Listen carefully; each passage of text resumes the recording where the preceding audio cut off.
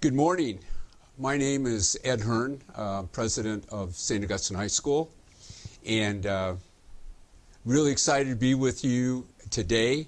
We're going to, our show, as it's been for the last 7 years, is now started. We've begun. The countdown finally happened, and we'll be on the air at least until 4. We have actually 25 videos that we're going to be showing today. And part of this experience that we're going to have for you today is our boys and faculty are out into the community at all kinds of different sites doing community service. And when I say at all kinds of different sites, I'm talking all over the county of San Diego, from Escondido, Spring Valley, National City, Lakeside, Del Mar, Cardiff by the Sea, Bonita, San Diego, a number of places in San Diego, and El Cajon. So we have service going on all day. It's our privilege, really, to give back to San Diego, a city, a diocese that's given St. Augustine High School so much. And the other part of this day is we're part of Giving Tuesday, which also started 7 years ago. And this has also been like a giant kickoff to our Christmas annual appeal. And I think all of us just experiencing Thanksgiving, I think all of us can say that we're truly a blessed people. And certainly the school is. Every time I look around, I'm kind of blown away by what our students are doing, what they're capable of, and then following through on their capabilities.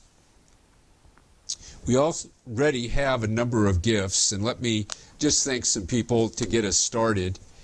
Today, just as of 7 a.m. this morning, I'd like to thank the Swan family, Sandy and Virginia Clark, Alan Preckle, Robert Dyer, Kyle Bedeau, Brant Chesser, one of our teachers, Holly Ferrari, who works in our staff here at school, Ruth Ann McPeat, Patricia Pascucci, Casey Callery, who's also a staff member here at the school, and Alfonso Hernandez, and one that just came in, Kathleen Kennedy.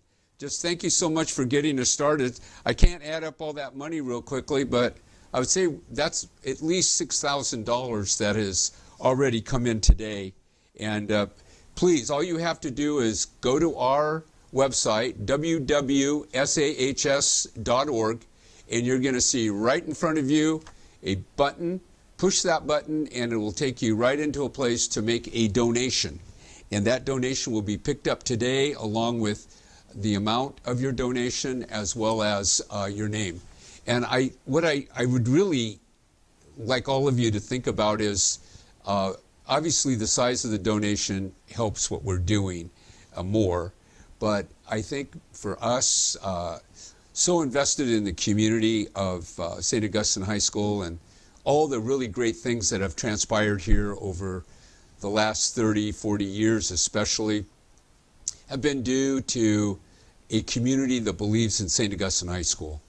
And what you've been able to do is, well, allow us to rebuild the school through your donations. And when I say through your donations, I mean literally thousands of donations, $100, $200, sometimes $50, $25.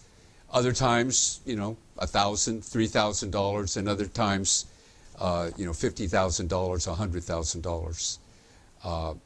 But what happened really explosively this year, and I'm just so excited about it, is the number of donations that came in the last couple of days, because people are tuned in to St. Augustine High School and Giving Tuesday.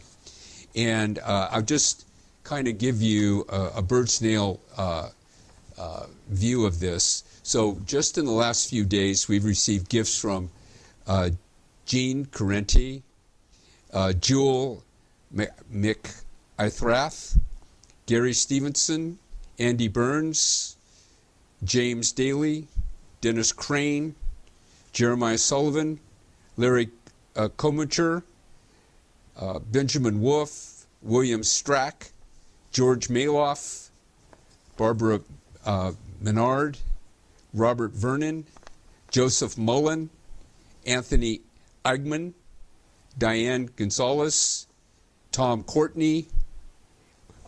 We received a promise from a gift from Dr. and Dr. Lilly, and we have an anonymous gift as well.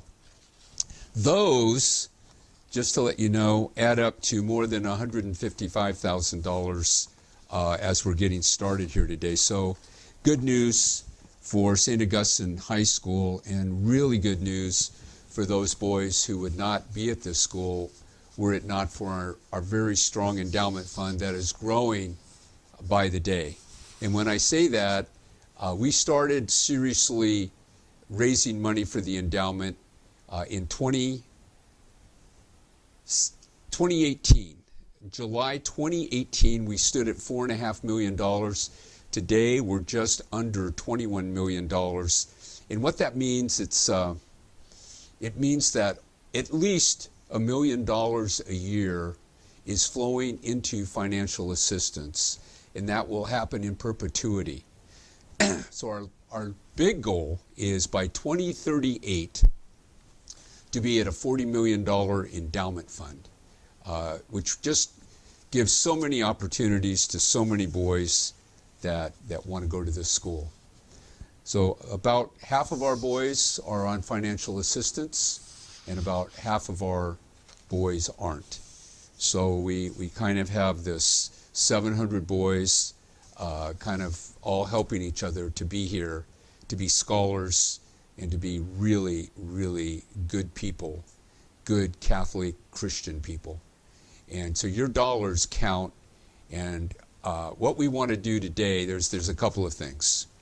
If you're viewing this right now and you know someone that has a 6th, 7th, or 8th grade boy, please give them a text message or a phone call shortly and tell them to watch some of these videos today. We think we have the best show we've ever produced, and I want to give kind of a shout out to Billy Morstadt, who basically got all these people filmed, and also Casey Callery, who organized all the interviews for today.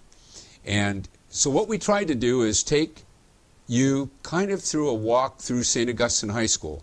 So what you'll find is our interviews are all over campus, and they're done that way so that if you haven't seen the campus recently, you'll be able to see it. So without any further ado, I'd like to get us started with an interview with Mike Hopp, our renowned basketball coach. He's been at it for 30 years, and he has just become kind of an iconic figure here in San Diego. His teams are so exciting to watch, and what we did for that interview is we decided to go to midcourt for the interview.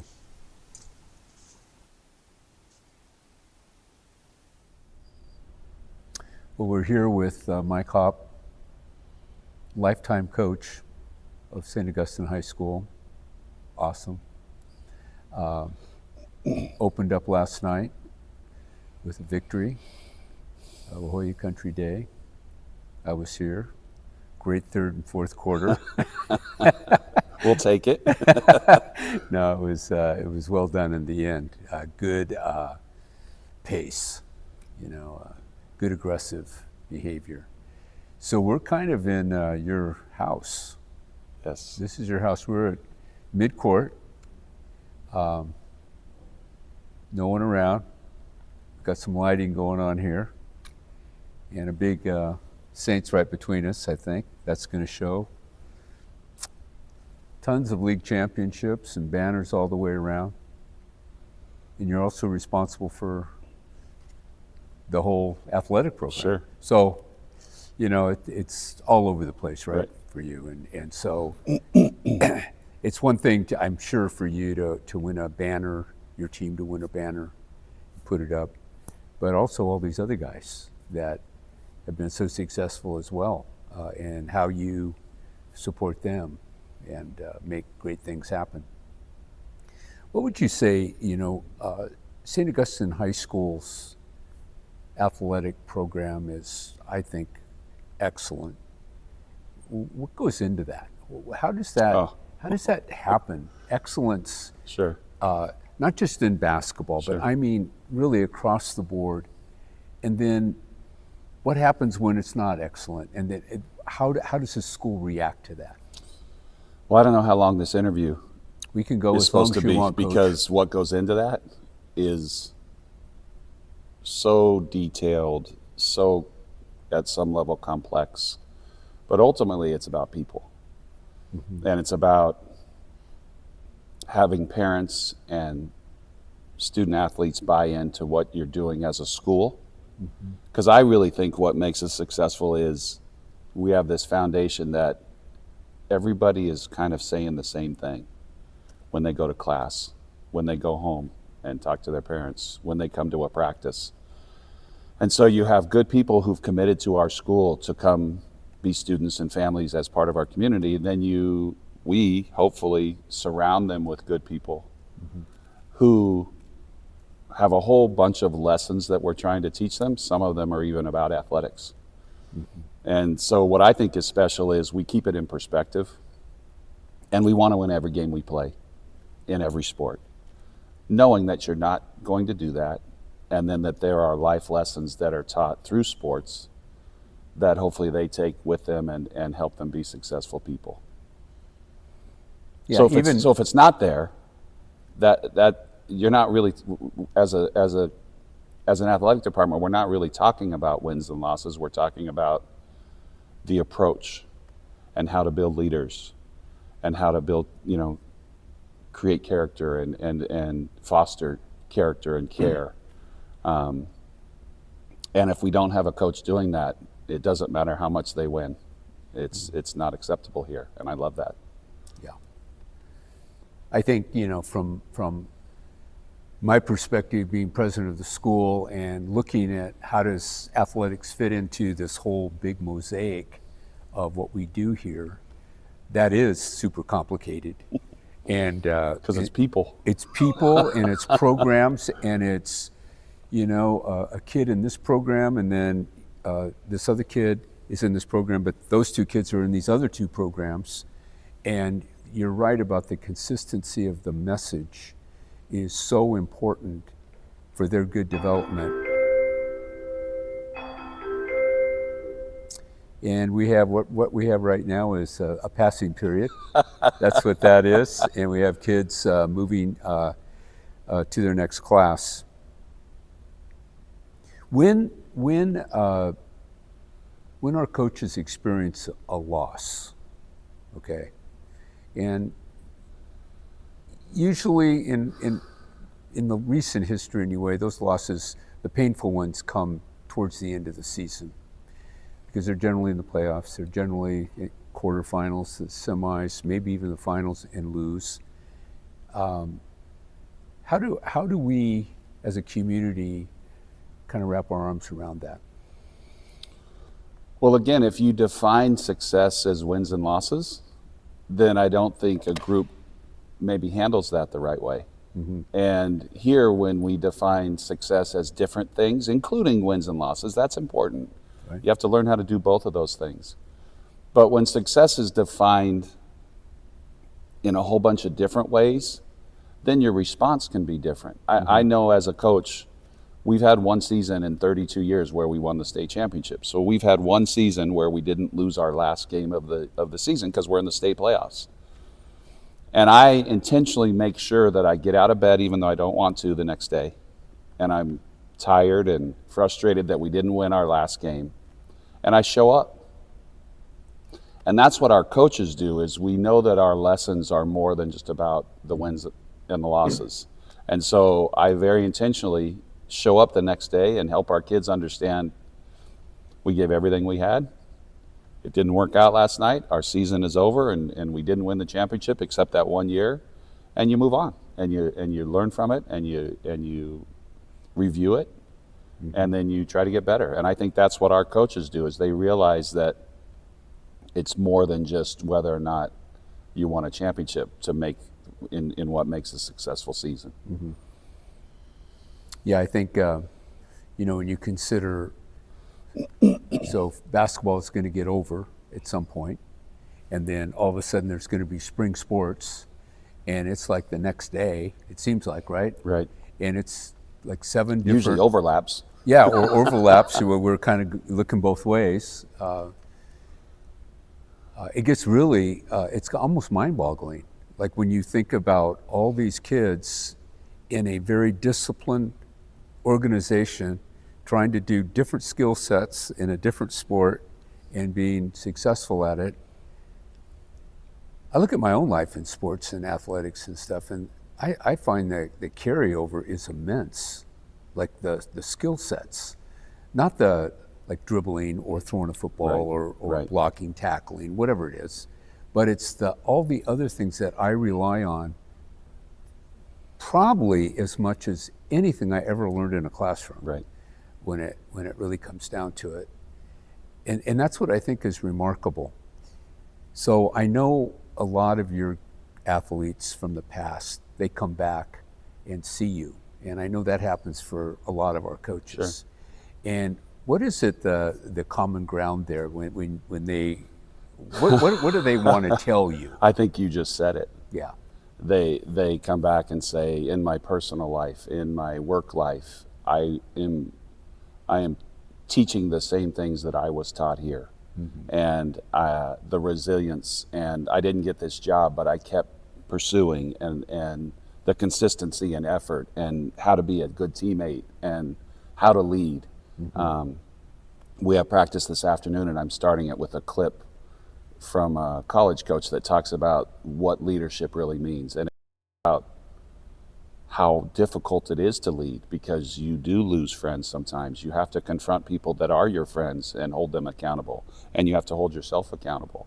And so when the kids come back, and they're not kids anymore, right, because I've been here 30 years, yeah. is they come back and say, Coach, the things that we were taught here are the things that I'm using to this day, whether it be a lesson for their children or a lesson for a team they're coaching or a work experience. Again, when it's not about wins and losses, when it's about people, mm-hmm. that's what everybody deals with on a daily basis. And if you can figure that out, if you can figure out how to build strong relationship and strong communities, then you can be successful other ways. So last night you're playing La Jolla Country Day, and you're kind of playing even. It's now halftime. What was the score at halftime? Tied, 32. That's what I thought. Okay. Yeah. You go in and you talk to your team. Sure. Game 1. Right. What do you say? We meet as coaches outside the locker room, and I listen to what's going on inside the locker room, and they were coaching each other. So before I even went into the locker room, I was very pleased with what was going on inside, because there's been teams where they don't say anything. They're waiting for you to give direction. And so for this team to be giving each other direction before I even entered the locker room was a positive, because it's a process, as you know. You've coached a long time, and it's a process. It is. And you have to, every year as the process starts over. You hope as a coach that it doesn't, but it does. And so before I got in there, I felt good about where they were, because they were bought in, they were talking to each other, they were asking questions of each other. And then I went in, and I was pretty calm. I had a good feeling about the game. But the way we play is we have to get a certain pace. And sometimes for us to get that pace, we're going to give up open looks. And that's what happened in the first half. Mm-hmm. But I felt like we had the game at the pace we wanted. And then the second half, we were just going to stay in front of them, make them hit shots that were contested. Right. And we held them to 8 points for most of the second half after we had given up 32s. But then their best player walks out with a cramp midway through the fourth quarter, and I knew our pace had helped that in the first half. Right. So as coaches, we're looking at the whole picture and not, that first half wasn't great for us. Mm-hmm. But we knew we had accomplished some things, and I reminded our guys of that we had accomplished kind of our goal in the first half, and then here's how we were going to adjust for the second half. I know you think about this a lot the season before, but there's a lot that goes into even scheduling the season. Sure. How do you think about like the schedule? We're going to be in this tournament, but we're not going to be in that one. Right. That sort of thing. Right. I think the first thing that's difficult for coaches, and I don't know if it's stupidity or age or what it is, but I've never really worried about our regular season record. That's not been a concern of mine, and I don't know, maybe I should be more. Right. But my goal is that we build over the course of the season to where we're better in January than we were in December. And then when we get through league, hopefully we've won a league title or competed for it at least. And then we're better in March for the playoffs than we were in December and January. That's the goal, right? Is progression. So early we get some games in that maybe we should win because you're still trying to figure out who you are. Right. And then for us, we go play in 2 major tournaments. We go to the TARC tournament in Vegas, and it's unbelievable the teams that are there. I mean, it's nationwide. It's a national level tournament, and we've held our own there, but we've never won it. We've never even been in the championship game. Then we come back to the Torrey tournament, and it's another national tournament. So often coming out of Christmas, we might be 500. We might be 8-4. You know, it might be a little better than 500. But then we've have those experiences to help us build for when we get back to San Diego teams that are more our level, and we won't see necessarily what we saw in those 2 tournaments, and then we can go, maybe we're the ones that are the dominant team coming back because we've experienced that. So the difficulty in that is keeping a perspective on it all, because you don't want to overreact to going 2-2 and 1-3 in a Christmas tournament. Last year we were 3-12 coming out of Christmas. Right. And we won 16 out of our last 18. Right. And I attribute that to the way our coaches and players handled the failure of it in terms of losing 12 games out of 15. Well, as you know, I go to a lot of your games. Sure. And it's appreciated. Well, because sometimes it's not fun to watch. Well, I love the process. Right. Yeah, you analyze it as a coach. I do. Yeah. And I always get in a position to watch you and the kids, and I love the interchange, Coach. As do I. Yeah. I want to ask this question, and I don't want you to give away any of your secrets, so you can dodge it if you like. But I find if it's a close game, right at the end of the game, you're at your best. Oh, thank you. You hope. No. I've watched it over and over again. Sure. And I'm just wondering what is going through your mind in those moments.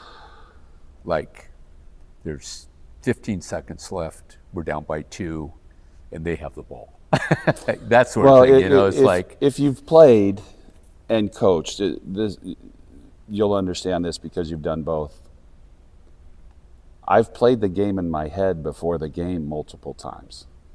Right. To the point when I was a little kid, I'd be thinking about the game, and I don't know if you've ever done this, but you're sitting in your bed and you react like something happened in the game. That's how deep it goes sometimes, and people will laugh that have done that. You bang your arm against the wall because you think a pass is coming, and you're sitting in your bedroom thinking about the game and what's going to happen. Mm-hmm. So the beauty of experience is there's not a lot of things that we're not prepared for, because there's not very many different things. You're either down by 3, 2, or 1, or you're getting blown out, or you're blowing somebody. I mean, yeah. So you can prepare for that. But then, quite honestly, Ed, simply, and I don't know where I got this, just from being around really good coaches, is I try to figure out how to keep it really simple and then get the ball to my best player. Because that's why they're your best player usually, right? Is they can make something happen above and beyond what a coach is doing, because it rarely, as you know, goes the way you want it to once you come out of that huddle, and you've got to have somebody that can make a decision and make a correction for what you didn't help them with. Right.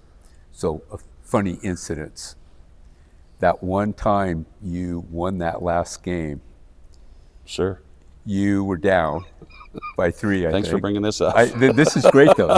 I love this. I love this because of the adaptability of your kids. Sure. Understanding that it wasn't actually communicated the right way, but they then figured it out and they could do it reverse.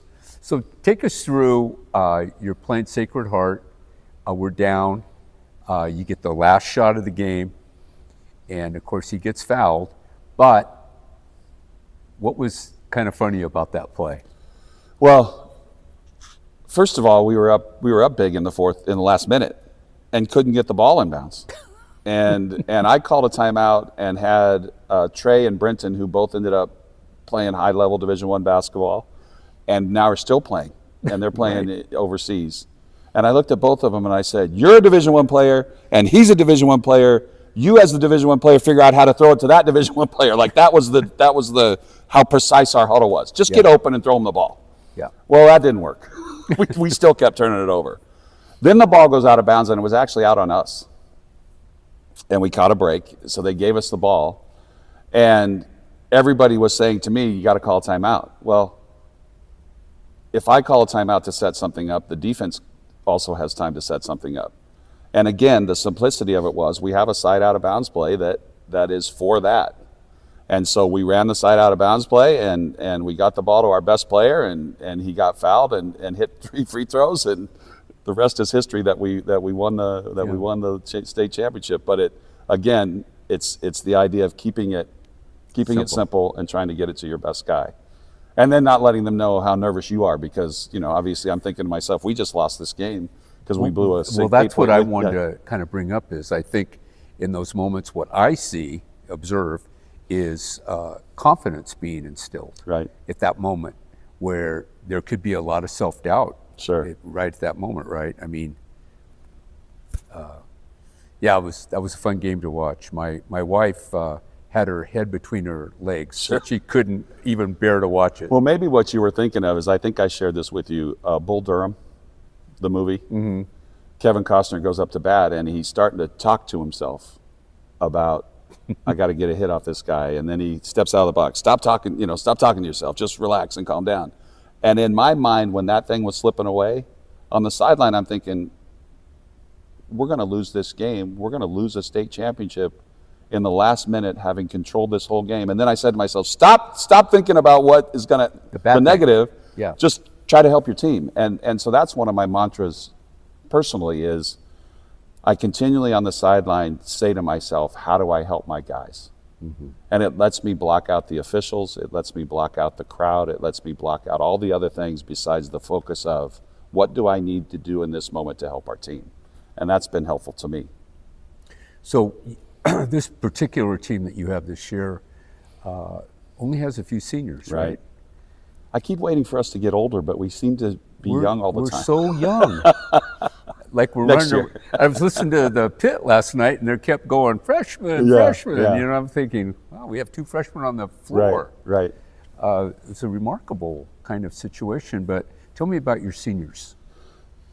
So Peter Hanna has been with us the whole time, worked his way through the program. It's been awesome for his growth and development, and Peter works so hard. Mm-hmm. And he gets limited opportunities at this point, but you don't know how the season's going to go, and it's a long year.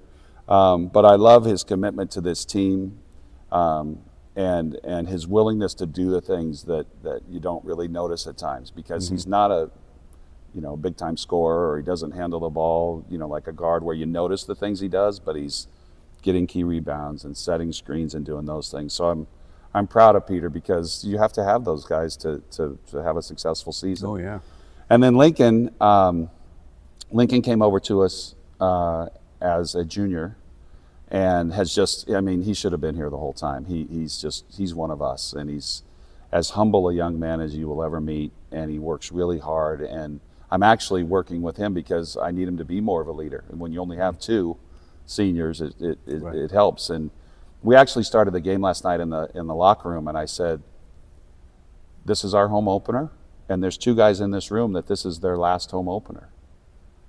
They don't get to do this anymore. And I think they'll have a sense of urgency that I hope they relay to the rest of the team, because that's really where success lies, is that you don't take it for granted, mm-hmm. and you realize that you only have limited opportunities to do what we get to do. And then I talked about how special it was that we get to do what we do, and to represent this school and our community and each other and our families. And so those 2 are awesome, and I'm excited for big things from both of them. Right.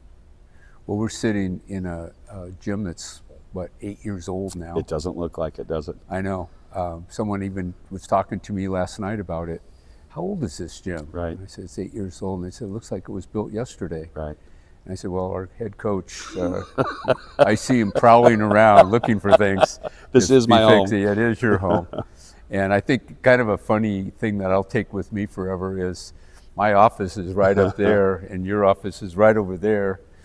And if you don't pick up the phone, I can look at you going, pick up the phone, Mike. Luckily, it tells me who's calling. Yeah, it's kind of funny sometimes, but just an amazing, faculty, coaching staff, administrators, everybody. It just feels very familial, and God, we've all been doing this for so long that we are like brothers, a few sisters, but a lot of brothers, And all coaches. Yeah, all coaches. I want you to know just how appreciative I am of our friendship. Thank you. Same Mainly. here. Yeah. But also, I like watching your basketball teams. Thanks, Mike. Well, let me finish, if you don't mind. Sure. We loved our old home, and the old gym was awesome. But it wasn't right for what we were trying to do, and our school needed to grow up. And the work that you did, and the work that you organized through our community, has helped create this specialness. And I want to thank you, because somebody has to lead it. And I know how hard it was. I don't know how hard it was, because you did it. Just like somebody doesn't know what a coach does on a daily basis. I don't know the stress and because it's the things behind the scene, right? There's this millions of dollars facility that you're going, how are we going to get this done? And I'm sure you were staring at the ceiling saying, are we going to get this done? And you did, and we did. And that's part of what today's about, is Right. helping our cause, because there's more to do. Yeah. And although we have we have beautiful facilities and beautiful campus, but it continues. There's other technology, there's other needs. And what we've done so far is continue to keep our focus on people and relationships, and our decisions are based on what's best for these young men. But I want to tell you thanks, and that I appreciate all the hard work that you and your groups have done, because thank you. it's an amazing process where we are today, because I saw where we were before.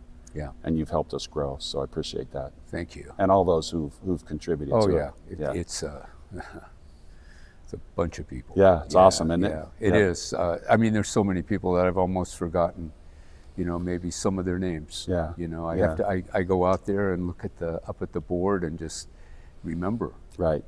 Remember. Well, it's just like our assistant coaches. I think about all the sacrifices that all those men and women have made to help us be great, and I remind our guys of that. That this is linear. It's built on others, and we're hopefully building for others. And you realize in these moments, especially in schools, that how important the community is. Right. You can't do things without the community. It doesn't work. And our school is thriving because of the community. Well, as a coach, I mean, if you look at our coaches, as a coach, a long lifespan is 3 or 4 years. And when you look at our coaching staff in all programs, you see 32 years, 15, 20 years, 25 years. And it's because of the specialness of this school and the community, and that should never be taken for granted, because again, when I first came here, I thought I was going to be here 3 or 4 years, because that's what coaches do, is you either get fired or you move on to something bigger and better. And when people get here, they realize this is the bigger and better, This is because better. it's really cool the better. to do things the right way and the way things Right. the way things should be done. Yeah. Yeah, it's been a blessing for all of us. Yeah. Thank you, Mike. Thank you. Now we can shake hands. All right.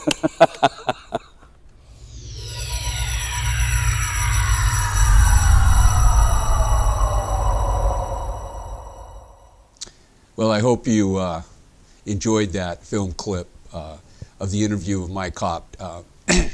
Very special to be in Father John Sanders' gymnasium and on court 64. Kind of an amazing experience, and I I know from just that conversation and knowing Mike for 20 years that the teaching is endless, and he is also such a good, strong mentor for so many young men here on campus. So I hope you enjoyed that. One of the things that if you're watching this right now and you're so you feel like you'd like to have more people exposed to this, we're going to be in just a couple of seconds, we're going to be moving to a second video clip, and this one is not going to be in the gymnasium. It's going to be out on Vasey Patio, which is the place where St. Augustine High School all got started back in 1922. And what we decided to do, since Jim Horn, our principal, and I have been working together for 20 years, we decided to just have a conversation about our 20 years here at the school and some of the things that have happened. And I think anyone who has kind of followed this school during the last 30, 40 years knows that the school has made tremendous progress in all kinds of different areas of school life during that period of time. And a lot of it, and most of it, came under the leadership of Jim Horn. So without any further ado, I would like to present to you the next video clip, Jim Horn, Ed Hearn, kind of just reminiscing about the last 20 years.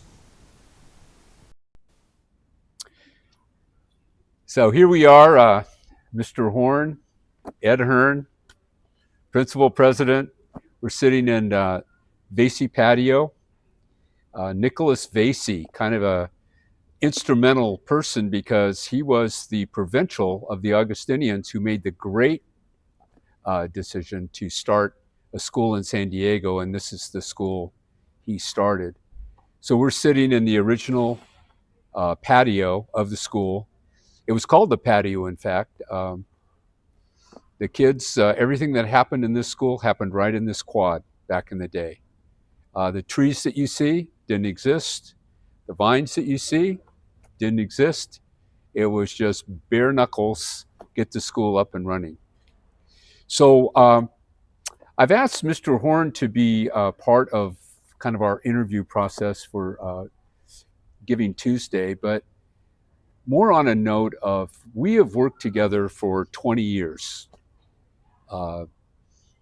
We have, in many ways, if you look around the county, you look around the state of California, a principal working 20 years together is almost non-existent. Somehow we've made it work.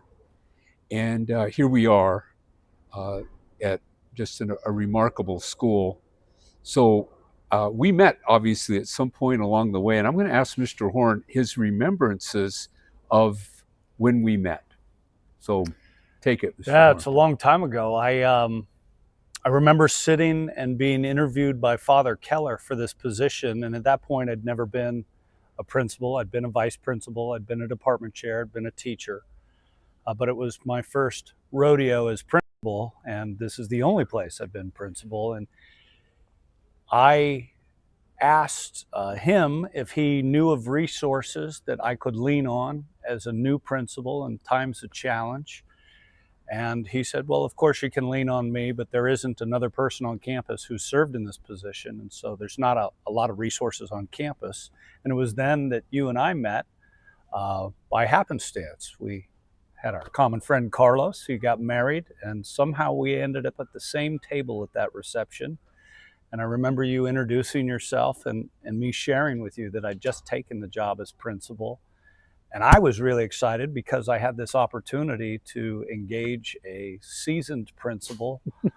and I remember specifically asking you, can I call you in my moments of challenge? Because I know some are coming. Mm-hmm. And you were kind enough to say yes. And I remember in my first maybe semester calling you 2 or 3 times with some issues that I didn't know how to address. And you were kind enough to consult with me and share how to address some of those challenges. There's some ideas I should be considering. Right. And I think it was maybe a year later when they were announcing that Father Keller was moving on, Mhm. I telephoned you and said, hey, I don't know if you have interest, but they're selecting a new president here and you should know about it in case you're interested. Right. So it was a beginning I don't think I ever thought would lead to 20 plus years of working together. So funny. Yeah. It's like I found so many times in my career, it's these little tiny things that ultimately lead to these big things that we can't envision nor can we see at the time. I remember sitting, I think Carlos, and it had to be by accident. He had nothing was really going on there, but he seated you right and myself right next to each other. Yeah. And so we had that whole wedding reception to kind of talk shop a little bit. And God, I liked you right from the get go. And in a way, I felt like I needed to help you a little bit because no one can prepare to be principal. Yes. You're kind of thrown into the cauldron, and then the whole world is coming at you in a million different directions, and it's not fair. It it doesn't exist probably anywhere on earth the way it does for a principal, but to let you kind of know that I'd been through it in over 20 years and had seen, I think I said, well, here's my card. I think I've seen about everything that you're going to see, so I can probably help you. And then you were so kind to call me when Father Keller, I guess they'd done kind of an exhaustive search for an Augustinian across the United States, and that person didn't exist. So, and then I remember my interview, which was hysterically funny. Father Keller just absolutely serious, but also having fun, poking fun in his seriousness all the time, and I didn't know how to react sometimes. I like, this guy's being funny right now. Yeah. I'm trying to be serious. This is important. But and then the other really comical thing in that whole process was the next day I interviewed at Cathedral because I didn't know anything about San Diego Catholic schools. And so I signed up for 2 interviews. And I got to the cathedral early, saw all these cars, and I thought, and then the gym doors open at Cathedral. So I stick my head in. There's a bunch of people down there, and you're down there at kind of a belly bar kind of thing. I think it was a job fair. It was a job fair. Yeah. Yeah, and I walked down and I said, hey, my interview starts in about 30 minutes. And what are you doing here? And he goes, well, I'm interviewing teachers, prospective teachers. And is that the last time you ever went there for that?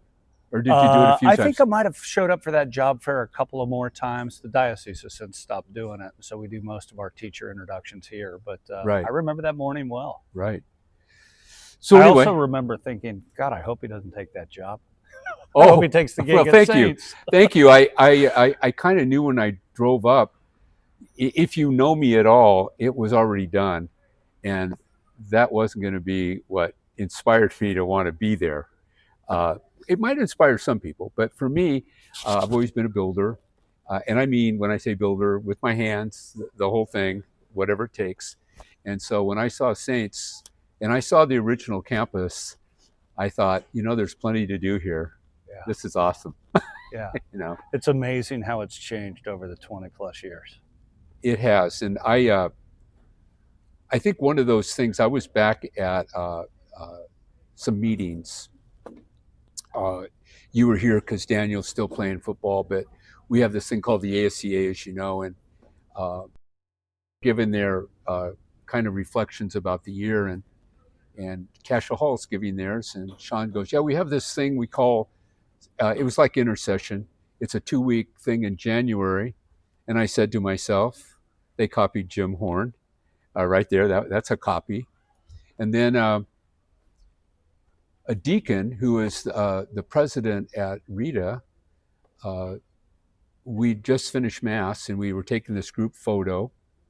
And the boys, they call them Rita men, the boys right at the end of Mass turned to St. Rita in their church and sang this song to a tribute to St. Rita.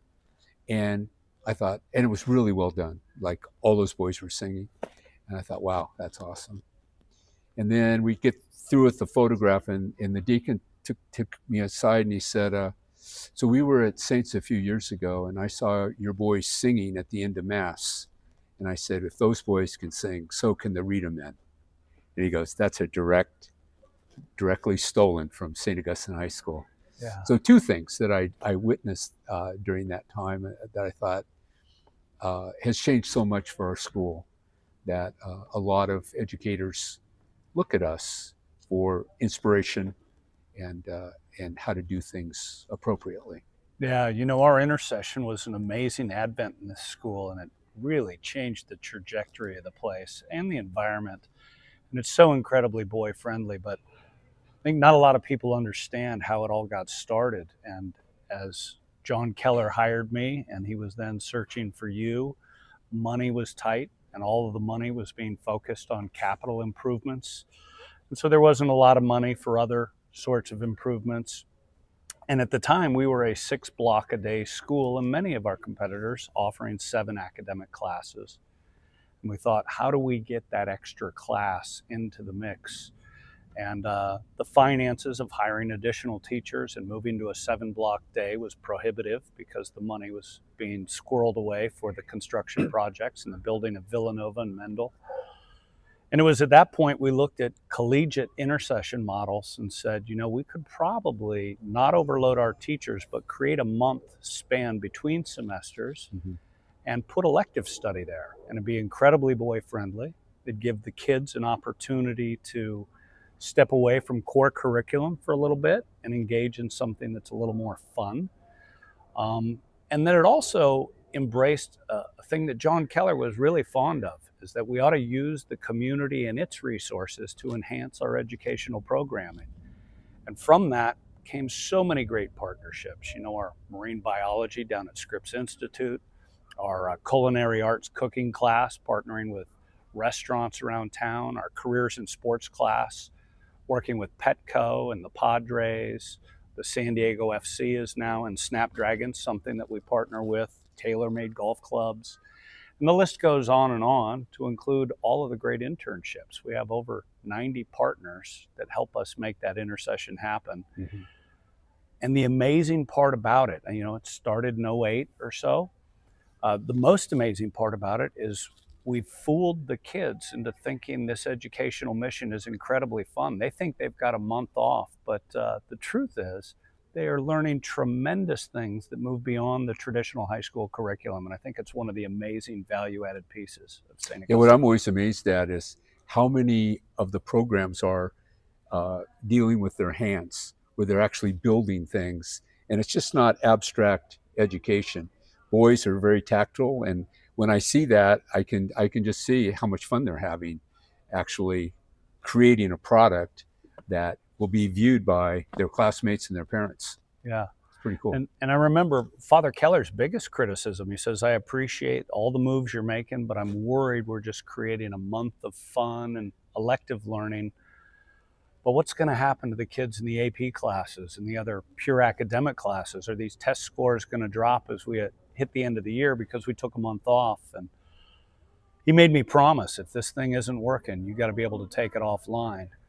And turned out scores went up. I think the boys appreciate having a smallish break from their core studies and a chance to learn about something new that they're inspired and passionate about. And it's become one of the greatest programs we offer. I think it was a transformational moment in school history. Yeah, I think it violated every precept that an educator would make about advanced placement. When you were considering it, I was the new president, and I wasn't going to get in the way of any of that, but I was really worried about advanced placement as well, and what would be the actual outcome of that. And I think this last year, our AP tests were breaking records. The number of kids, first of all, it's just been a growing group of young men taking the test and then passing the test. I think in one of the interviews with Jordan Adams, I was commenting on the fact that 21 boys took that test and 20 passed. Yeah. And I think he came in with, and the average score was a 4. Yeah. you know, and it's propelled him to begin thinking about some other physics classes that can be put online that are even more difficult. Definitely. So, yeah, that my thought. I've taught, one of the things that I talk about in the exit interviews is, how does that work for you? Like why do you think you would think a month less study would have a detrimental effect on the outcome? But in fact, it seems to be either benign or enhanced. I agree. And they say consistently, I think because we come back, we're relaxed, ready to go, school is school, and we get at it, versus coming back after 2-week Christmas vacation and just being like, oh, here we go again. The rat race. It's a unique way to address the burnout factor that's pretty real in education. And as we all know, college admissions, the AP tests, become incredibly stressful. It wasn't that way when I was in high school. Mm-hmm. And this has a really great way to take the edge off, give the kids a different focus, and their re-engagement seems to be with higher energy when we come back for semester 2. Right. Well, we're, as I said earlier on, we're in Vasey Patio right now, and a lot of work took place in the summer of '06. Excuse me, this summer of '07, because we came, Villanova and Mendel came online September '07. It was frantic, wasn't it? If you remember back, we had 3 months to make all of this work for what we were doing over there. And then I got, Father Keller, he's the best. But I do remember a day he came into my office and he said, oh, Ed, we never got to this part of this building thing that we're launching. And the fact is, Vasey Patio has to be redone. We don't have a budget for it. We don't have an architect. We don't have a builder. And we have no money for it. And it has to happen next summer. And I remember at the time I was thinking, okay, I'm new to San Diego. I know Jim Horn. I don't know anybody else. Hardly know the board. And so it's amazing how God he blessed us in ways that I don't even know how we raised the money. But this redo back in '06 was $1,050,000. And we were able to do that. Yeah. Just by the goodness of our parents, alums. They probably just saw a panicked look on my face, and I got to help that guy. But we built a really nice art center. We put in a kitchen over here in room 102, so we could actually use this area a little bit better. I think we eliminated a wall. Yep. In where the engineering room is, so we could have a bigger place for One music. huge class, 2 small and ones. of course, yeah. our chapel. But it all got done. I think you were able to end the year a little earlier and begin the next year a little later, which gave us a little time. And that time, actually, if we didn't have it, we would have been about 3 weeks late. Yeah. Yeah, I think they handed us the keys Friday, and we started school on the Monday. Yeah, I think that's been one of the joys of our partnership is, as you're recounting this story, I don't recall the stresses of raising the money for it because my world was stressed about with 3 less classrooms. How are we going to handle traffic patterns with the main entrance to the school kind of being under construction?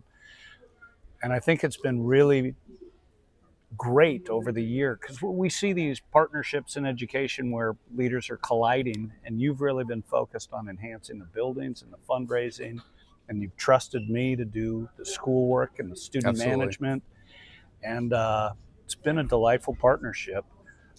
And people often ask me, they go, well, he was a former principal, has got a lot of ideas. I said, no, for the most part, he stays off my toes, and he's doing the pieces that the job was designed to do. He's raising the money and designing buildings and working with architects and Board. yeah. Yeah. So And it was hard because no matter what we built, we're 10 acres. Yeah. So how do we get kids around, and how do we move? And so there were all these adaptations that had to occur with each phase of the building to actually get it done. And our boys just kind of follow the directions. They're good sports. And I remember we built a bridge, I think, going up on the field to get We around St. Augustine Commons because there was no way over there. Yeah, We had to couldn't get traverse the field. Yeah. And then there's that giant retaining wall. So we had to build a ramp to go up and around the entire property. And it seemed untenable when we planned it, but it worked. It worked perfectly for the time we had to embrace it. So here we sit. We have a campus that actually is pretty functional for almost everything we're doing. We have a lot of community partners for the other stuff. But we're always looking for the next big thing. And of course, we have a lot of things that we could talk about that I can't talk about right now. But anyway, we are talking about the future and what might be for St. Augustine High School. And one of the things that you started just probably 3 years ago, at least the study of it, was the house system. Yeah, it's a really dynamic program. And we kind of started thinking about it more than a decade ago. Okay. And the truth is, to embrace a homeroom system where we're teaching leadership with the ASB meant that we've got, I think the traditional ASB structure gives 20 to 25 leadership spots to students who become the student government. And we saw these house system models around the nation, but particularly at some Augustinian schools and other Catholic schools that provided more leadership opportunities for kids. And the first time we brought it to the campus as an idea, there was some concern and pushback by the Augustinians. If our value is unity as saintsmen, what happens if we divide kids into 5 different houses? Is that more unity, less unity? And what happens? And I don't know that everybody was as excited to roll the dice and see if it could strengthen the school community. From that moment to this, we've studied the model immensely. We've sent teachers around the nation to check out other existing models. We've looked at other Augustinian schools. We've even looked to outside sources. I think you remember our faculty read around of one of the Malcolm Gladwell books. And there was great discussion in there that if you are leading a troop of men, of all things, what is the ideal number to create a situation where there's the most buy-in? And that book posited the number 150. If you have groups of 150, you can really get something done in solidarity. So anyways, here we are 10 years later. We've decided we're going to move forward with a 5-house system here at Saints. Each of those groups will be about 140 to 145 kids, giving us that ideal number and not losing the solidarity. We've also understood that house doesn't supersede Saints as a community, that Saints will always be the large community, but to create some opportunities for boys to compete, for boys to lead, for boys to engage in the mission, whether it be academics. So we're going to have house championships in academics, leadership and service. We'll have house trophies for who's providing the most leadership, who's serving the community the best. Athletics, just recently, as this is the first year of the house, we had a Super Bowl, and the Tolentino house won the first Super Bowl. So their name will go on a plaque forever. And these sorts of things, I think, are going to enhance school spirit and really be the next transformational thing at Saints as an educational program. Everybody looks to us to do the great academic work and the advanced placement work in the curriculum. But ideas like intercession and the house system revolutionize a young man's experience and are really these value-added things that aren't found at many other schools, and certainly not here in San Diego. Right. Well, I really applaud just the outside thinking that has gone into this whole project. As a member of the Villanova House and being in a priory, there's, I think, 5 or 6 priories in each house. So we're actually, the numbers are about 25, I think. 6 seniors, 6 juniors, 6 sophomores, 6 freshmen. I will say that it is the tightest I've been with 24 kids since I've been here. So already on that level, it's way more personal than it was before. And it seems like, from my view, most people are really taking it serious. And as we know, it's going to take 4 years to get there. So our present freshmen, I think, are going to be seniors when this is fully rolled out, as this is it. This Yeah. is the product that we have here. Yeah, and we're so thankful to the Augustinian Foundation who have helped us fund some of these Exactly. efforts. As we talked earlier, there was a time in our history where we didn't have the money and we were scrapping. And the foundation has been so supportive and has provided us a nice grant to help us build this program over the next couple of years. And it's interesting to think the boys that are here now will remember a time where there wasn't a house system, but in just a couple of 3 years, the generation of students that sit in the halls will not remember a time where there wasn't a house system. And so it'll Right. just be part of who we are and how we do business. And it's exciting. Well, thank you. Well, thank you for a great 20 years, Jim. Thank you. The future looks so bright for all of us, and a lot of it has to do with your good work. Well, I So thank you. appreciate your kindness, and it's been a pleasure. This Thank place you. is more than a school. It is. It's our family. Yep. Well, Ed Hearn, back with you once again.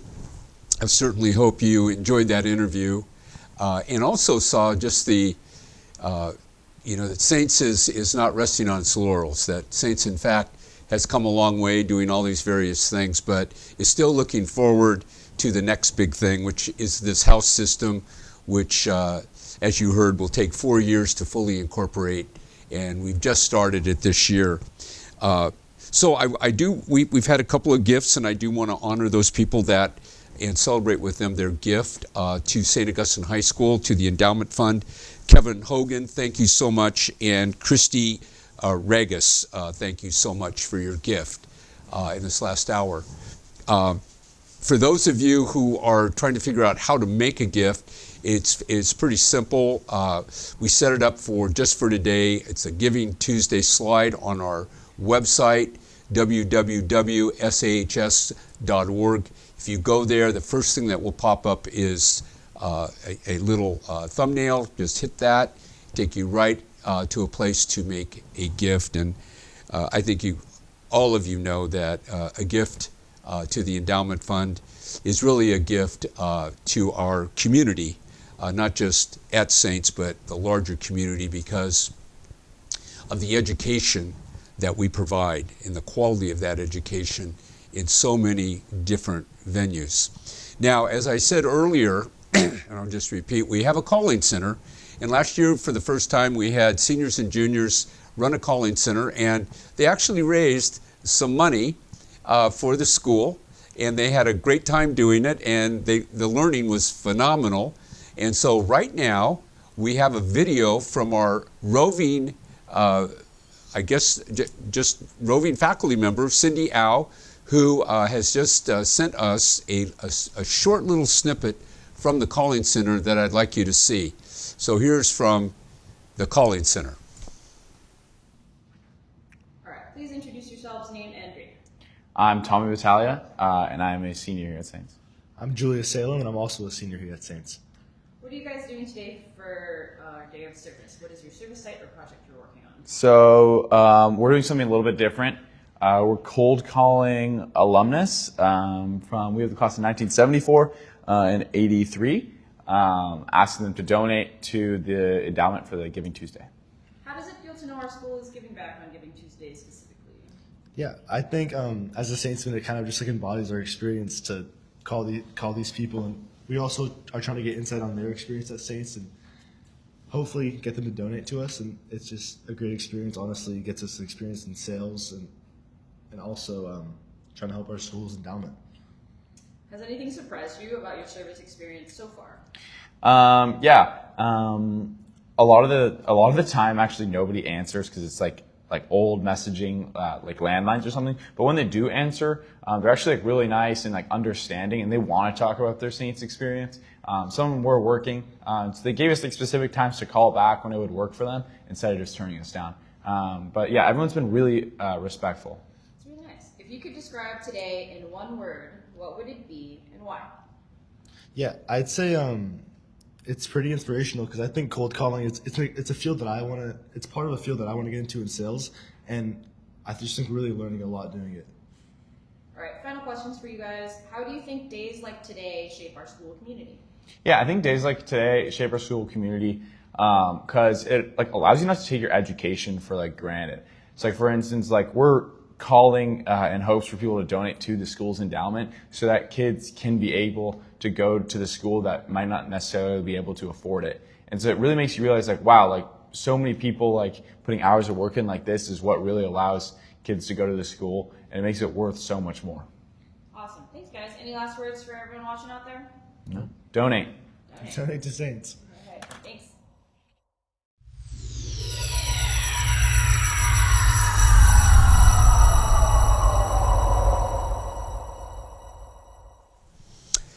So we hope you enjoyed that piece from Mrs. Au. Kind of gives you an idea of the commitment of our students as well. One of the new features that we decided that we wanted to try this year during Giving Tuesday was to allow the community to see some of the boys that actually receive financial aid and a little bit about their story. And being sensitive to them, we only grabbed boys that were comfortable with this. And so our very first student that we'd like to put out there is Henry Barwick, who is a senior and comes from All Hallows, which he'll talk about a little bit. But we'd like you to meet Henry, who, well, simply wouldn't be here without the generosity of the Saints community. Well, I'm with Henry Barwick, class of 26 right now, and Henry is a student that receives financial assistance, and I'm just kind of putting a face on this, Henry. The different people. We have about 50% of our boys that go to the school receive financial aid. Yeah. I didn't know if you knew that or not. Yeah, you're not like the lone ranger here. No, I knew it was, yeah, there's a lot of good amount, and we're next year we're giving out $5.2 million in financial aid because we want a school that is the community, right? Yeah. And so just a little bit about your history. What school did you come from when you came to Saints? I came all 9 years, kindergarten through 8th grade at All Hallows Academy up in top of Mount Soledad in La Jolla. Mm-hmm. And after that, it was a great school, but really the only reason I was able to go there is because we got a huge discount on tuition because my mom worked there. Mm-hmm. And so we didn't really know where I was going to go after there. We kind of hoped we would be able to find a way to continue Catholic schools into high school, but we were definitely looking at Mission Bay High School as a backup option. Mm-hmm. Mm-hmm. So how did the St. Augustine High School thing happen for you? Well, totally by chance. I took the high school placement test here, and I heard back a month later that I'd placed in the top 10. And so I received the $10,000 scholarship, and that was great. But even with the $10,000 a year reduction, it's still a good amount of tuition. Mm-hmm. And so the extra financial aid on top of that, both of those in conjunction have been extremely helpful for us. Good. Do you have any brothers and sisters? Nope, I'm an only child. You're the only child, okay. Yeah. So what's your Saints experience been like? Amazing. First 2 months, I made a lot of friends, and at All Hallows, I hadn't had really that many friends. And so to come to Saints and to instantly have such a great community and such a large friend group was a really new experience for me. It was an amazing experience. and I joined so many different clubs and activities then, and I've continued almost all of those into the current day. And That's awesome. Yeah. I was just all of a sudden it occurred to me, have you made any kind of college choices yet, or are you still? no choices, but I have started applying. Yeah. The number one is Villanova, so Are you going for the scholarship? maybe. We'll see. See if it happens? Yeah. So you're going to early admission. Yeah. I've already That's great. submitted it. That's great. It's already So for a lot of people might not know this, that the number one applicant in early admissions to Villanova University gets a full scholarship. yeah. And that is also a That's, school that is an Augustinian school, and exactly is the school that we came from. We Yeah. came from their chemistry department, Yeah. essentially. Yeah. Which is kind of funny. It was, Yeah.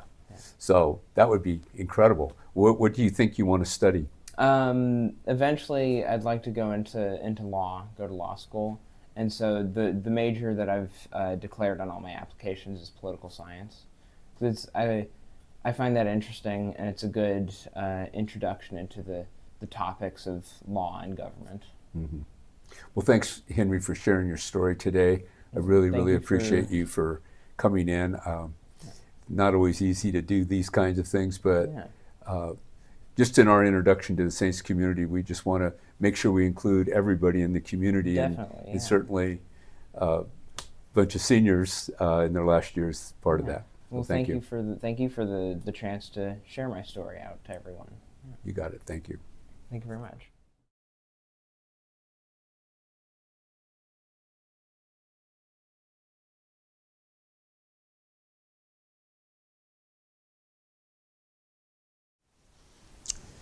So we hoped you enjoyed meeting Henry.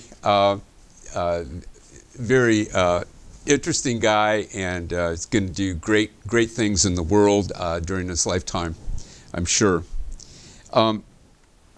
This leads us into an interview with, for some of the older alumni and parents out there, this gets us all the way back into the 1990s when Mike Stevenson was hired by Father John Sanders to be the athletic director and varsity baseball coach.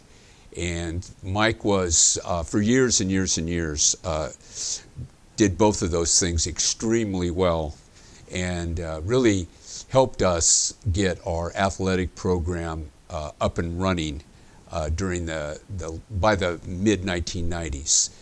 If you come into our gymnasium, you'll start seeing league championships and CIF championships, runner-ups, things like that during this era. And so I invited Mike, who's retired, I invited him back to kind of do let him reminisce a little bit about building St. Augustine Commons and all that went into that, and a lot of his ideas, of course, got incorporated into the design by our architect, David Pfeiffer. And so I kind of wanted to capture that for the community. And what most people have never seen, unless you've taken the elevator all the way down to ground floor, is when you come out of the elevator, you'll see some kind of huge photographs of different sports, just kind of being, really, they're beautiful, beautiful photographs, and we're going to show you those right now with an interview that we've had with Mike Stevenson. So we take you to that interview. Well, here's Head Hearn once again, and I'm with the former and amazing Mike Stevenson, athletic director for years and years and years, an amazing baseball coach.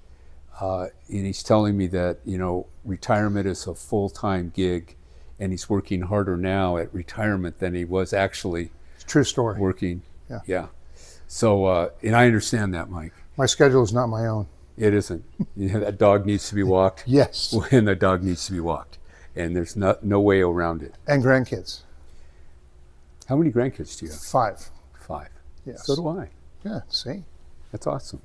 From 10 to 5. Yeah. So Anyway, we're looking at this is the gym that was built during the time Mike was the athletic director, and it is, in my estimation, one of the most beautiful gyms in any high school you'll ever find.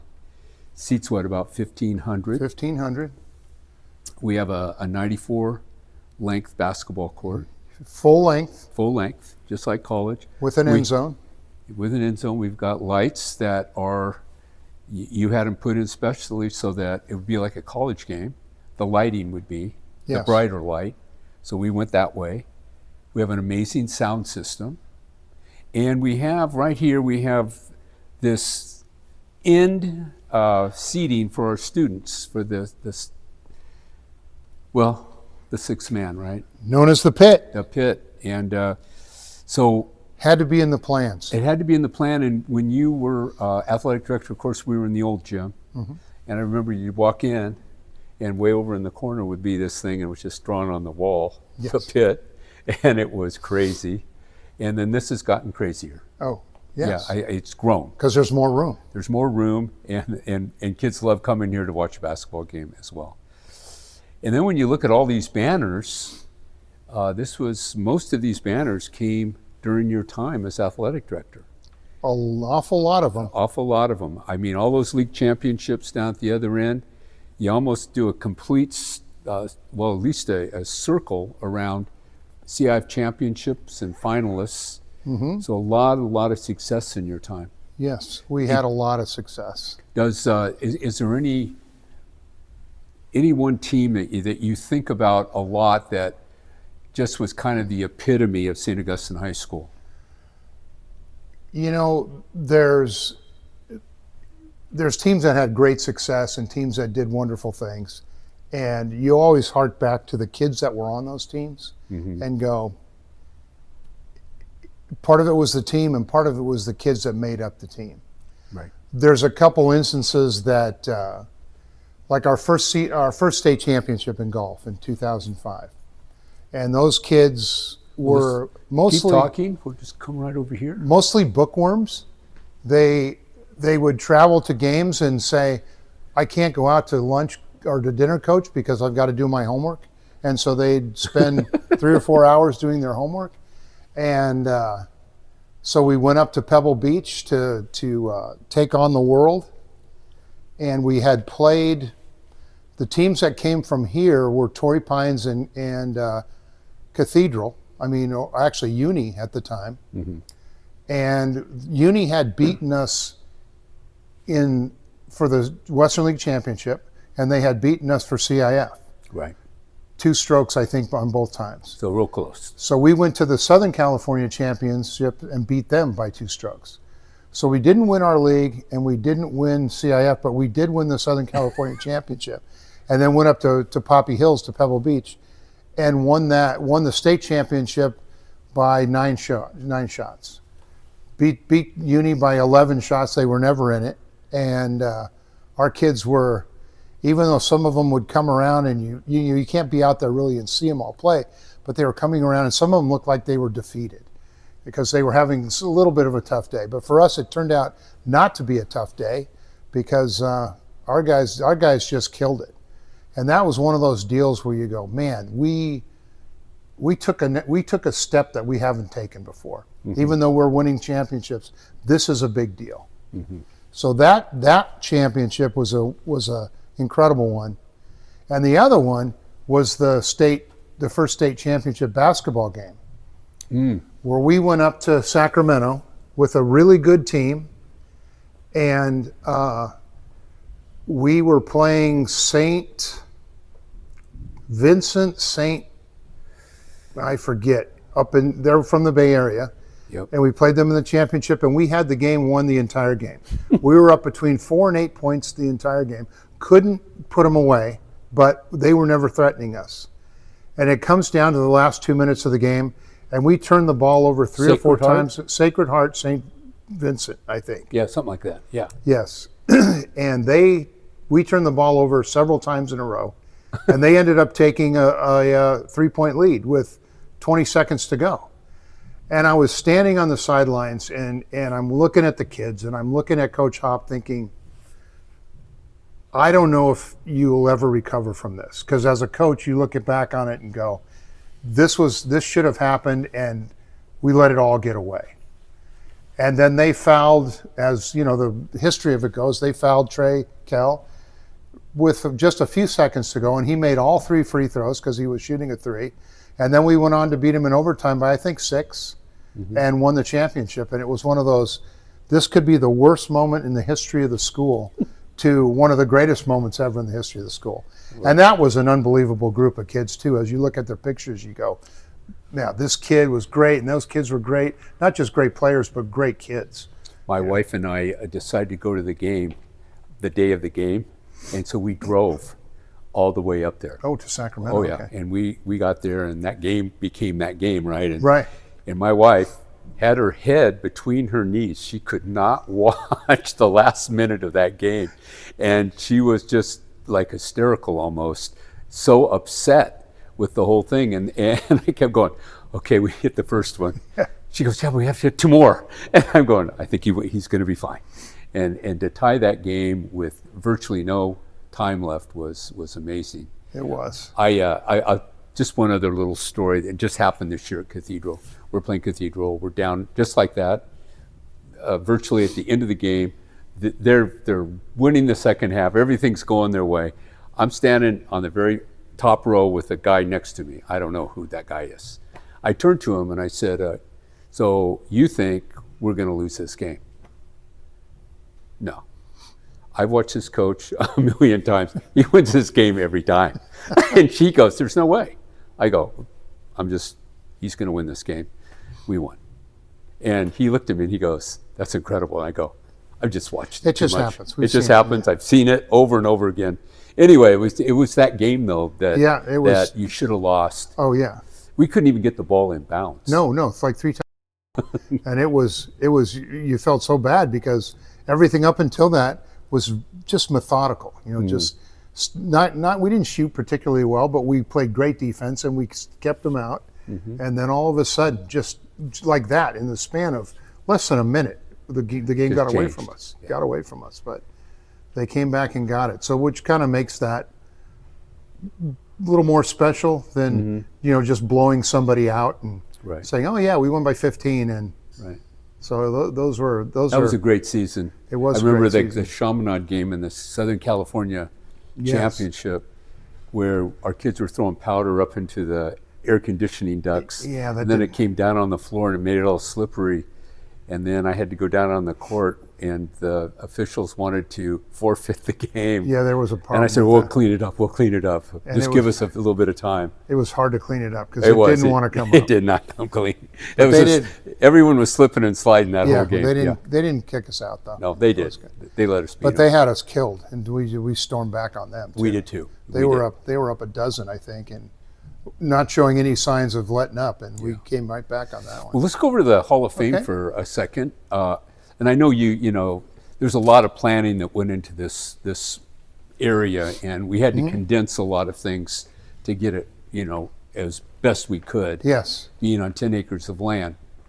But when did this Hall of Fame start? What was the genesis of the Hall of Fame? Well, we started it in 1995. I'll get on the other side here.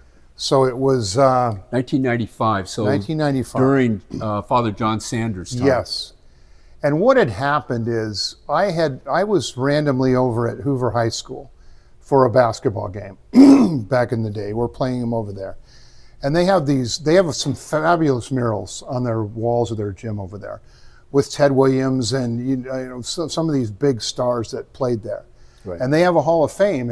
And so I got a hold of somebody over there and I said, do you have rules or excuse me, or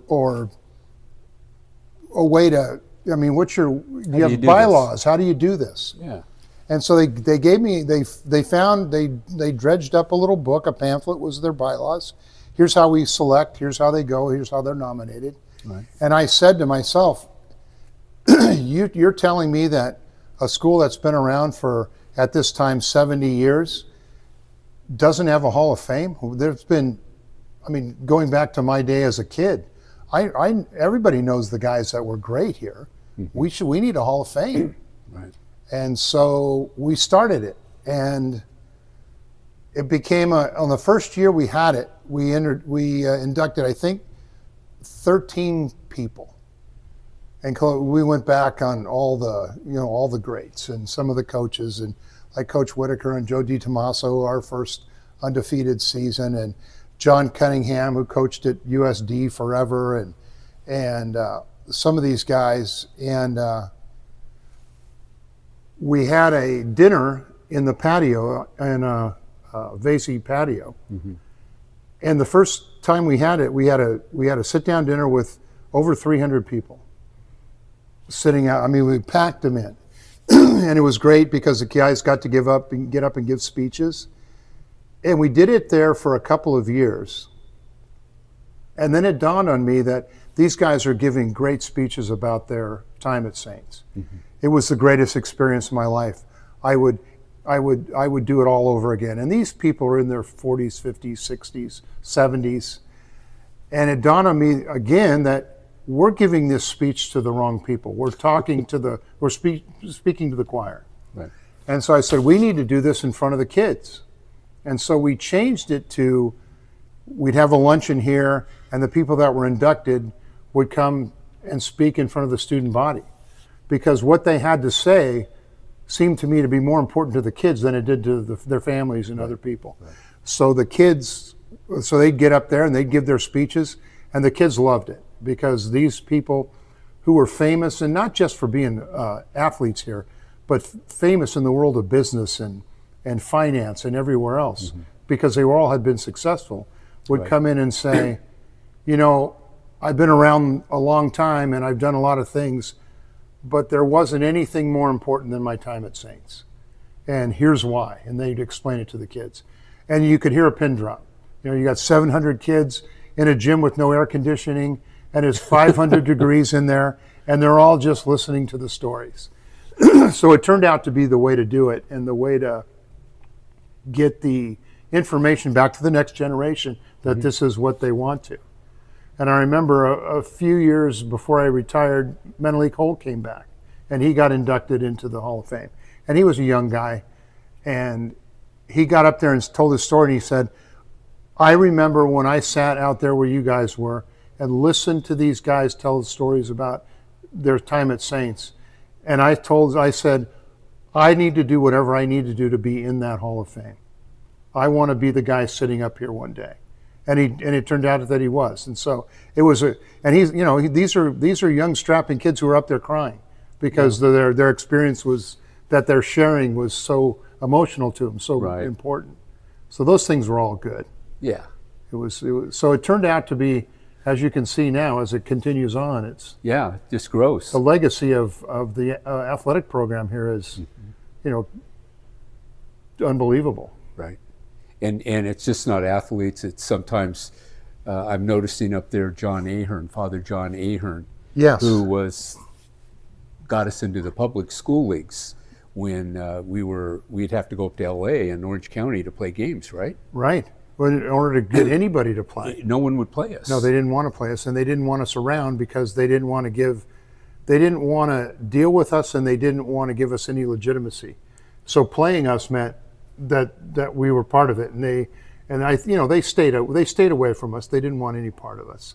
So that was tough to do. Mm-hmm. But there was our meritorious people are ones that have done great things, like Father Sanders. I was just looking right there. Yeah, he got us. He really kind of, for better or for worse, he kind of just gave me the keys and said, "Make it happen." And so and you were able to do that. It's kind of nice to have carte blanche and Right. be able to. Of course, there was no money included with it. It was just go make it happen. Right. But he was a big supporter. Really an iconic Yes. saintsman too. And Jim's, so- in fact, the gym is named after him. In fact, and rightfully so. It Absolutely. was a big deal for him. It was really big, and of course Jerry Downey. What a great cross country coach. Well, and he was coach. the track and cross country coach for over 35 years, and he coached even after he retired. Mm-hmm. And He was the dean of everything cross country and track in San Diego. So if anything was happening, a meet, a CIF championship, anything like that, Jerry was the first one they talked to. They would say, I would sit on the board of managers and they'd say, will you talk to Jerry Downey about this because we need to make sure we got it right. And so, Jerry would say, I already told them, but then he'd go over and explain it to them. So he was the guy. He was the cross country and track god. Yeah. He was winning championships when we weren't winning championships in anything back those days. Yeah. So that was he kind of kept us on the map. Yeah. And let's just go down Yeah. here. There's just a few you filled this up with memorabilia. Yeah, there's some other stuff. Yeah, and there's I've noticed there's a couple of hats here. Well, this is Coach Downey's hat. Yeah, okay. Because that's the hat he would wear. He would wear that to big meets because that was his lucky hat. Okay. Which nobody. I said, we'd say you kind of look a little bit like a homeless person with that hat on. It's my lucky hat. I can't do anything about it. Okay. Okay. And then the other one belonged to Father Brown, and he was one of our hugest supporters and a saintsman. Right. And he would wear that. He only wore his green hat to games that were really important. So if it was an early season game, he didn't wear it. But when it got to the playoff times, he would wear that hat and say, everything's going to be fine. I'm wearing my hat today. Yeah, everything's good. Yeah, so it was that was all good stuff. Well, you did some really cool things down below in the locker room area that a lot of people don't get to see. And I thought we would maybe just pause for a second and then move on down there, and then you can kind of take us through that. Okay. Okay, great.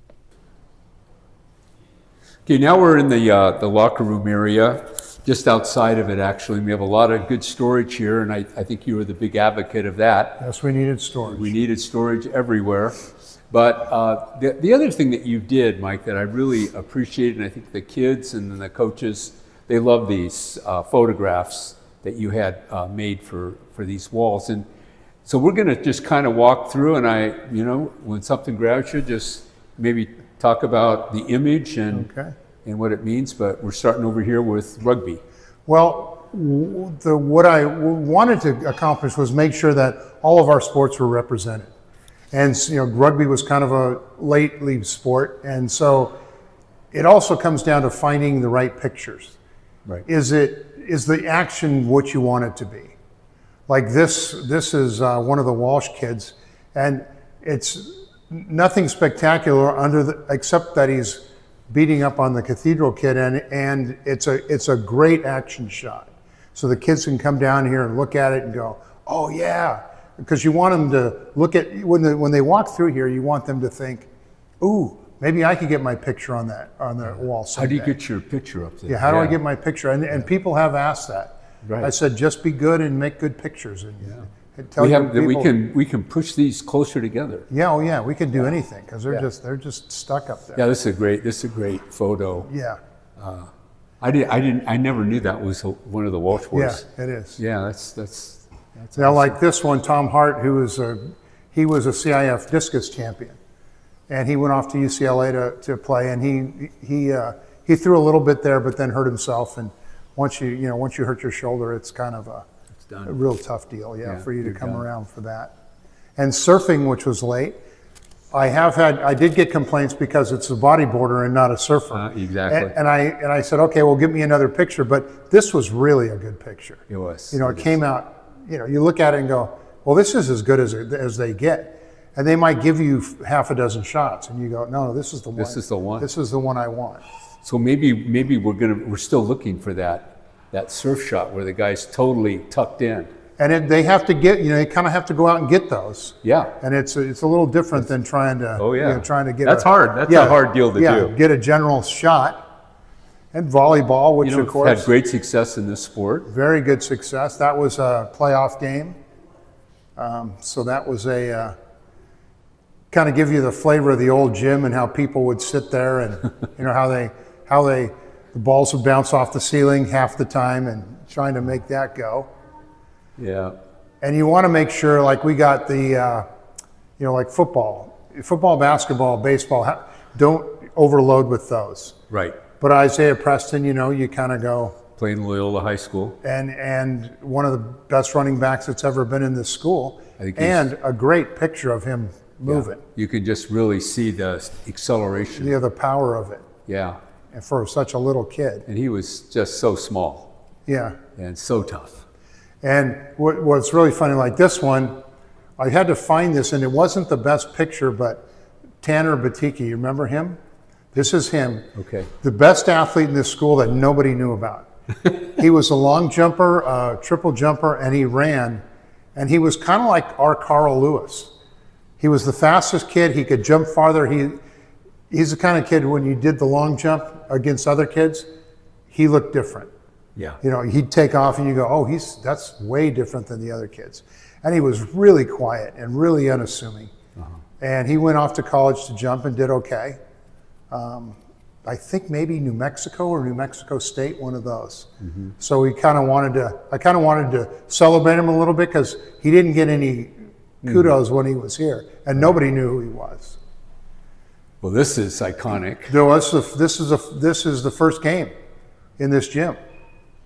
So this is our first effort against Grossmont, Which was? Grossmont was the first team we played in the old gym.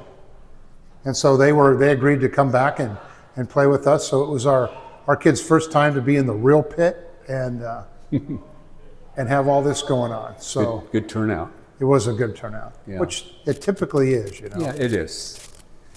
And tennis, you don't really get a lot of great shots of tennis. I mean, in the pros they do, because they got so many cameras in the way they do it. Right. But it wasn't, you know, you're kind of limited in what you get. We've had some unbelievable tennis players here over the years, but that was kind of what I had at the time.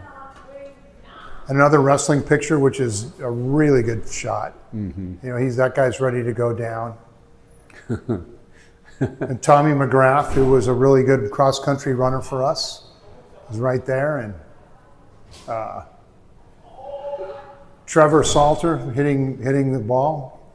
That's He one off- of Greg Heck's guys, Yes, right? And he went off to New York University to play, and he had a messed up shoulder, and that ended up kind of really Kinda bugging hurting his him. career. Yeah. But he carried our team to the championship. Yeah. So those were all good stuff. So then we have the main hallway here, leading into kind of a treatment room for injuries, and then a locker Downstairs, room in yeah. this door.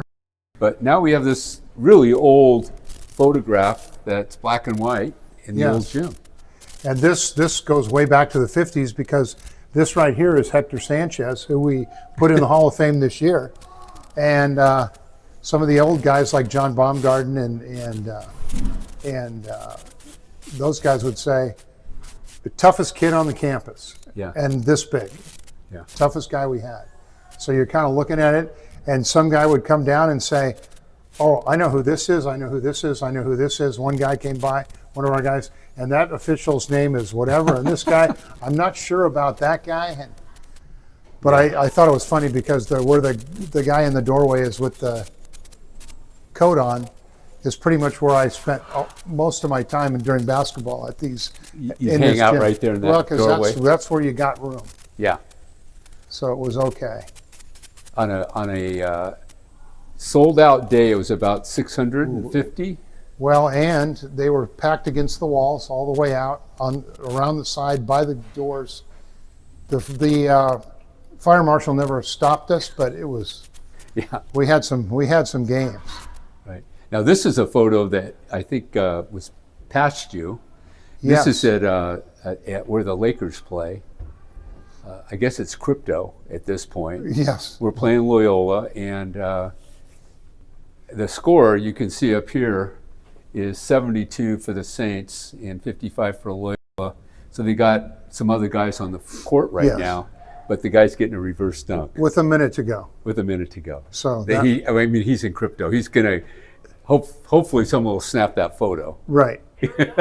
And you know, this is like all the great pictures you get. I mean, there's a perfect focal point and everything that goes with it, and That's and perfect. and the arena's clear, the floor's clear. that goes back to the really bright lights like we have in the gym. Right. Because it Well, gets rid of shadows and the rest of that stuff. It's like perfect. Yeah. Anyway, that was a fun day. Yeah. And then we have this old black and white.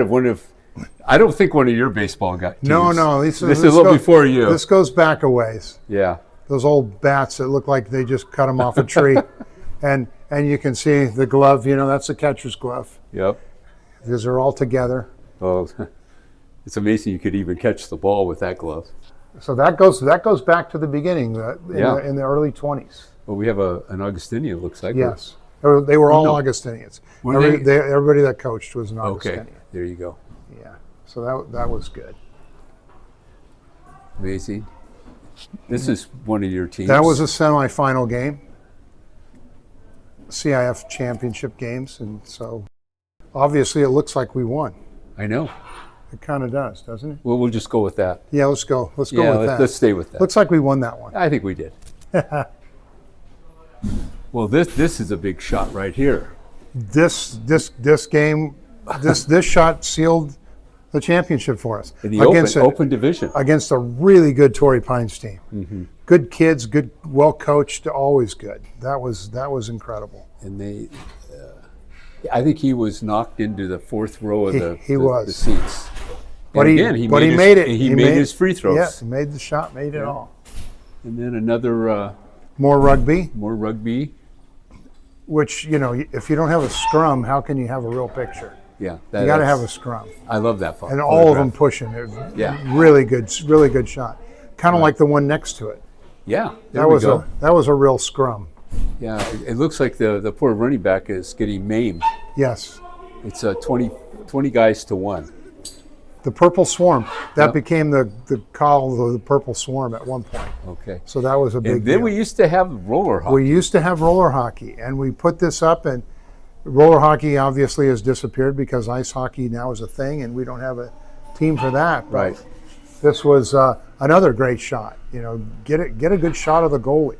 So again, sharing all the sports that we do, making sure the kids see it and know it and get a chance to.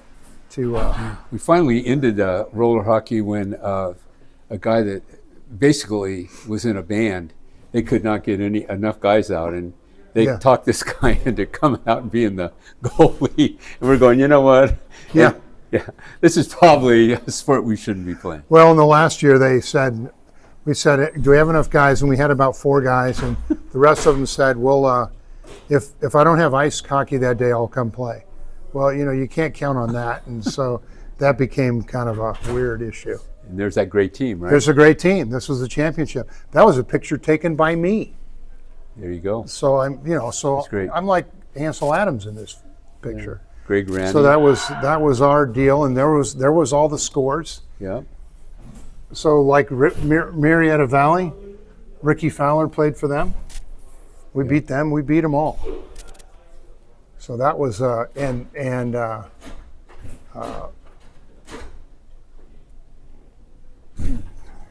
his first name is escaping me, Hoffman. He was off by 1 stroke from being the medalist for that championship. But those kids were all and that was kind of a we had two lefties on that team, and the rest of them were excuse me, and so that was a really good group. And of course, you can't go without some of our great sportsmanship here. That's good. Yeah. Yeah. That's at a basketball game. So they're rather read the paper than as long as they're together, it's okay. Now this picture is one of the most iconic pictures in the history of our school, because all the guys, we make the shot to win games, and you've got a McCroskey there, and you've got and you have Coach Al Kozer right here, who's standing there, and Brendan Jagow. Oh yeah. So we had, you got teachers up there who are kind of, guarding the pit and making sure the kids are doing stuff. Yep. And they're as invested in it as the kids are. Oh yeah. So that's that becomes those moments where you go, oh my God, and we didn't know Bobby could jump that high. So that was kind of interesting stuff. old time picture here. Yeah. That just showed up, and he said, okay, we should put that up because it's from the 40s. It looks great. Yeah. Leather helmet. Leather helmets. All good stuff.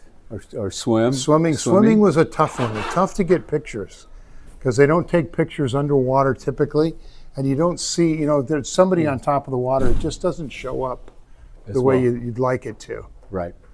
So that kind of, you get what you get. And then we got the KUSI girl being passed along the pit at a football game. That was good. I think that was at a cathedral game. Could have been. Yeah. That's at Mesa College. Yep. So it was, must have been a purple out theme, right? Yeah. It probably was. And then there's, This is a semifinal. yeah, champion. Was that the semis I or think the it was championship? a semi. Okay. This is I actually was at this game, and I think we were down 5-3 with Oh, that's right, because it was just a up, couple minutes left, yeah. and I was with a friend, a soccer coach. He goes, "You want to go?" And I go, "You know, I just think magic's going to be happening here. Let's wait for the end. Let's just see this how this plays out." And we get this goal with 15 seconds left to tie. We go into overtime, win it. Oh my God, it was And that's Luke Hopp, Coach Hopp's son, right. that scored the goal to put us up. That was good. And this is what we were talking about a little Now, bit. this was a football game, but we did this at basketball too, and it was not good. It was not good. So it was not good. And we were doing the So you end up with stuff you don't want to end up with. But outside, it's not nearly as oh, yeah. It's just a cloud. yeah. after a while. It just works out. This is another CIF championship. That's a CIF championship. That goes back to Eric Osmondson and Floyd Little, or Floyd North, and the rest of those guys. Kaya, Bobby Daniel Kaya. Daniel, yes.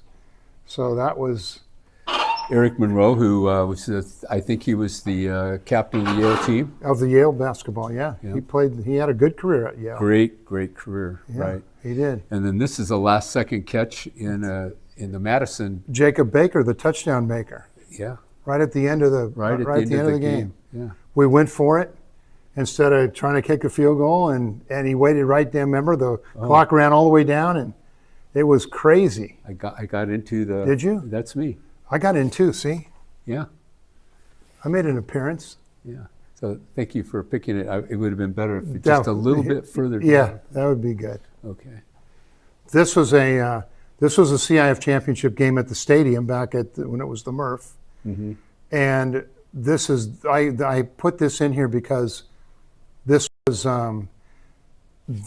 my son Wes, and it was we thought he hit this home run to win the game, and the kid went back and made a great catch at the fence and robbed him, and then we ended up losing in extra innings, and he hit it and we go, oh, we just won this game, and we didn't. But it was a great picture because it got everything. The catcher, the umpire. Well, he's fully the people. extended. Oh yeah, no, Yeah. it was hit well. Yeah. Lacrosse, which we Newer sport. newer sport. When you started it, Yeah, we have to went from I think club to club CIF. for a long time. You get the right people, that want to make it go, and that's a thing. I think we lost. We were the runner-up this last year in Division One. Yes, and I thought we were going to win that. I did too. In fact, I was counting on it. Here's the flipper. Now, this is the SEAL Challenge that happens in Coronado, and schools go ahead and put in teams for this. And so we would put in a team, and sometimes Coach Sweat was the coach, and sometimes this year Ramel had him. But we went up against like a dozen other schools, and Coronado was always the odds-on favorite to win because they also had parents who were SEALs, and they were all connected to there. So they worked out on the O course, and they did all the stuff that they could do that we couldn't do. Right. And so what our guys discovered early on is that it was all about the swimmers. So we killed them in the water, and then we would hang on and win. So we won 3 times in a row, and then they stopped having it. So all these trophies are up in the weight room right now. So they don't have it because we beat Coronado. Yeah. Well, I don't know if We're that taking was our the total. we're taking our trophy. They and weren't going home. happy. They were not happy about it. I love that. They tried to protest one of time. everything you've said. And that's the the SEAL best. guys go, stop whining. Yeah. It was, Come on. You don't get to whine. You don't get to whine when Yeah. you're a SEAL. Yeah. This was the championship game up at the Southern California game up Yep. in LA Right. that we won, that was another one. We came from behind. We came from behind, but then they tied it late with under a minute to go. Right. And then right off the kickoff, they had a shot that looked like it was, it was upper tank, and we're going to lose this. Right. And Aaron, unbelievable save, and then we came right back down and scored. So the overtime lasted about a minute and a half, Right. Just and it was sorry. Then it go was- home. Yeah. And so we go back down to old time stuff. Like this was back in the 80s. Right. Just give them because people say, oh, there was no fan section before the official pit happened, and you go, no, there were It people was, that came. yeah. They Actually, came. we filled the stadium. Yeah, they did. They loved it. And our first blow up. Yep. No smoke on that one, but that's you get that part. We had to get going here. Yeah. And of course, Linda Small's favorite photograph Well, of is course. Nick, of Yeah, course. of course. Yeah, who played volleyball. I think that was a gift to her. Was it? Thank Yeah. you. Yeah. Yeah.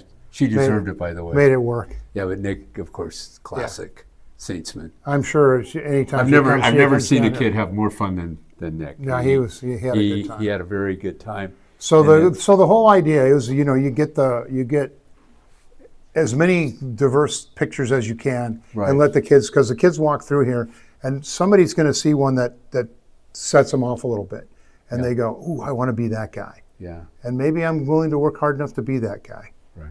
Because if anybody's going to work hard, it's going to be our guys, because that's what they do and what they've always done. Well, we have a wonderful athletic tradition, Mike, and a lot of it is directly attributable to you. And Well, we've always had really good kids to work with, and they say, "What do you think? Well, what's the difference?" The difference is the kids. They're unbelievable. They'll do anything. They'll run through a wall for you. They'll do anything, and they don't question it. They just do it. right. And so it's been, when you're coaching with really good kids, and some of them are even great athletes, it's really easy to put together teams because you don't have to worry about all the extra stuff. Right. So we've been blessed over the years with some of the best coaches that have ever come through this county. We've had the best of the best, and we've had guys that's Coach Downey, Coach Hop, Brendan Johnson, all of them. They're 20, 30, 40-year guys, and you build your program with You start seeing championships, just following championships at some point. Yeah. You look at the soccer run, 3 open championships in a row. and at some point it becomes an expectation of the kids and everybody else, and also the teams you play. They expect to lose, Right. and that's helpful. That's good. But, We'll go with that. we've had great coaches and great support. I always had great support in support of these programs, and so that comes from the top, because we've all seen horror stories at other schools where that's not the case, Right. and you're changing coaches every year, and you're never going to be any good. But this has been So just to kind of put this all in perspective, so the old gym, which was the new gym in 1952, was kind of the last thing built before we redid the field, yes, correct? yes. And you gave me a really nice gift as a result of that field that was totally unexpected.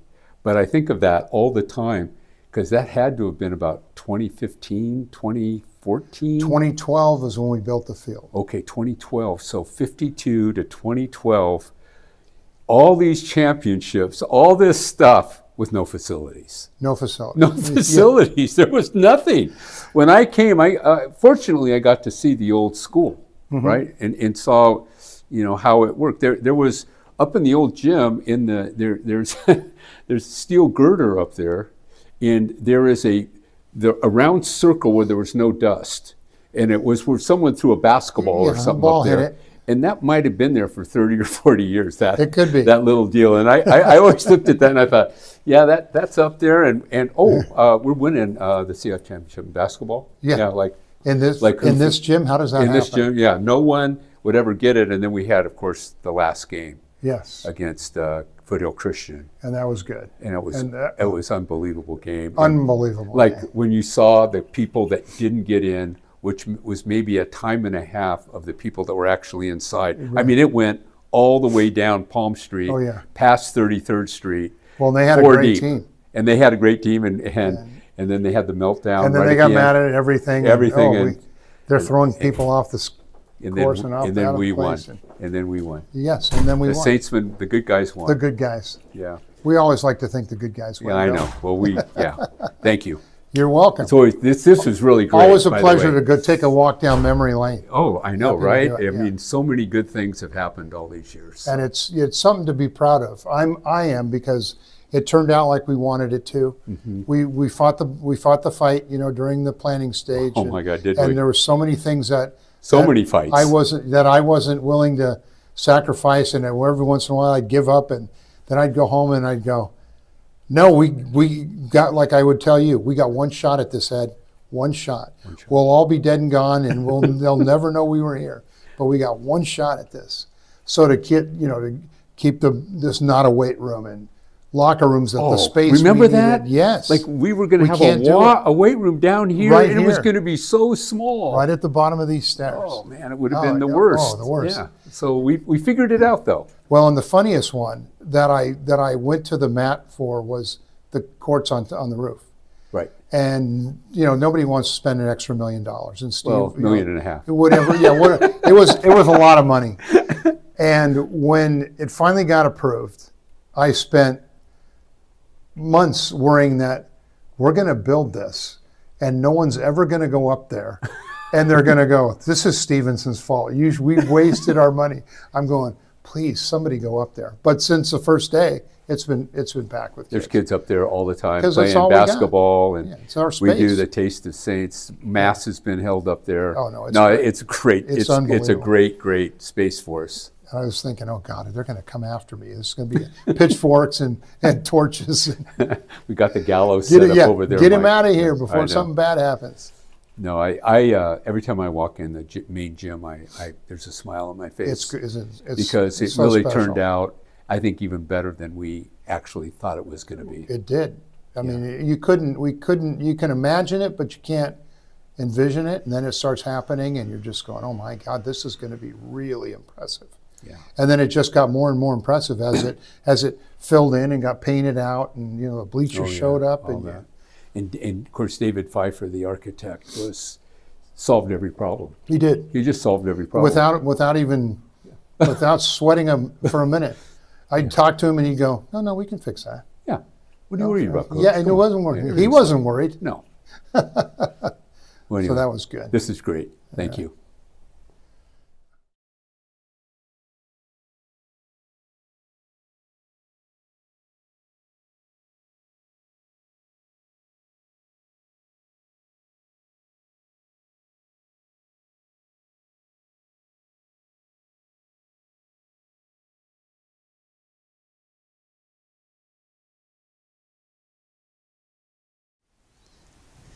So I hope you enjoyed that walkthrough with Mike Stevenson.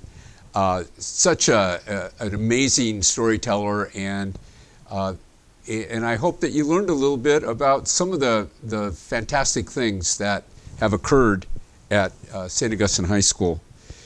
In the hour, we've received a couple more gifts, and I'd like to thank Nicole Kundi and Martin Winger, who made gifts this last hour. And for those of you who are thinking about making a gift, and hopefully you are, you couldn't give to a better situation than St. Augustine High School.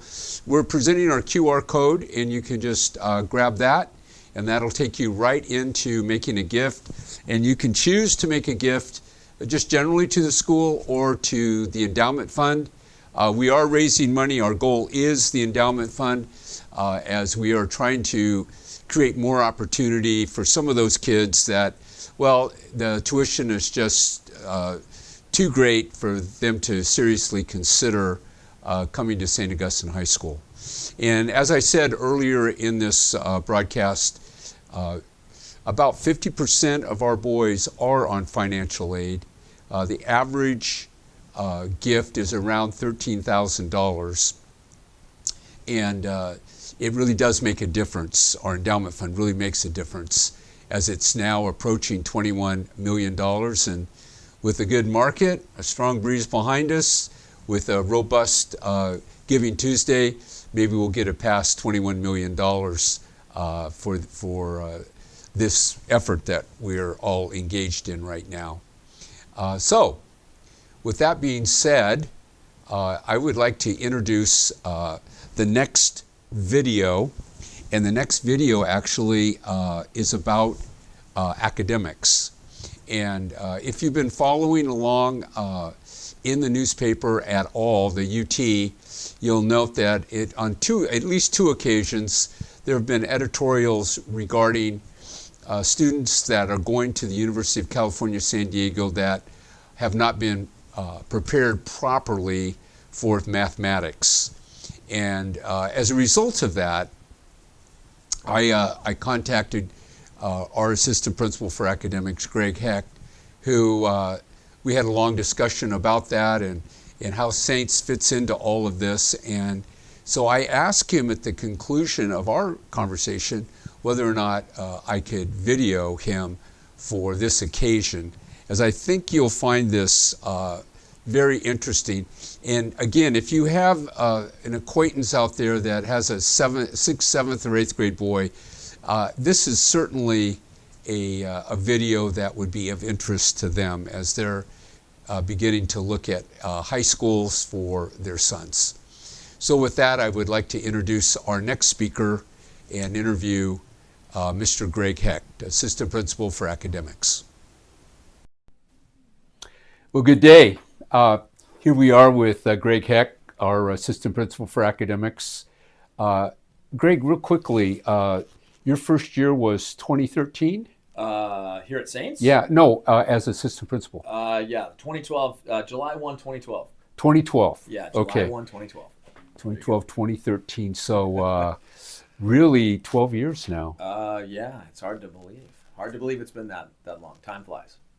Well, you've done an outstanding job in the 12 years you've been assistant principal.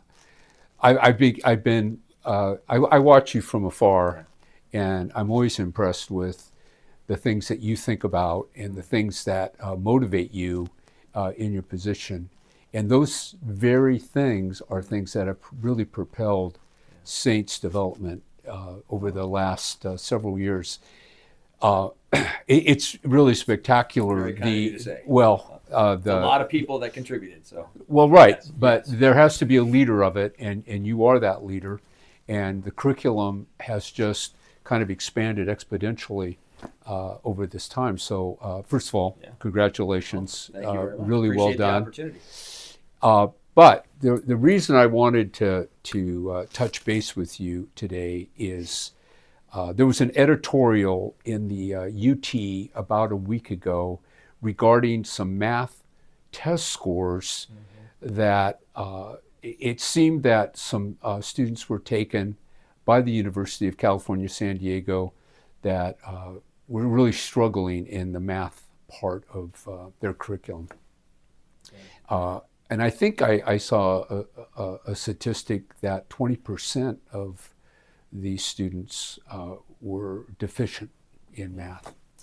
And that alluded to a conversation that you and I had in your office just a few days later. And you being you, found all the research and looked at all the data points in the UCSD study.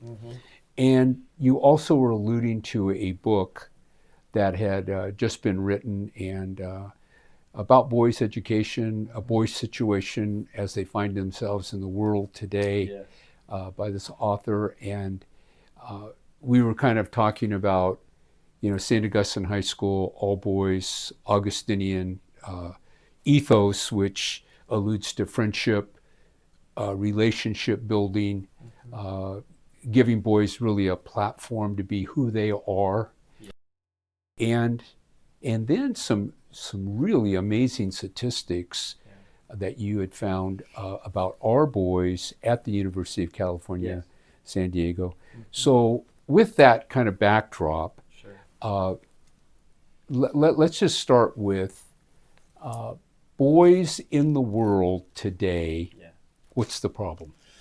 Well, the book that you alluded to is Professor Scott Galloway is a professor at NYU, and he's got a famous podcast, and it's kind of this perfect storm, if you will, of his book coming together with what the UC San Diego statistics show, and what it really points to in terms of answering your question is, according to Professor Galloway, is really an epidemic amongst boys and young men, and that epidemic is a sense of loneliness, disconnected, concerns about nefarious activities, because when those needs aren't met, that loneliness, that lack of purpose, that lack of efficacy in the world, and there's a host of factors that are driving those things, in particular in this modern era, that boys are at risk. The boys, as they transition to become young men, are at risk. He goes on to say in this book, talks a lot about a code, that young men need a code in which to live by. And institutionally in the country, we used to have things, you can get those codes from things like the Boy Scouts or religion or workplace or the military. And certainly for us here, we are primed in terms of what we do and our ethos here. You just mentioned it, unity, truth, and love. The way that we instill those things here at the Boys, we can address those things here kind of unlike almost anybody else can. And as this conversation kind of burgeons and grows, you're going to hear a lot more nationally as this book has become kind of very popular. Professor Galloway has been on a number of networks now, and so I think it's garnering national attention, and it's something that we've known all along in terms of where boys can be adrift in this day and age. The other issue that he raises in the book in terms of this loneliness and disconnection happens to be tied and tethered to technology. And unfortunately, Professor Galloway does, for the boys, unfortunately, but he makes the argument that the algorithms and so on and so forth in the phones, in the computers and so on and so forth, are designed specifically to keep and capture both boys and girls, all of us really. But what it does to boys is it creates a disengagement and a risk aversion. And why that's important is because when boys, and their prefrontal cortex doesn't develop as quickly as girls, we know that. And it's important for boys to take risks, to learn, because those risks can lead to failures, and that's okay because that builds resilience and perseverance. And without those types of behaviors and engaging in those behaviors, boys then don't know how to cope later on in life. They don't have those skills. And so tragically, you start to see statistics like 4 out of 5 in terms of suicides are young men or males, right? And so some of these things, or engagement in behaviors that are unproductive, non-productive, addictions, and so on and so forth. These algorithms are designed to say, okay, I can create a synthetic world here where you don't have to necessarily run the risk of being rejected if I ask a girl out, right? So why should I work out? Why should I get dressed? Why should I learn how to have some efficacy in this world in terms of economic viability? I don't have to run a risk of being told no. And there's a danger inherent in that. And, especially as we look towards the future, and for not only our country's sake, but for our family's sake and the development of young men in general. So why would you, obviously, a school like Saints, all boys, boys are thriving here. What is it that's happening here that isn't happening maybe in the rest of the academic world, freshman through senior year? Sure, and I think it gets back to what we just talked about, you alluded to at the outset, a sense of purpose, a sense of place, and a sense of a connection to the world beyond themselves, that they have added value to the world. And that is part of developing this code. Professor Galloway talks about it. And we've kind of done that here throughout our history, which is to say there is a purpose greater than you, and it's important that you participate in that purpose, whether that is the service, we're talking about service, or a lifetime of gratitude and appreciation and understanding that you have an inherent worth as a being created by God here on this planet, and that worth is to be shared with others. We heard that from the bishop this morning in his homily. And so those types of messages, in addition to the 3 core values, the unity, the truth, and the love, allow the boys a framework by which they can operate and learn. I mean, and learn it's okay to make mistakes. It's okay as long as you understand that resilience, perseverance, you continue on, and that faith provides those bumpers on the lane, if you will, to say, okay, I understand, I will try again, I'll keep moving forward, because I'm a creation of God, and that's important. And my existence matters, not only to myself, but to my potential family, and whether or not that's family that we talk about in a traditional sense, or the family of the brotherhood of man and woman, those types of things. So there's that added value and that sense that I have a greater connection to something beyond just this phone. Yeah, the fact that as a human being, as a 14-year-old boy, people know my name. Right. 700 students. Sure. A faculty of 60, 65. A coaching staff that I think 500 boys play sports. It's an incredible and statistic. it's a big statistic. And then, of course, tremendous theater program, music program, all these places that a boy might experience, hey, good job. Right. And You're really good at that. Correct. And to that point, what you just touched on is another huge premise, not only of the book, but stuff that we know well, which is male role models, male figures in their lives. And there's been obviously a decline over the last several years in people. Professor Galloway cites the fact that you have a decline in people enrolling in programs like Big Brothers and so on and so forth, Boy Scouts and things like that used to go into that male mentoring where they would say, it's okay, I'm here for you. And provided not only that male mentoring, but the kind of male mentoring. Because if we don't have healthy male role models for these young boys, what happens is that void is filled with a skewed sense of masculinity, a skewed sense. And what is it? What is a healthy sense of masculinity? Look at the traditional roles that we used to say in our society that were there for boys, a lot of them, boys and girls. But the sense of being a protector, that's a masculine trait, right? Whether it's in the military, it's in the police force, or working in medical field, that the sense that I should be a protector, that I have a sense to protect and provide for those young boys, that should be part of being a healthy male, right? Is providing that role of being a protector. And being that male mentor it's critical that these boys have those male role models.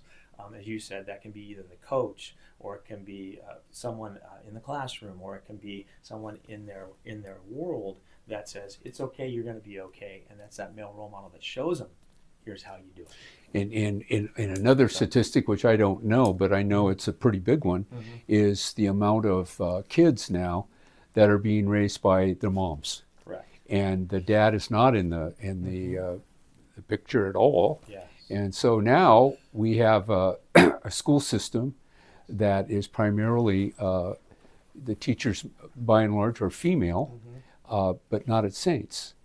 Because we get so many guys that graduate that want to come back and teach here. Yes. So, then all of a sudden you're looking at a third of your faculty are actually guys that taught alums that actually went here. Well, and you touched on something that's just really important in the outset, and you talk about our society, and this is certainly, and you look at Professor Galloway's premise if you read the book. And again, I'm not trying to necessarily promote the book or him, it's just a fascinating time.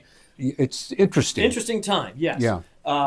When you look at it, he said the biggest, according to him, the biggest group leading the charge and sounding the alarm on issues about young boys and men in this day and age, transitioning to men, are mothers.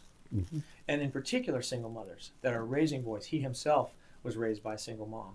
And so the gratitude and love and respect that they have for women, right? If we're raising healthy men, then you're going to get that sense of efficacy in healthy relationships with women. And he said it's invaluable. So you touched on something right there, that it's really mothers who are the ones saying, help, my son is struggling.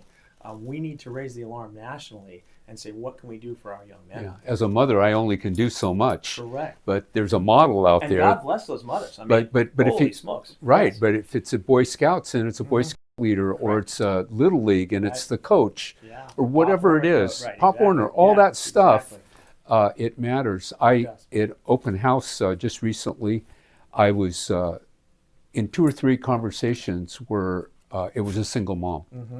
And because I asked, why are you here today?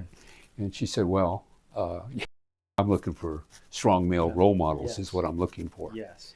And she goes, it seems that they're all over the place. Yeah. And I said, yeah, there are. Yes, we do become that kind of a bastion of that Right. for these young men, and I think that's critical. And again, coming back to that point that we just talked about, which is if you want to raise a healthy society in the premise that we're talking about with men in the relationship with men and women, you want them to understand what a healthy relationship is with women, what healthy masculinity is, not these skewed, somewhat barbaric versions of, anger and rage and so on and so forth. That's not being masculine. No. Being protector and provider, that's being masculine. And supporting and building up your wife, your girlfriend, those are things. That's what being a man really should mean.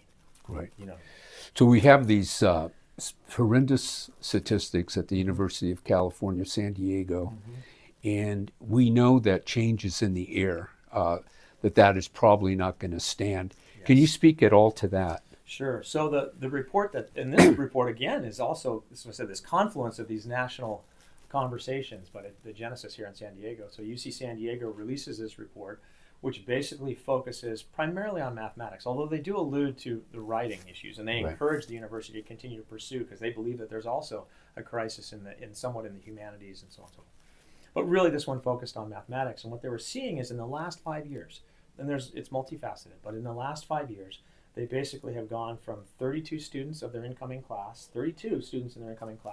needing remedial math, shooting up all the way to 665 students in 5 years' time. Now that's an astronomical number. Okay, so their conclusions are COVID being one thing, obviously. We can't hang our hat exclusively on that. They also surmise that the lack of standardized testing, the moving away from an objective measure of mathematics that used to be the SAT or ACT in terms of a core element of admission.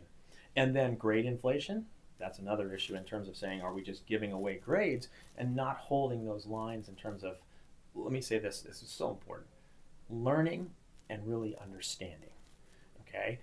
I always joke, I said, if I gave everybody A's, I'd never hear from anybody, right? Mm-hmm. What we're focused on here is mathematics and correct placement.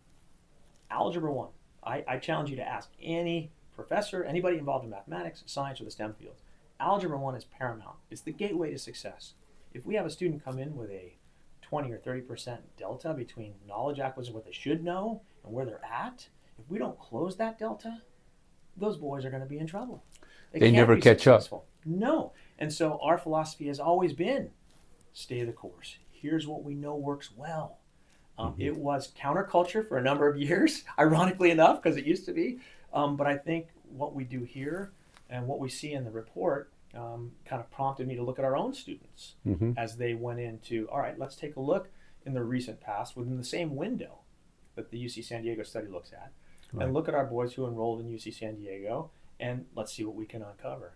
And to my glee, quite honestly, what I found is 92% of our boys since 2020, 92% of our boys who went and enrolled at UC San Diego have either secured their degree already or are well within reach of securing their degrees, all of which were in the STEM fields, math or science.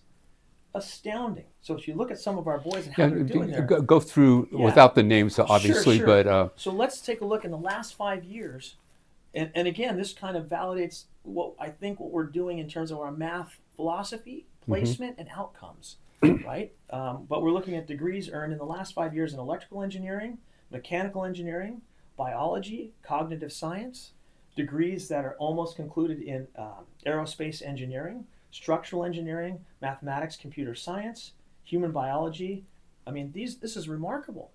And so all of these boys, that tells me that when we send our students that choose to enroll in a place like UC San Diego, one, they're pursuing these STEM degrees, and two, they're being successful in the outcomes. If you look at outcome situations here, it's really incredible. So, a huge kudos to our math department, science department, for all their efforts. I know that our math department, with parents especially, with incoming students, is sometimes controversial in that they will absolutely kind of put their foot down and say, no, this student has to retake Algebra 1, Yes. or they need to retake out or arithmetic. Yes. So we're going to go back to pre-algebra Correct. and make sure that everything is solid Yes. before we go to the next subject. Correct.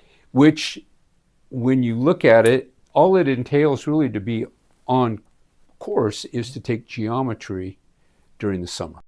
Yeah. And then you're on course Correct. all of a sudden. Yeah, and I think you just touched on it here, and I know it can create a lot of consternation amongst incoming parents. They said, my son, because, and you know, there's a whole host of factors here, but our preparation here is for exactly what I just alluded to. Our preparation is such that when they get to a place like UC San Diego in a mechanical engineering program, the math is not an issue, right?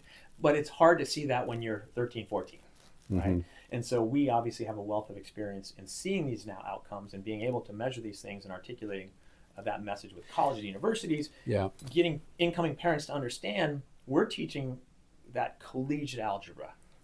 And oftentimes, you know, and it's not a knock on elementary, it's just saying that that might be labeled as such, and it's great. It's an introductory situation, but it may not be what we know we need to do to prepare these boys for that collegiate level experience with math. You know, and I think that's where we kind of sometimes get into the stuff and the naming, right? You get into it's so countercultural. Yes. And parents are thinking, no, we have to push them, we have to get them to that calculus level. Well, we can get there, but you know, we have kind of figured out a way that's tried and true. Yes. And we get a lot of. I think a couple of years ago I did some statistical research. I think 68% of I forget the class had taken a major that required calculus. Yeah. 68% required calculus. Yes. And when you look at that number alone, it's obviously calculus is the building block of all these other things that these kids want to do in the world today. Especially in the degrees we just alluded to. Right. And so I think what you just said is important. And fundamentally, if we don't do our job right here, you know, if you send your boy to Saints, the idea is they're going to walk out of here, in terms of, we're looking at the math series here, they're going to know, they're going to be ready, they're going to be prepared, and this kind of data validates that. And so it was very heartening to hear. And so I think getting that message out to say, if you trust the process here with the teaching staff that we have on board, and to your point, what you just talked about in terms of the long-term desire to want to have a degree, such as that in engineering or computer science, then if your son comes in and has these innate abilities to do these kind of things, great. We want to encourage them to maximize that potential. We're not here to hold people back. We're here to make sure that those gaps, if there are any, are closed. So that way when they get to a situation, they're not one of these 600 students in remedial math. No, they can get into their major, they can be successful. And then university level, I hasten to use the word easy, but they're not focused on pre-algebra and equations, they're focused on their degree. You know, when you think about going to college and you put in all this time in high school and you're in remedial math. Yeah. Yes. Boy, the system broke down someplace. Yes, and again, the study takes a look at a multitude of factors, and that's where I'm so proud to be at Saints, because I think we've provided things, although they've done a great job, UC San Diego, articulating those things. I think we provide an honest, a truthful education that's focused on appropriate placement and doing what's best for that individual, for that particular boy, and making sure that we're not just pushing people along for the sake of whatever reason, that we're giving them an education. And that means sometimes you've got to work through things. That means sometimes you've got to struggle. That means sometimes you're not going to get all the answers right. That's right.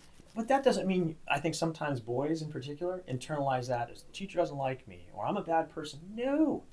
If we didn't care, right? It's just like the old adage about coaches.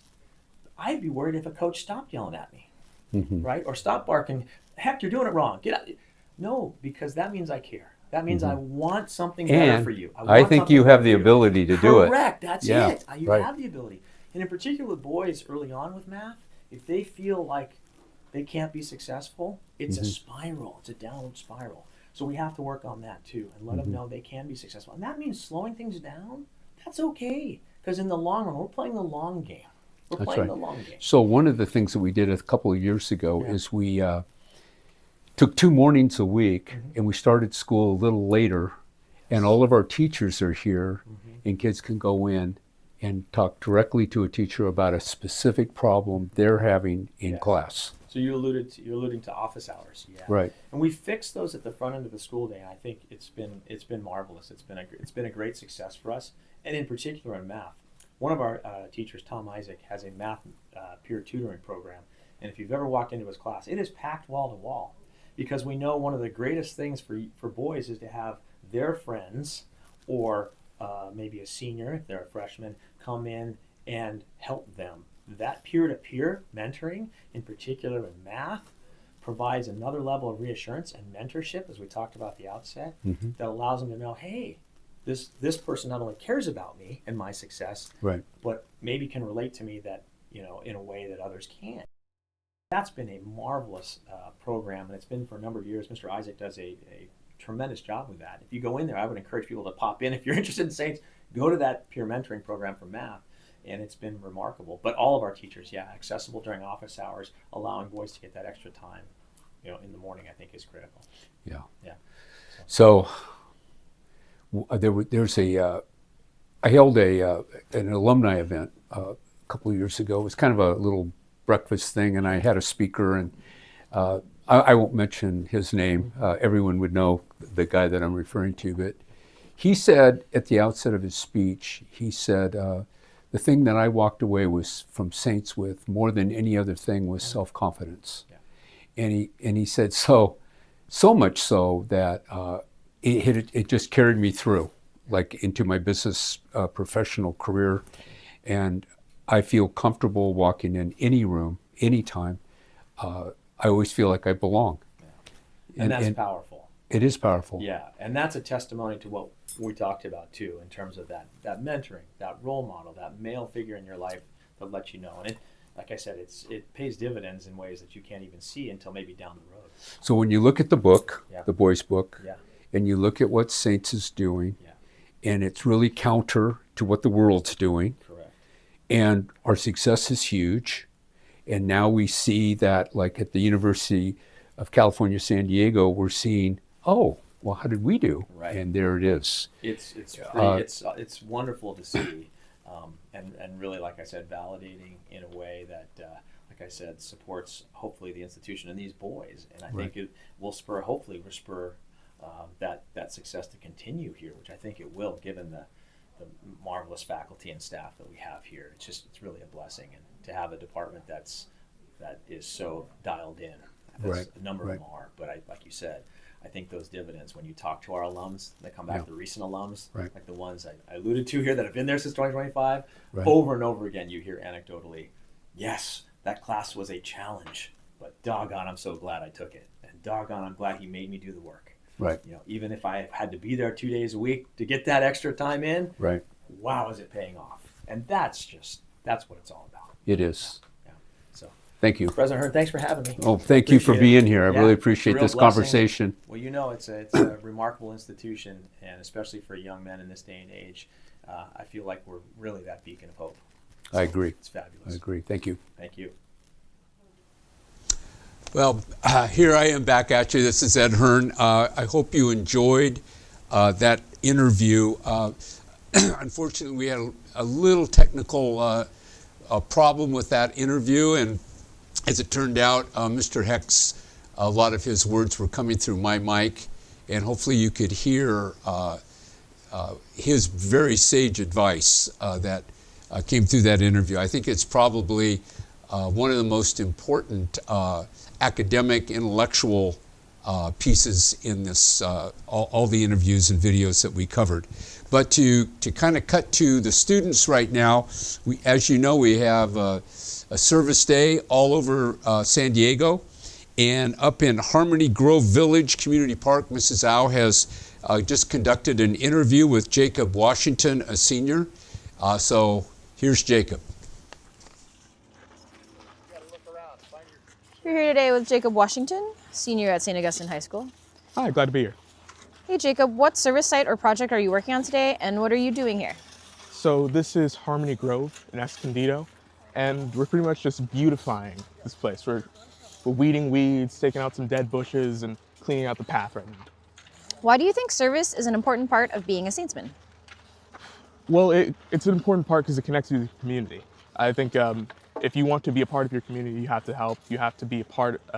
You have to promote you have to help the benefits in some ways. So I think it's just important to connect with others and go out with your friends and do something good for once. I love that. How does it feel to know our school is giving back on Giving Tuesday specifically? I think it's good. I'm glad that maybe we don't have some of the best reputations with other opponent schools, but hopefully around the county, we're known as the school that comes around and helps people. So I think that's a good reputation for us. Has anything surprised you about your service experience so far? Things get done quickly when you're with the team. This is we're expecting to be here a lot longer, or at least like working on something a lot longer. Got it done in an hour, so Wow. It's great. If you could describe today in one word, what would it be and why? One word. One word. Fun. I think it's surprisingly fun to come out here with maybe some people I don't know. I don't know everyone here. But come out here and have fun and try to improve local community. I'm actually the only one that's actually from around here, but either way, still trying to help out our county. I think it's just a great thing to do. It's fun. How do you think days like this shape our school community? I mean, closer bonds. I mean, again, I've barely even met some of these people here, and now working with them kind of builds a unique relationship. Even if you may not interact with them outside of this, you still have a unique connection. I think that's what our school's about. Cool. And last question, if today had a soundtrack, what song would you be playing while you're working? Some country music. Country music. Some country music. All That's right. just what it feels like. Thank you, Jacob. Of course. Thank you. So we hope you enjoyed that little interview up in Escondido. As you can see, while Saints is raising money for the endowment, our kids are giving back to the community, 700 strong today, and of course we're very, very proud of that. The next video is a shorter video, and it's one of our students, a junior, Matteo Torriello, who went to St. Charles Borromeo, and he has a little bit to say about what financial aid means to him and his journey here at St. Augustine High School, making great things happen for him. So here's Matteo. I'm with a junior in this interview, Matteo Torriello, in the great class of 2027. By the way, what house are you in? I am in Olympia's house. Olympias. Mm-hmm. And who is the key leader in that house? Key leader is Mr. Lamorato. Lamorato, well, you have a good leader, that's for sure. Yes. Well, Matteo, I wanted to talk to a few students today about financial assistance, because I know that it makes a lot possible for the students. What do you do here at Saints? What are your activities? What are the things that you gravitate to? At Saints, I am on ASB. I'm the Italian club president for Saints. I play lacrosse in the spring, and I am a football manager in the fall. Really? So what's your experience like this year in football? This year is definitely way better than last year. Last year it was fun to see us go all the way in the championship, but it was a hard season to watch. This year was much better. It was. I totally agree. Totally agree. And you could tell by just the enthusiasm on the team as Yes. well. It was much different. For sure. Much different. It's maybe a little early, but what are you thinking about in terms of college? In terms of college, I'm looking at a school in North Carolina called High Point University. I'm also looking at Hillsdale University in Michigan. I've been to a couple other places. I really liked Grove City in Pennsylvania. Okay, so getting away from California. Yes. Get your own independent little experience. Mm-hmm. Where did you go to elementary school? I went to elementary school in a couple of places. I went to St. Vincent in Mission Hills, and then for like the last half of my middle school, I went to St. Charles Borromeo in Point Loma. Okay. So what was the reason for your transfer? My transfer was I just didn't feel that St. Vincent was sticking to the Catholic values. Religion class kind of turned more into like an English class, and I didn't really want to like be part of that anymore. So I went to St. Charles Borromeo and pretty much fixed everything. Oh, good, good. Well, thanks for being with us, Mateo. I really appreciate it. Yeah, no problem. Thank you.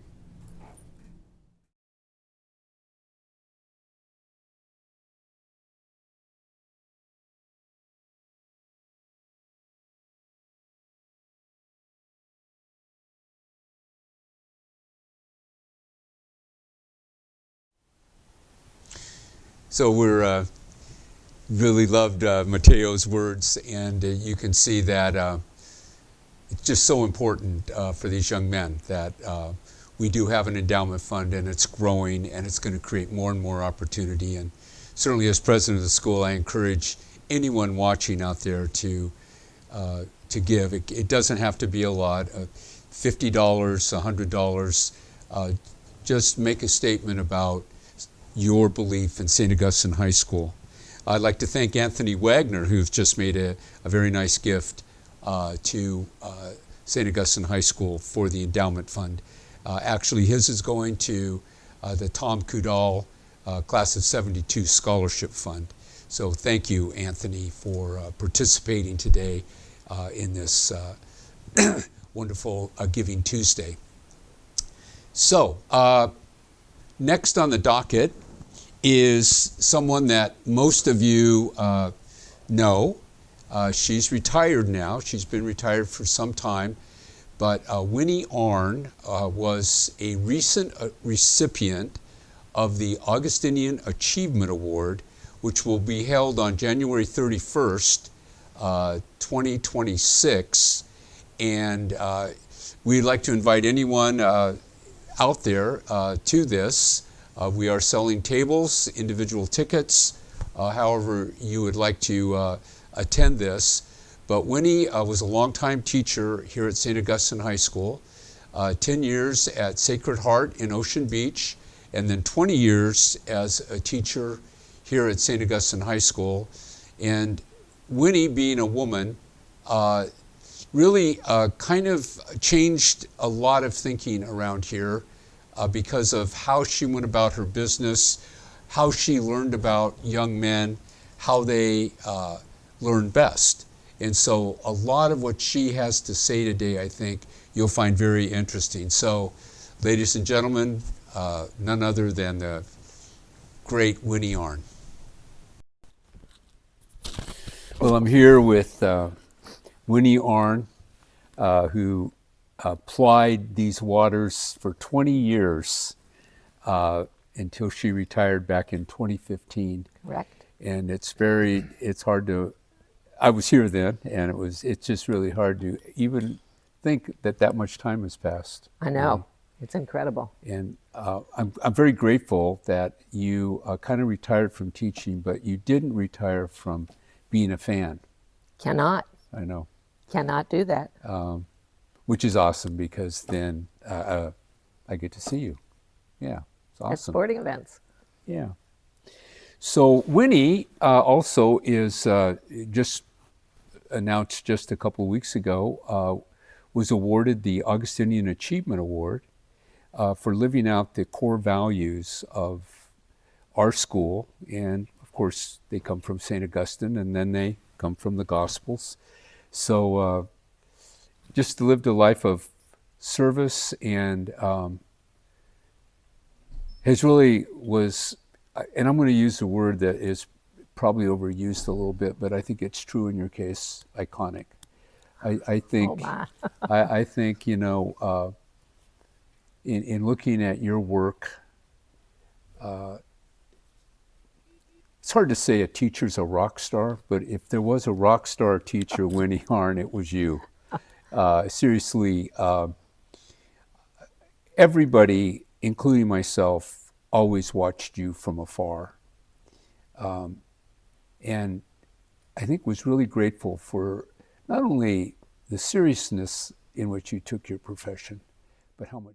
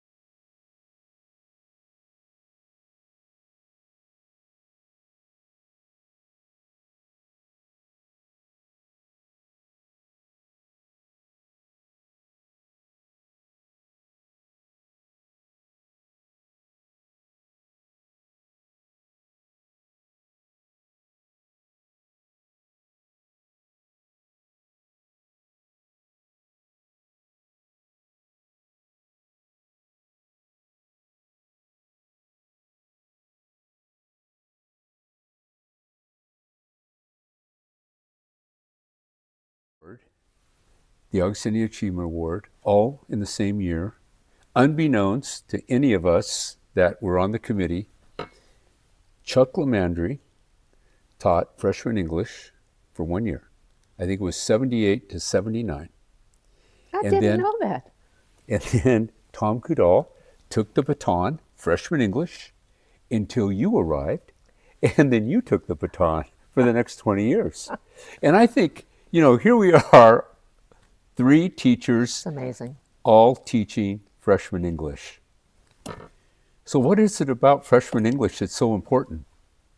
Well, I always say I compare freshman boys to Labrador puppies, wagging their tails and all loosey-goosey and not knowing what's going on. And I actually said this. I was lucky enough to be asked to give the speech at graduation in 2015. And I said, we turn them from Labrador puppies into big dogs. And of course, the senior class in front of me began to bark. But freshman boys need a lot of structure. They need help with organization. And I literally did binder checks, and I would walk around and they had to have subject dividers and they had to have this. And they got a grade for how well the binders were organized. So when you kept that in mind, they need structure, they need discipline, and they need help with organization. Everything else kind of falls in place. And one of the things I learned, I had learned it anecdotally, but then I learned it by going to the boys' school coalition, International Boys School Coalition, right? Men don't like surprises. And so every day I would have on the board the agenda.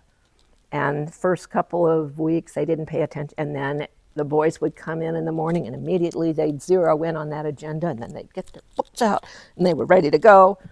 So it was nothing cutting edge. I loved what I did. I loved freshman boys. Well, they made me laugh every single day. There were some cutting edge things you did.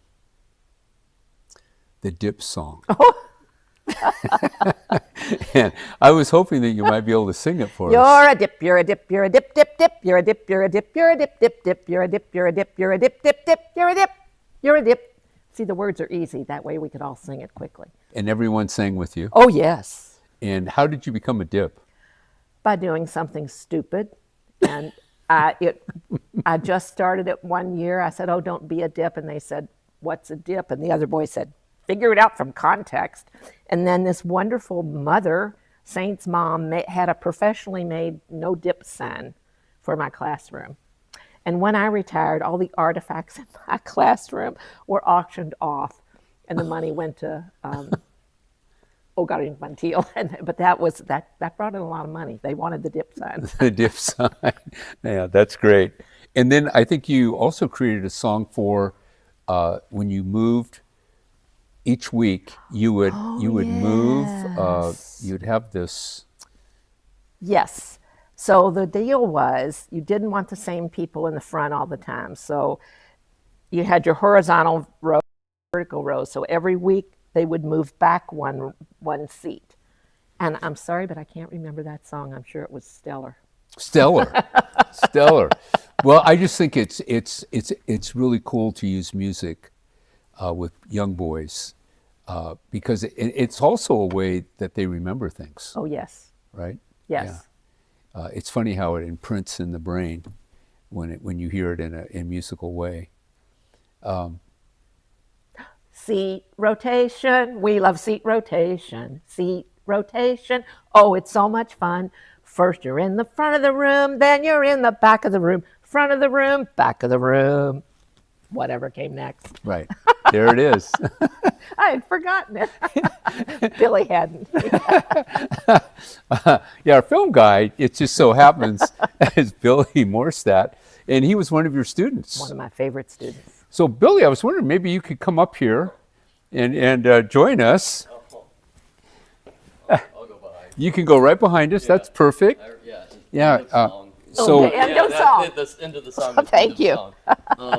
Yeah, the other. What was the other? And then the dip song was when someone would turn in their paper. One of these things is not like the others. One of these things is not the same. If you're the one who put it not like the others, I believe that dip's your name. And then you figure out who the dip was. And you When they say- turn in Scantrons, Yep. they wanted them all going the same way so I could feed them in the machine.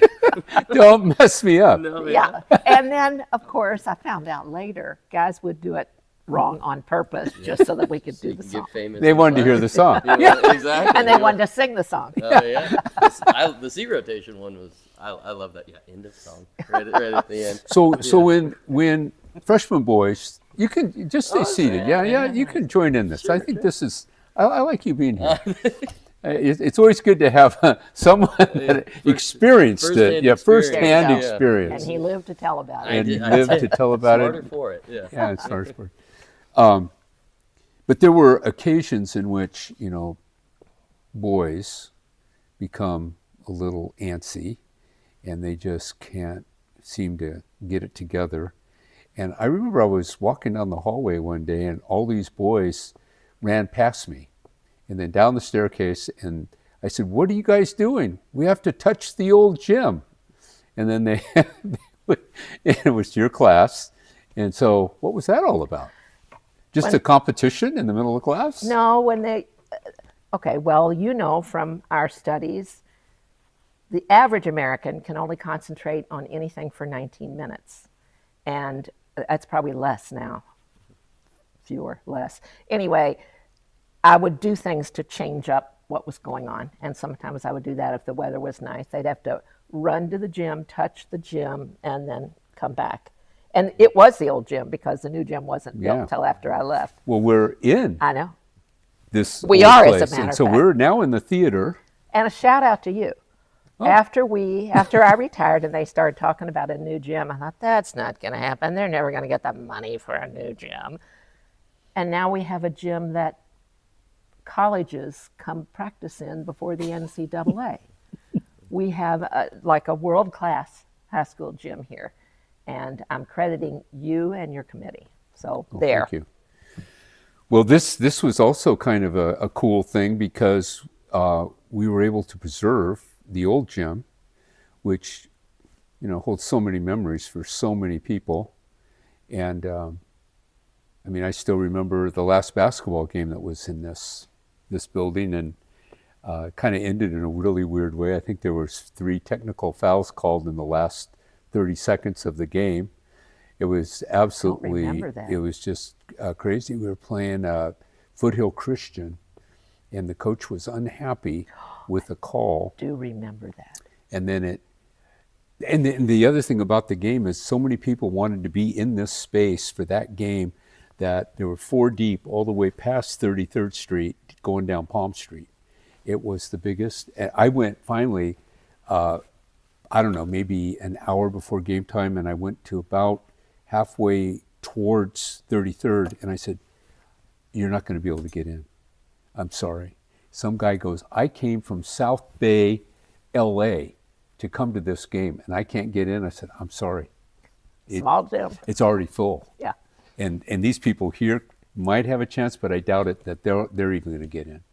It was just, I thought I was going to get killed actually, but here we are. Yeah, this space has also turned out to be really great.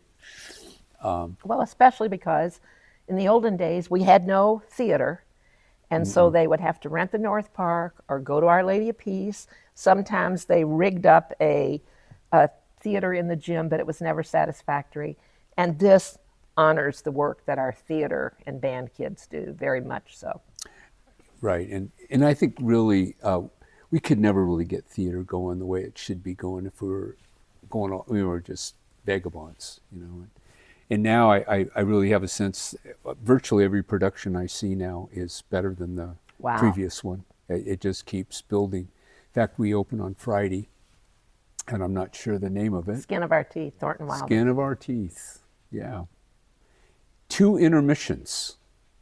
It's a long one. Yeah, long one. So, you volunteer these days. Yes. Tell me about that. It's the best part of being retired is being able to choose where you're going to expend your energies. So the very first volunteer job I got was tutoring the basketball team here at St. Augustine, which I still do on occasion, and the football team. I'm very devoted to our athletic department. I volunteer with a group called Reality Changers. They are a local group started by a local guy who had $300 and an idea, and he started in a church basement. It's helping first-gen kids get into college. And when he started, it was mostly Hispanic kids. So we meet them in the evening once a week, and we give them all this information about college, and then we tutor. We help their parents fill out FAFSA forms. Their whole senior year is spent getting ready to write those applications. Right. But I was there last night, and I had a kid from Ethiopia, 3 from Eritrea, 1 from Colombia, and 2 from Mexico in my group tutoring last night. So that is very, very rewarding for me. And then you just gave me my next one, which is working with the son of Archie Moore at the ABC Foundation. Anybody can. Tutoring those kids. And I also volunteer once a week at Balboa Park. Right. Balboa Park is the jewel of San Diego. During the pandemic, I was up there walking every single day. And as soon as they opened up the volunteer class to become an ambassador after the pandemic, I joined that class. Jumped in there. So I need to know what's in every single museum, where all the gardens are, and you meet people from all over the world. And my husband said, wow, it's a perfect job for you because you're a know-it-all and you never met a stranger. Well, I'm sure you make everyone feel very welcome. So let me see, before I let you go, we have a football game Friday night, and it's going to pour in rain, and probably won't go to that. But Saturday, we start our basketball season. Yes. And I know you love basketball. I will be there. You In will be fact, there. Mike Hopp told me about 4 weeks ago. We were on the sidelines at a football game. He said, get your calendar out. Put this on your calendar because we're going to play scrimmage, play St. John Bosco, who will be, I think he said, ranked in the top 10 in the country. Right. So that should be wonderful to see that. Of course, we'll be without Palomalu, who's also an excellent basketball player. Yeah, he'll be playing football Friday night. Yeah. But he'll be back when it counts. Yes. Yeah, that's right. Well, listen, I really appreciate you taking time to be with us, and congratulations on the Augustinian Achievement Award. That doesn't come lightly. There's 8 alums in that room, and when you're not an alum, but an honorary alum, you get, listened to. You're the actual presentation that they receive is honored, I think, a little bit more. And I could not be more honored to receive this. It's cool. Do you remember where I was going when you called to tell me? No. I was on my way to the funeral of a saintsman. So it was a brutal day. I didn't want to go to this funeral. It was a very, very sad situation. And driving there, I get this call from you, and I thought, yeah, there's some synchronicity there. Kind of balances out. Yeah. I'm going to tell you a little story that I don't think I've ever told you. One of my first years here, this was where baccalaureate mass was, and we were filing in here for baccalaureate mass, and we also had those guys, the 50th anniversary of their reunion. I'm not sure what year it was. And anyway, you, along with a couple of other teachers who were women, walked past these old alums. And this one alum turns and goes, where in the hell did when they start letting women teach on this faculty? So I walked by and I thought, I'm not going to let that pass. No, you wouldn't. So I walked over to him and I said, listen, I want to tell you something. I'm not sure what woman you were referring to, but if you were referring to Winnie Arn, she has actually taught us more about teaching boys than we have taught her about teaching boys, believe me. And there is a reason why she's on our staff, and that is because she brings such great value to our school. Oh, Ed, that's very touching. Thank you so much. Well, it's true. It's true. And it's a good thing I didn't hear him. Well, I actually agree with that. I think we could take care of this just right. And you handled that beautifully. I thank you. And I didn't tell you about it because I didn't want to trouble you. Until now, of course. It just seemed like appropriate. Thanks, Winnie. Thank you, Ed, and thank you, Billy. Word. Well, we hoped you enjoyed that delightful interview with Winnie Arn. This for me is so we interviewed all these 25 different people during the course of this last semester, and this is the very first time I'm actually getting to watch the interviews, and it just speaks to the richness of this school and how together our faculty is. It's really quite amazing. We've had another gift in this last half hour, and I'd like to thank Joseph Giamonaro for his gift. He's also the vice president of the Alumni Association, which makes it even a stronger gift. And Joseph, I really, really appreciate you being part of this. Thank you so much. And follow that QR code. You can take it right to Giving Tuesday at St. Augustine High School and support young men who want to make this their home and become saintsmen and be part of this brotherhood, this rich brotherhood for the rest of their lives. Our next interview is Dr. Will Raines.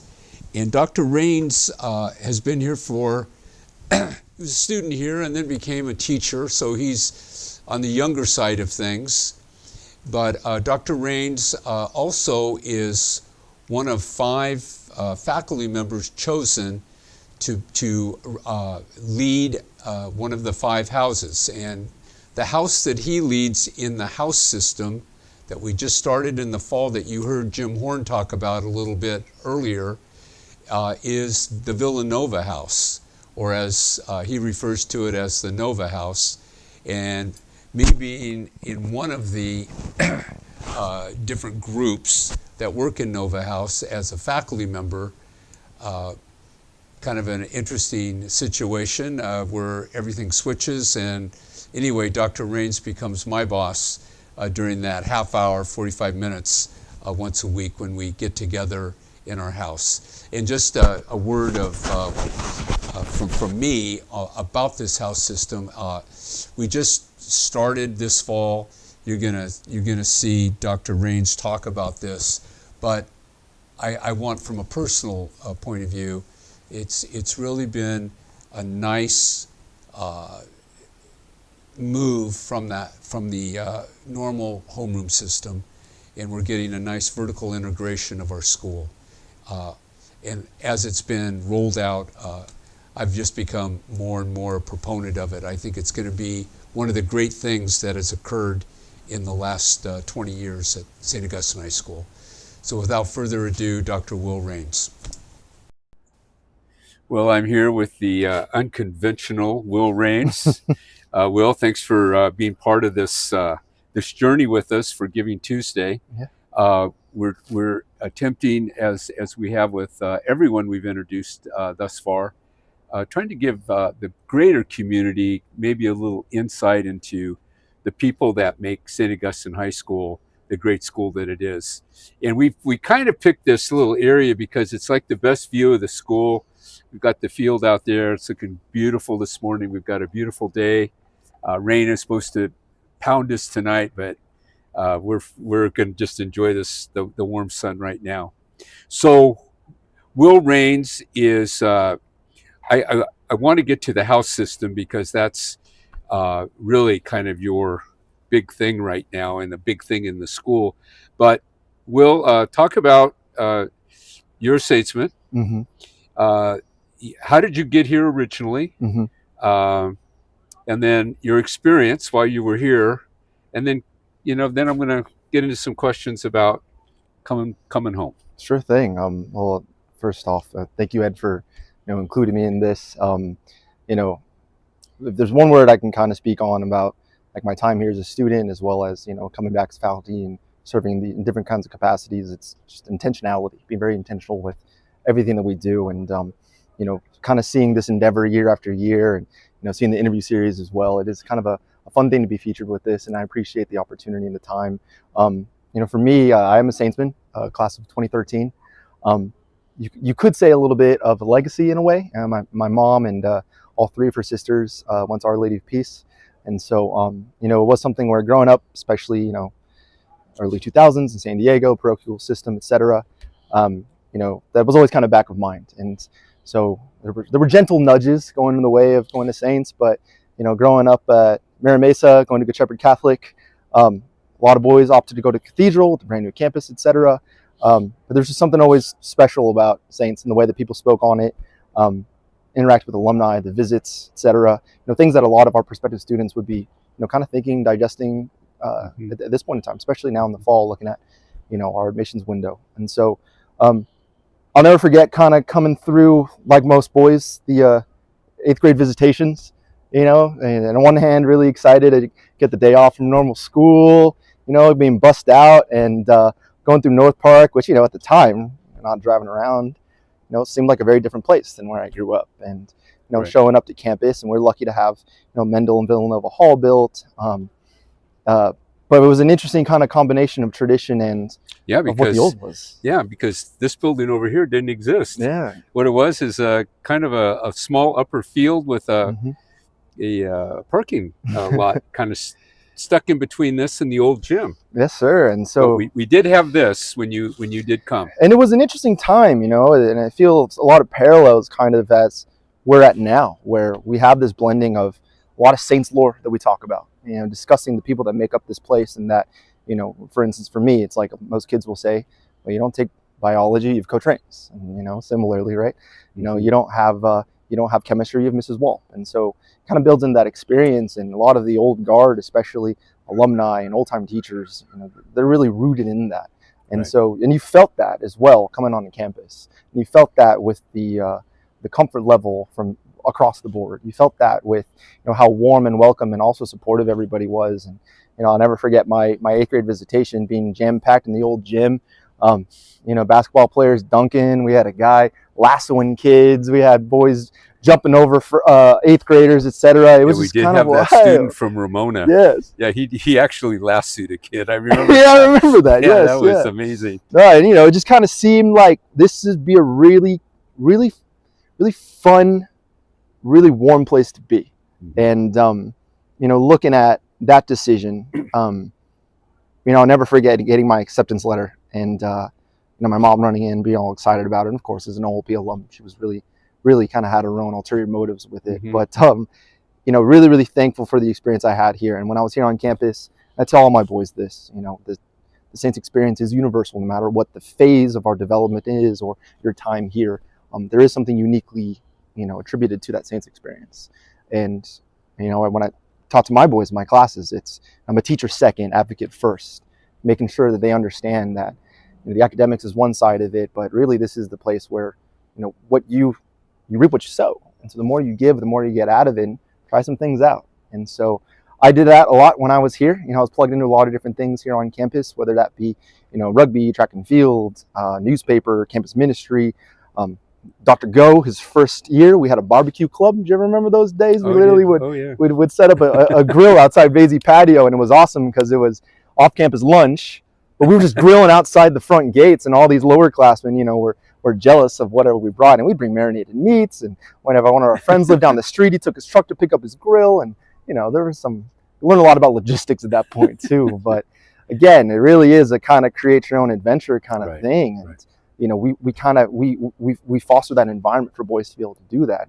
And I always tell my guys, if I didn't have such a positive experience on the student side of things, I wouldn't be here in any of these capacities. And it really means a lot to me to be here. So you and I took a trip with a couple of other teachers to Detroit, to the Augustinian school there, and we spent 3 days together in a kind of a retreat-like experience called the Augustinian Values Institute.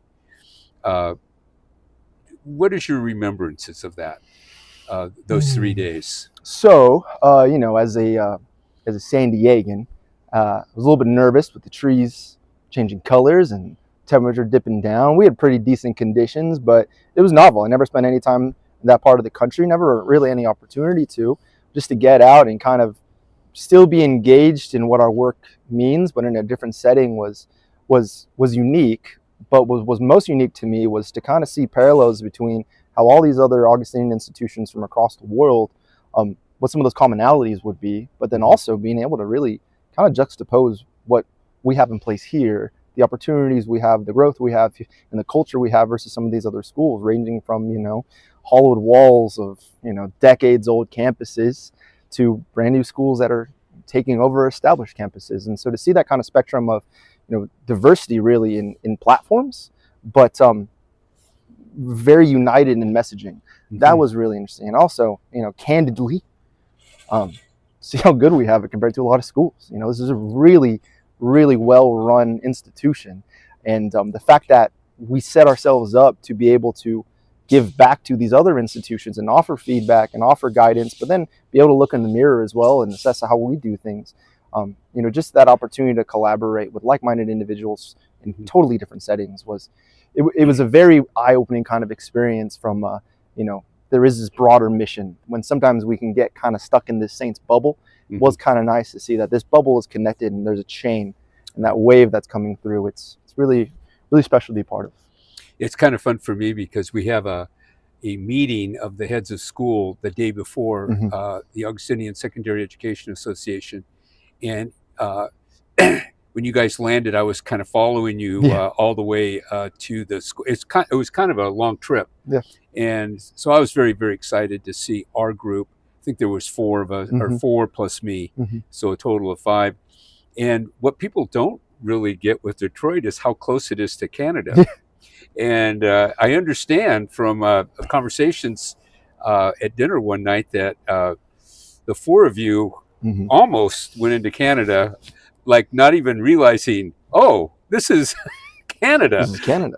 Yeah. Yeah, and I'm a bit of a nerd, when it comes to all topics, geography, history, etc. So I'm familiar with just the proximity there.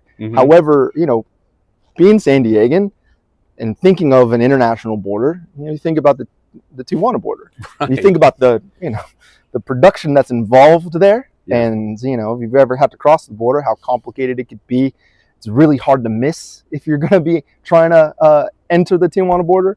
But it was an unsuspecting little turn in Detroit where when we arrived, we were flying to Detroit, about a 45-minute, hour-long drive up to where the school was, away from the city. And we're like, we got a little bit of time. Like, why don't we just drive around town and scope out if there's any areas we might want to explore.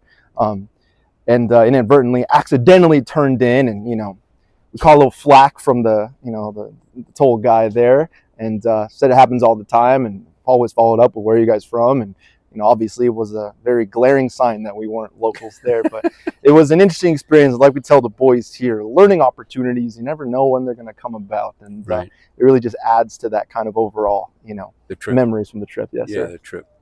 So we've embarked as a school on really an odyssey that probably started about 3 years ago when we began studying house systems across the United States at different Catholic schools in particular. And as various groups of educators went to these various schools, it became clearer and clearer we needed to do what some of these schools have been doing for 2 decades. And so we made the decision to go ahead and go from a homeroom system, which is basically just, if you have a homeroom system, the only people in your homeroom are going to be freshmen, or only going to be sophomores, only going to be juniors, only going to be seniors. But in this house system, there was a vertical kind of integration of that.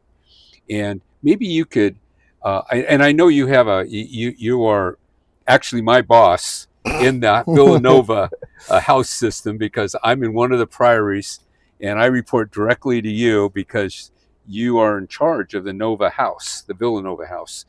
And I get a very lengthy email, as we all do, about what we're supposed to be doing. And it's very well done. And I do appreciate it, because actually, except for you guys, none of us know what we're doing at this point. But it kind of just brought it. It's kind of interesting that we're doing this interview today because we just had this an amazing kind of experience in the last hour or so here on campus where kids were all over the place. Maybe you could kind of just kind of digress and go through some of that stuff. Sure thing. You know, as an alum, there is at the core of being in this place and serving in different roles is just the aspect of giving back.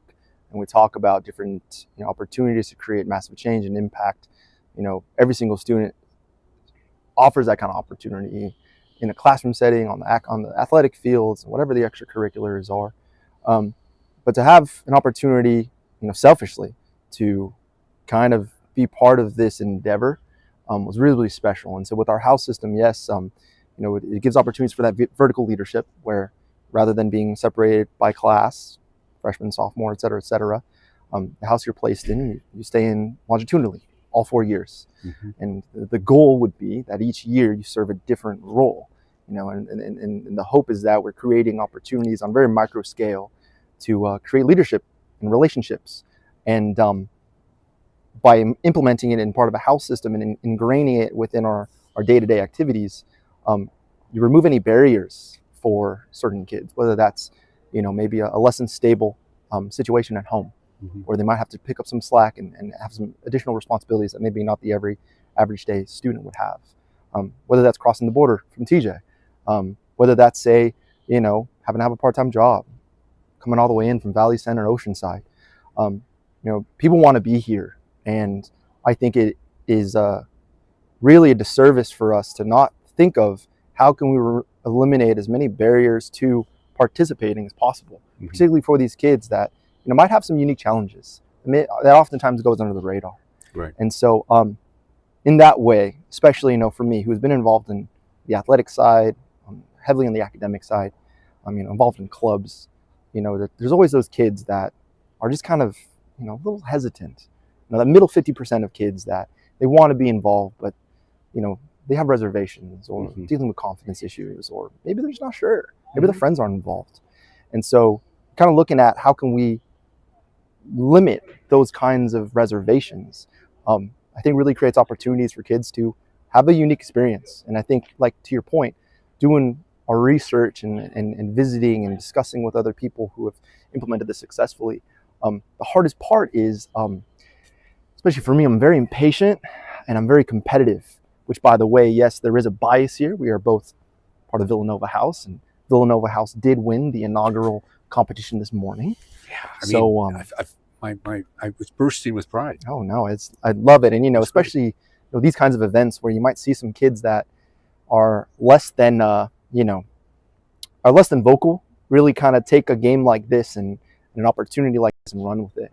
Be surprised at which kids end up being the most participatory. And so, with the house system, with that, it's a slow drip kind of thing, and there is a 4 to 5 year plan in terms of rolling it out. And it can be a challenge because there's also a spectrum of between the students, the faculty, et cetera, of, hey, what is this thing that we're doing? And how much should I be, excited for it? And, should I really kind of run with this kind of idea? We got the seniors who have done this. Their senior, their whole Saints experience has been this other way. Totally. And now they're being asked to do this other thing. Totally. And as we know, people resist change. So, yeah. But I think it's going pretty well with them. It's going pretty well, and I completely empathize. As a Saintsman, I remember the value of sitting on the gym floor at Mass. I remember that, and I remember sitting in the bleachers and looking down there and thinking, like, one day, yeah, it's going to be me down there, and the other kind of privileges that come with being an upperclassman here at Saints. And so, it is, in my opinion, not just a shift from what their expectations were, but largely what the whole community's expectations were. And that's something that I take a lot of pride and put a lot of pressure on in being able to facilitate that kind of endeavor. And so games like today, that's school-wide, where we have an opportunity to come together, but let's compete in the way that boys like to compete. I think it's really just kind of give us a bit more of a purpose with this. And we'll continue to see that rolled out. The hardest part really is just, like I said, as an impatient and competitive individual, I want it all right now. But we need to be able to see the forest through the trees and understand that the aspect of change, right? People are going to be a little bit fear avoidant. people are going to be resistant to it, and making sure that as we continue to roll ideas out and insert different things, that it's sustainable. And sustainable from a perspective of not just student facing, but also for the teachers as well.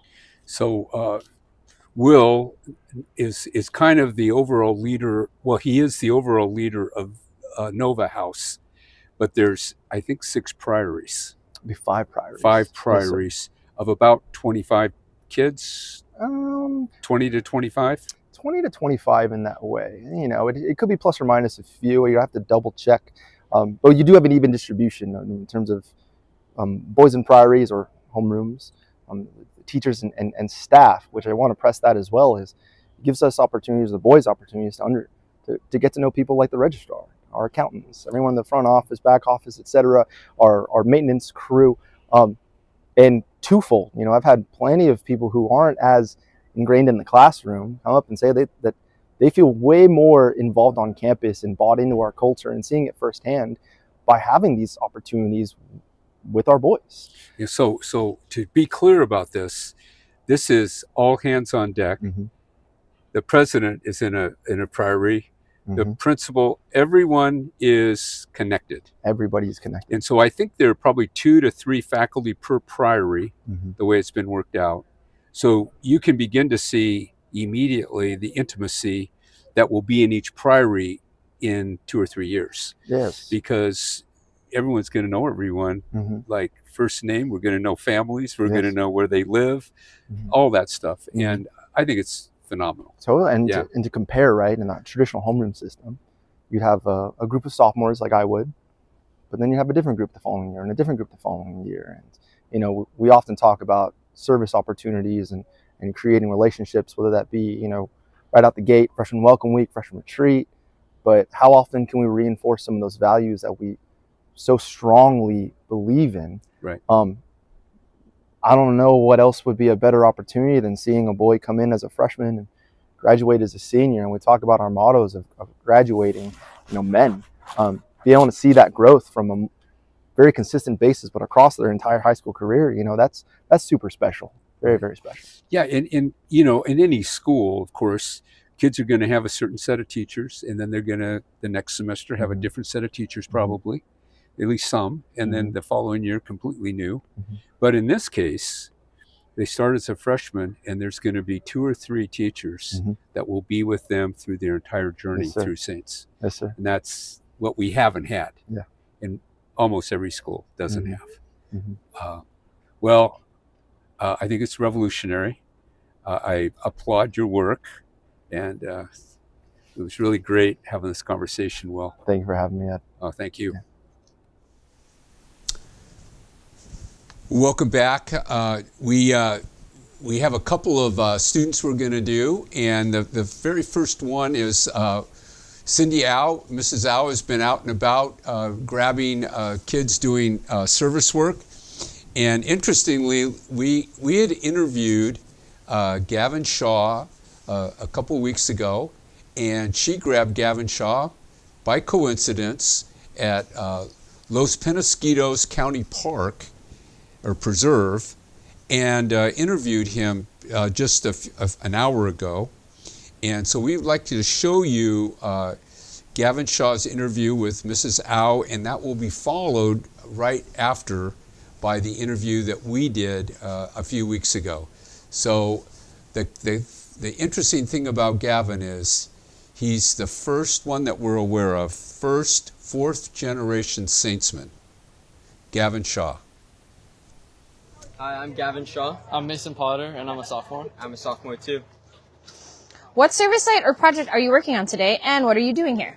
We're at Los Penasquitos Preserve today, and we're working on, we're building fences and uprooting invasive plants. Cool. Why do you think service is an important part of being a Saintsman? I think service is a good part of being a Saintsman because it helps us learn to work hard, and it helps us appreciate our community. And yeah, we also learn good qualities for life that we can use in the future. Awesome. What's something new you've learned about the community or yourself through serving today? I learned how hardworking park rangers are and how much they have to do around parks and trails. Yeah, I respect gardeners now more because I realize how much they do for our community. How does it feel to know our school is giving back on Giving Tuesday specifically? It feels good because I know that I'm working for a school that will give back to our community, and I just love everything. Yeah, I feel like it helps us learn values, and it feels good to be able to give back to the community. If you could describe today in one word, what would it be and why? I would say loving, because just thinking of like the things that our school's doing for our community, we're just bringing love and helping out this ranch. I would say community, because we're giving back to the community that helps us so much. Nice. And how do you think days like this shape our school community overall? I think it helps shape our school community by fully understanding what other people have to do. So it helps us become closer together since we're out here working and sweating. It helps us gain bonds with each other and gain brotherhood. Yeah, I agree with that because our school is big about brotherhood, and if we stick together and work hard, I think great things will happen. Thanks, guys. Thank you. No problem.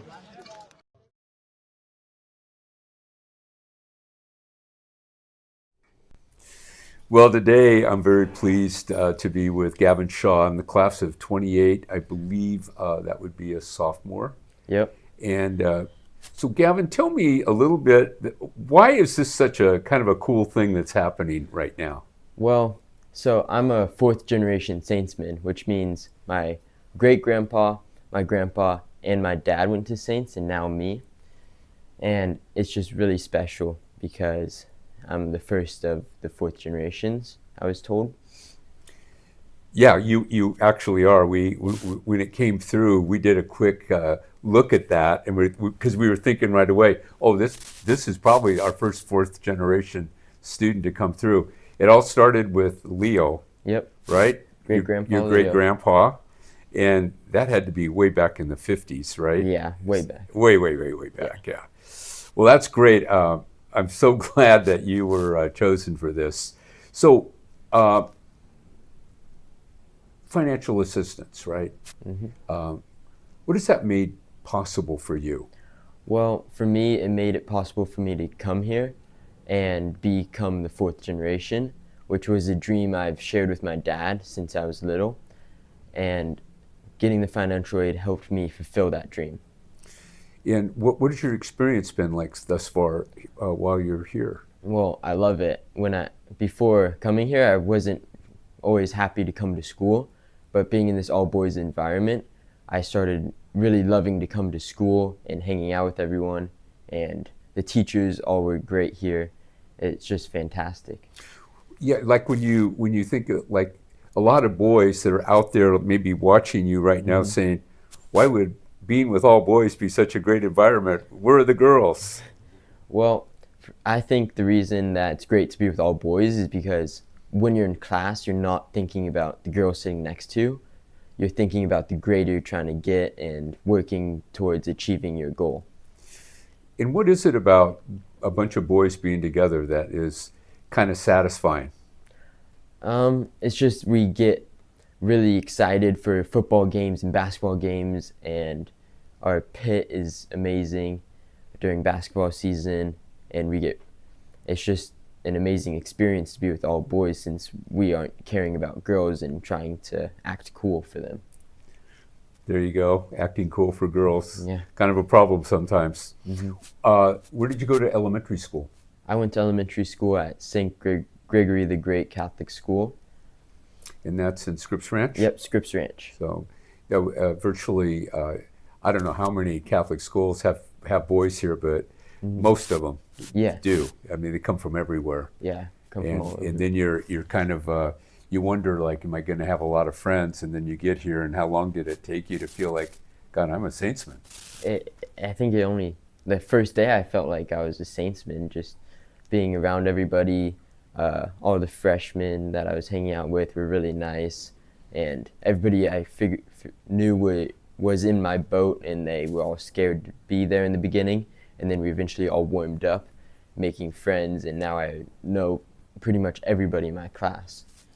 Well, thank you for being here, Gavin, and please say hello to your great-grandmother, Jean. I will. For me.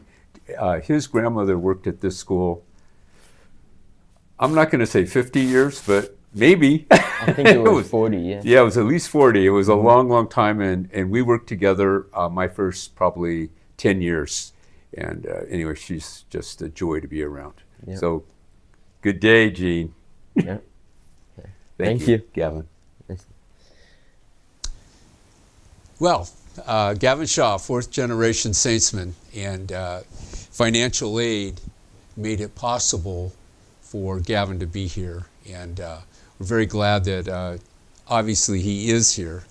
It's very special to have in our 103-year history the very first fourth generation Saintsman.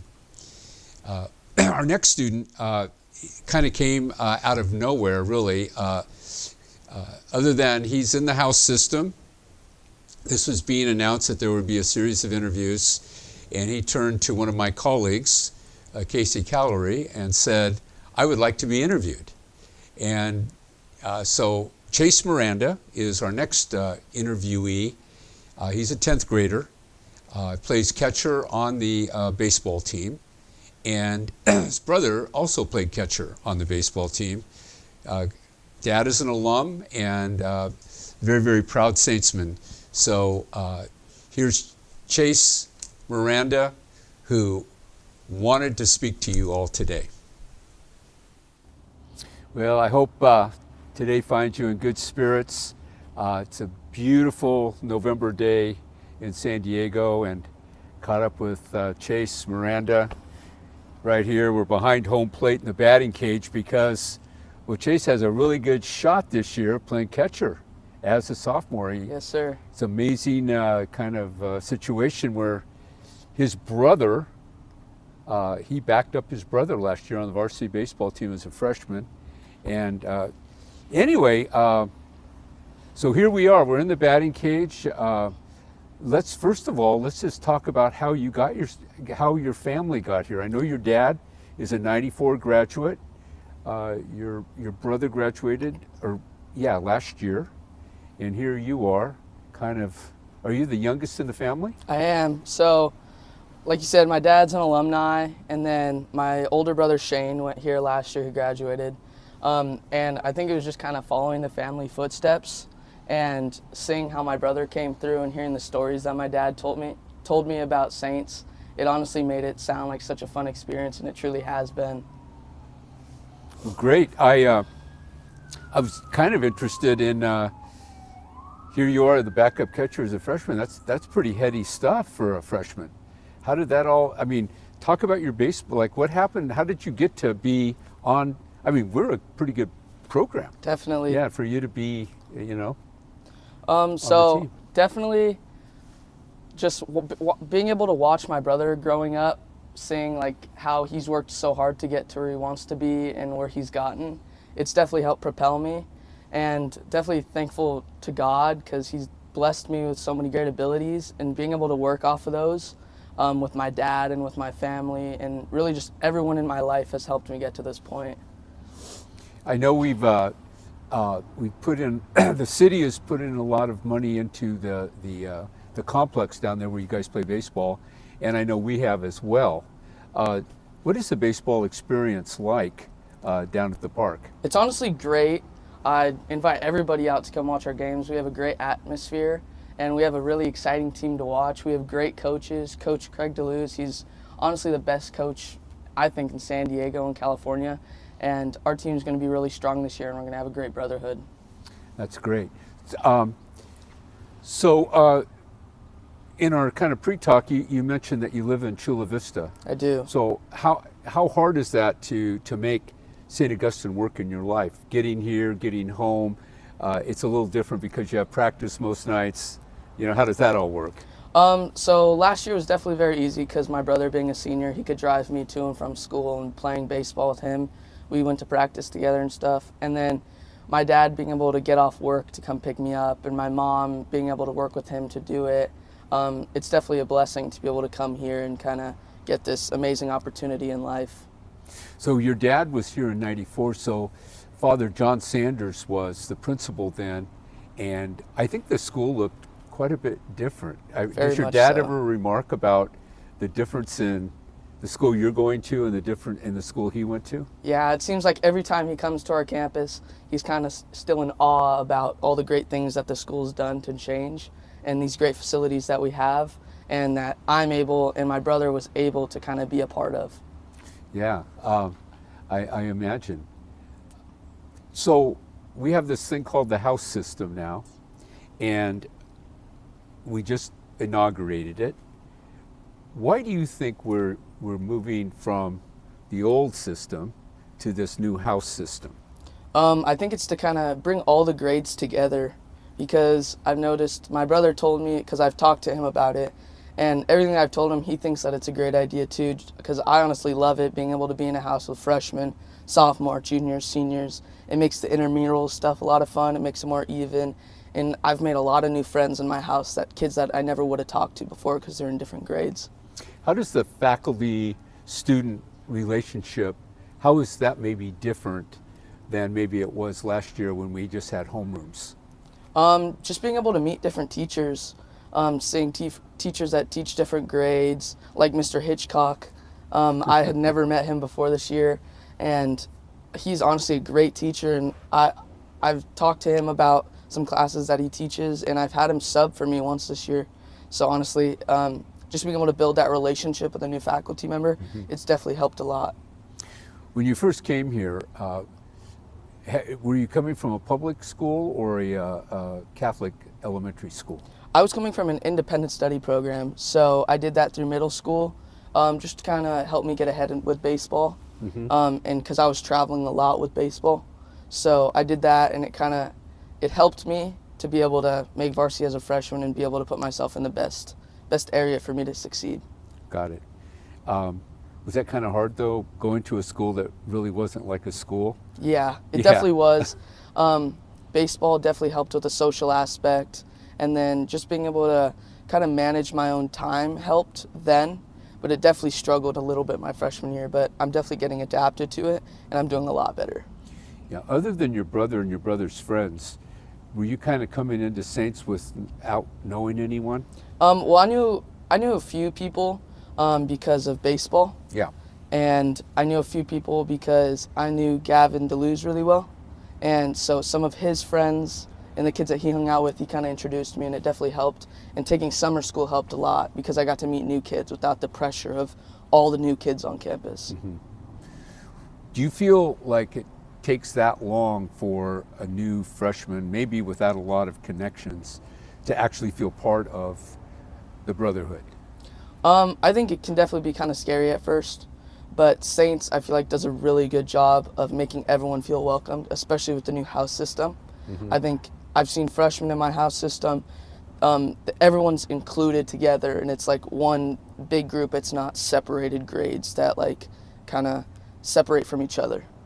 Do you think, like, when you look at the whole student body, 700 strong,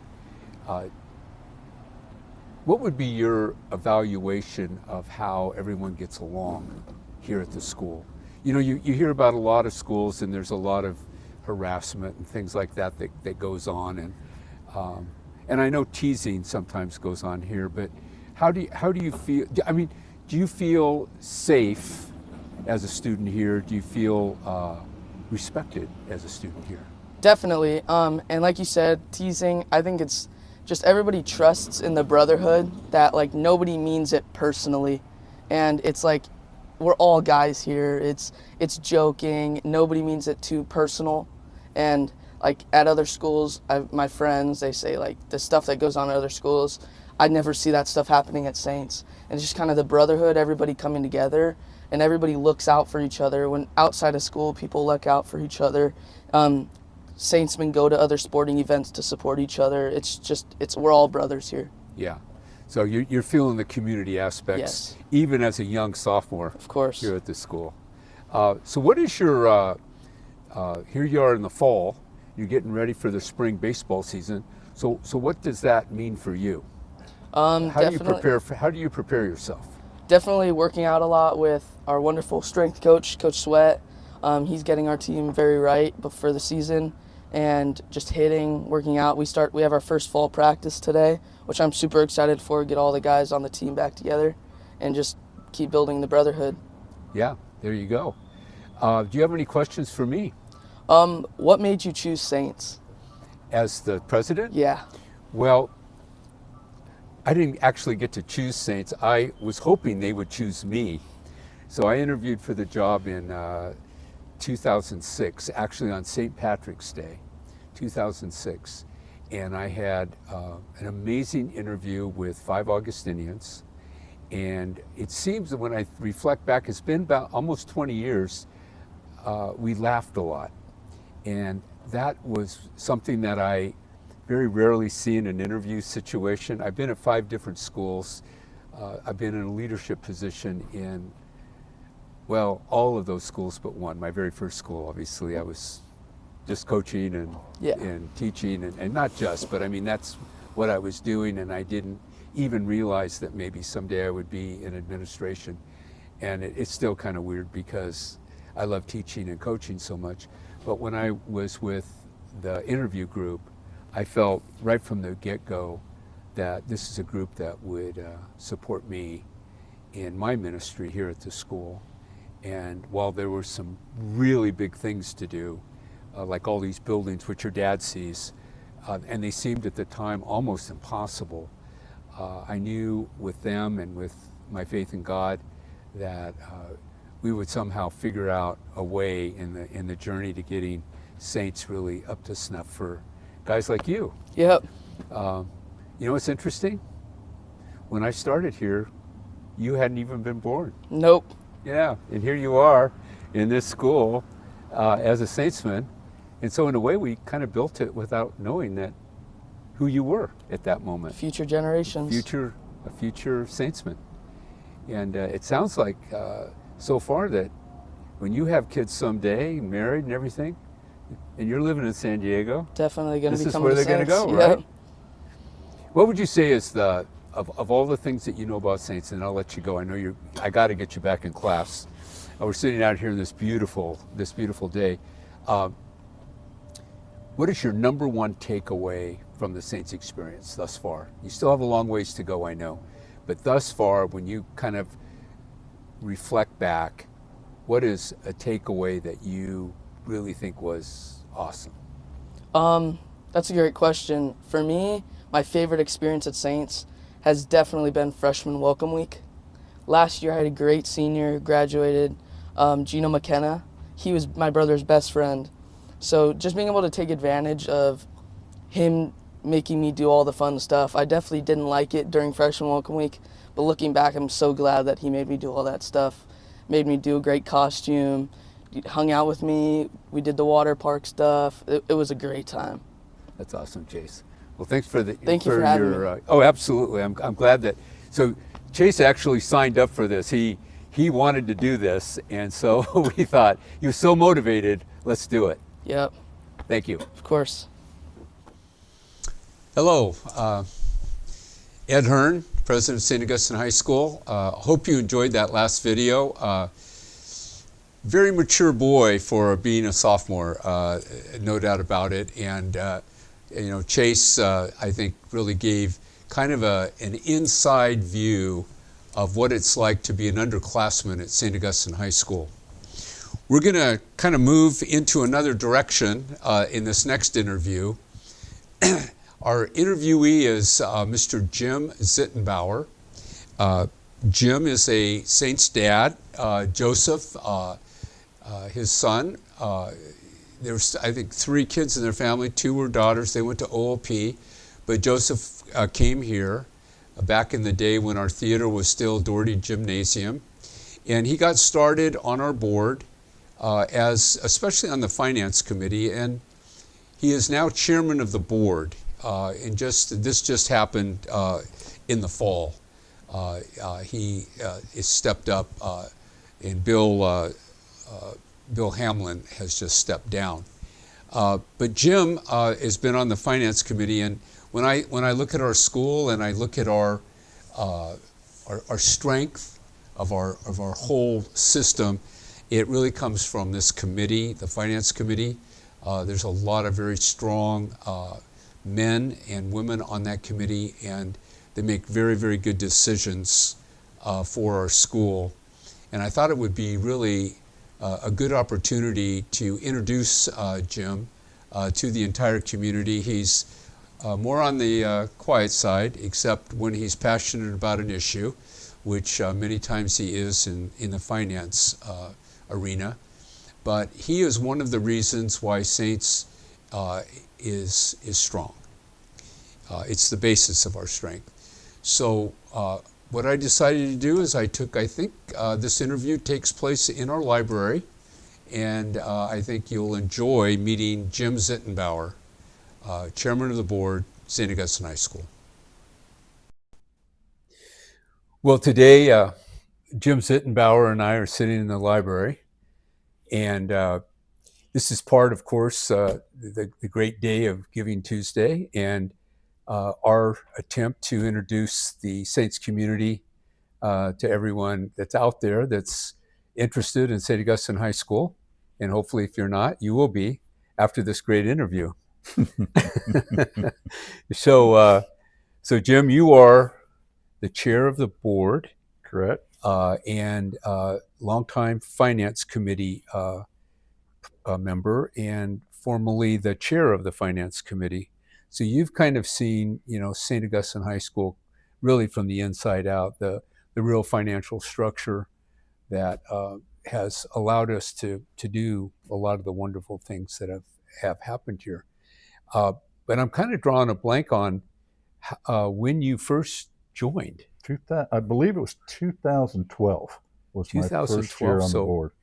We're looking at 13 years. Yeah, it's been a good run. It seems like just the other day. Yeah. And Joseph graduated around 2013, right in there someplace. Yes. Right. Just a little bit about him. I know he went to Vanderbilt. Correct. Yeah. Joe graduated. He went to Vanderbilt, which was his dream school. Spent his last 2 years of high school, I think, thinking about going to Vanderbilt. Electrical engineer. Graduated, moved to Dallas. Married his college sweetheart, and has a beautiful little girl right now. So that's great. They're doing great. And I know you have 2 daughters. Correct, in Nashville and Chicago. Right, and I think, did they go to Georgetown? OLP. They both were OLP for high school, and then they both went to undergrad Georgetown, and then graduate school University of Chicago, and then Northwestern University in Chicago. Yeah, that's quite. I mean, all 3 children just doing so well. Yeah, we're really proud of them. Yeah, it's been Yeah. fun, but I think a lot of it has to do with the roots. Saints, OLP, they were great roots for those kids. Right.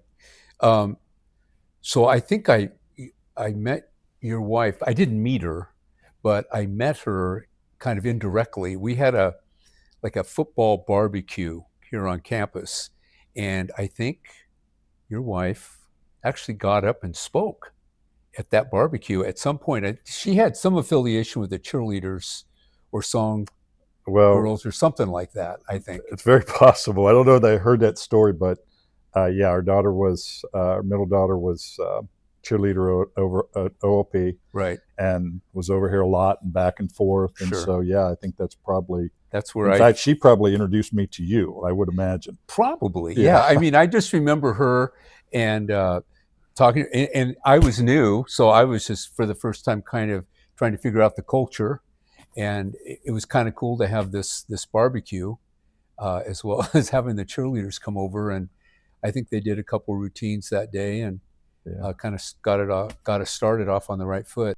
But I think your daughters are older than Joseph. Correct. They are. Our kids are all 3 years apart. So Okay. the oldest would be, I guess, 36, 33, and Joe's 30 now. So when you were first looking at schools, OLP, what came into focus for you? And yeah, I think it was. It was a pretty easy decision for us. Our kids had gone to St. Michael's in Poway. That was important to both of us. We were living in Poway at the time. So when our girls started looking at schools, our oldest honed into OLP pretty quickly. The other one obviously followed suit. And I would say that we learned most about Saints in the early days because the girls being older, Saints guys over at the house, my wife starts to see the character of these boys and goes, wow, those boys are really nice and polite. And Joe, you should really look at St. Augustine pretty hard. And Right. actually, he made pretty good friends with a lot of those young men when they were over at the house, and so it's kind of a no-brainer for him. But yeah, we were real happy with that decision. Yeah, kind of. I think by the time it gets to the third child, it's like this is what we do as a family. Yeah, I almost. think there's a little bit of that. He had a little more flexibility because he was a boy and he wasn't going to go to OLP, but right. I don't think he really wavered. I think he was pretty much always going to come down here. And that particular class that Joe graduated from St. Michael's, I think there was 8 or 9 of those boys that came down. It was a really good class, and they were really tight and right. Stayed friends to this day. Yeah, it's great. It's wonderful to see that camaraderie. So Joseph gets here, and I know he's a rugby player. Was there other things that he got himself involved in? Well, it was rugby was, he played football with everybody else, right? Freshman football, which he'd never really played football before. And the rugby was literally Coach Dent, Eric Dent. And Joe had him in a class, and Coach Dent said, hey, Joe, you know anything about rugby? And of course, Joe did not, and convinced him to come out and go to a few practices, and then played for the next 4 years, and pretty much played rugby year round for the next 4 years, summer and that's great here. And it was really good experience for him. And I had a blast. It was really good for me too. Yeah. Well, you get to go out there. Yeah. I think they play mostly on Saturdays. Yeah, I think most of their games were on Saturdays. It's very user friendly. It was pretty user friendly. And I think I was the statistician. Somehow I had worked myself into that job, so I got to be on the field, and that was even better. Even better. So I want to talk mostly about your time, really in service and leadership service to the school, in maybe our most important time, actually, when we were really at the beginning parts of really honing in on the structure of our financial plan for the future, how we were going to move year to year, coming up with a 5-year strategic plan for our finances, which I think has given a lot of really excellent continuity and stability to our tuition and our salary schedule and our financial aid and that sort of thing. I'm at a loss in exactly how that all transpired. Did I ask you? I must have asked you at some point to throw your hat in the finance committee. You did. And I think first it came in with, would you be interested in sitting on the board? And then I think shortly thereafter, the finance committee. But yeah, it's been a really interesting run, I think, because one of the things that particularly impressed me, I remember sort of in the early days of coming onto the board and the finance committee and trying to understand how the school operates, and really what it was about was what struck me, I think, was the quality of people that were willing to dedicate their time to the mission. And I think, hopefully we've carried that on. We do our best to carry that on. But to this day, I'm still impressed by just the time and the resources, and a lot of really smart, dedicated people that are really happy to spend their time on this institution. And I think we all kind of get a little bit inspired by the staff and the administration. But as I kind of look back on it and reflect, I think that was the real driver. It's people just really committed to trying to do the right thing here and fulfill the mission of the school. Yeah. So I think a lot of people in the community would say that this is really a gem for San Diego, St. Augustine High School. And I obviously could, I have an answer for that, but I was wondering what your answer might be when you think about Saints in San Diego and what it does for the community. Yeah, to me, it all comes down to the boys, right? And it's, I kind of look at, maybe I look forward a little bit, but I think about what those boys do for the community and what they're learning here, and the kind of education that they're having, the faith-based education. And, in my mind, that those folks going out into the community as graduates, college graduates in the future, is just a good thing. I think it makes us all a little bit better, and so I feel pretty good about that. It makes me proud to be part of, small part of that, of that mission, if you will. Yeah. Well, it's a large part that you play. You're being very generous. Kind of downplaying your focus here. So when you look at, you're I think in the fall, you became the chair of the board. Correct.